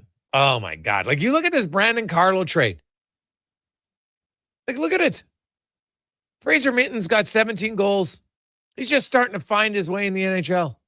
And you give up a first rounder. Like, it might be the 6th overall pick this year, Cons. It's crazy. 7th, whatever. Depends where the Leafs finish because it's top 5 protected, if I'm not mistaken. Like, oh, my God. That is... Those type of trades hurt you. Now, look at it. The Kessel trade that happened in 2009. The Leafs did not get good consistently until 2016-17. After they had drafted Nazem Kadri, Morgan Riley, William Nylander, Mitch Marner, and Austin Matthews. That many years later. Because that one trade. Imagine if you didn't trade Phil Kessel. Yeah, you still would have sucked, but you would have had those 2 players. Now, you might not have gotten all the other guys. So 6 of one, half dozen the other, but still. The Maple Leafs, I see people talking about a retool, and I'm like, how? Who's your defenseman that you're retooling around? Honestly, they're gonna have to make moves. Now, it's funny. Do you notice how the Toronto media says, like, imagine if the Oilers had missed the playoffs this year like Toronto and Connor McDavid had 2 years left in his deal. Oh, my God. Like they'd be going crazy. But it's Austin Matthews. Like, that's why I always tell Oiler fans and people outside of Toronto, like, don't even listen to him. Like, if you want to talk about zero credibility, that's where you have it. It's right there. Zero credibility. Because all the stuff that you would say about McDavid, you say nothing about Matthews and the team. And the truth of the matter is, never in McDavid's tenure Because even, because they missed playoffs, then he made the playoffs. Then they went 2 years, they make the playoffs. Disappointing, sure. But not like this. And where do they go from here? So even when McDavid, in those years where he was missing the playoffs, like that was early in his contract year. Actually, the one was the final year of his entry-level deal, and then the first year of his long-term deal. And then, of course, he made the playoffs every year, and then went to the Stanley Cup final twice, then went to the conference final another time.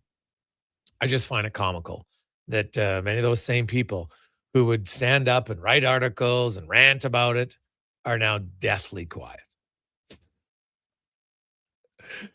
If I cared enough about Toronto, I'd rant on it every day, but I don't. That's the difference, right? That's the difference. Because no one outside of Toronto cares about him, and everybody knows the truth. So there you go. Hey, Gregor, don't kid yourself. Next year, if the Oilers don't win the Cup this year, next year, someone in Toronto will write how McDavid's coming to Toronto. You think he would leave Edmonton to go to Toronto? You're right, though. Somebody will probably write it or say it. But I can tell you, not happening. Cons, who do you like? And Deck, get your mic. Who are you guys? Who you're taking now? You're down to the Final Four in March Madness this weekend. I mean, my Final Four was all 1 seeds. Very original, I know. So I'm liking this Michigan, Arizona. My take was Duke, and obviously they went out. I guess I'll go with as much as I know about basketball, Duke. And I told you, Declan, it's usually relating to football or something. I'm a Harbaugh guy, so I'm taking Michigan. I'm loyal to the 1 seed, but Declan is someone you should actually ask the question to. Oh yeah, I talked myself into Illinois in that game. Fun stat actually about the Final Four: 19 of the last 21 winners have been top 10 Ken Palm offenses. Illinois, Arizona, and Michigan all fit that mold. UConn does not. But if you were listening, I said 19 of 21. The only 2 that did that were actually UConn teams back in 2011, 2014. But like I said, talk myself into Illinois, Arizona, Michigan, I think going to be the game of the tournament. And I will pick Arizona to break the West Coast streak and cut down the Nets. So you got Arizona and Illinois, and then you have Illinois winning the whole thing. Arizona. Oh, you're sticking with Arizona? Yeah. Okay. Well, I did pick Duke because of your stat, the West Coast thing since 97. Arizona still might not win it, but now that they're one of the 4 teams left, I'll roll with them. Okay. I had Michigan to start, so I will stick with Michigan. And I like your Illinois pick, but I'm going to go UConn. So I will have a UConn-Michigan final with Michigan winning. And Oilers tonight, I think the Oilers winning streak extends to 6 games, and then we'll discuss what happens next week. On behalf of Connor Halley, Declan Kruger, I'm Jason Gregor. Have a good Con Man and Declan will be running the show early next week, so treat them nice. We will chat with you when I return. Have yourselves a great weekend. Happy Easter to everyone. I hope you get your favorite treats from the Easter Bunny. Let's get to the Con Man and a Sports 1440 update brought to you by Legacy Heating and Cooling, where the rates never change. No overtime charges. That's how you build a legacy at legacyheating.ca. Good night.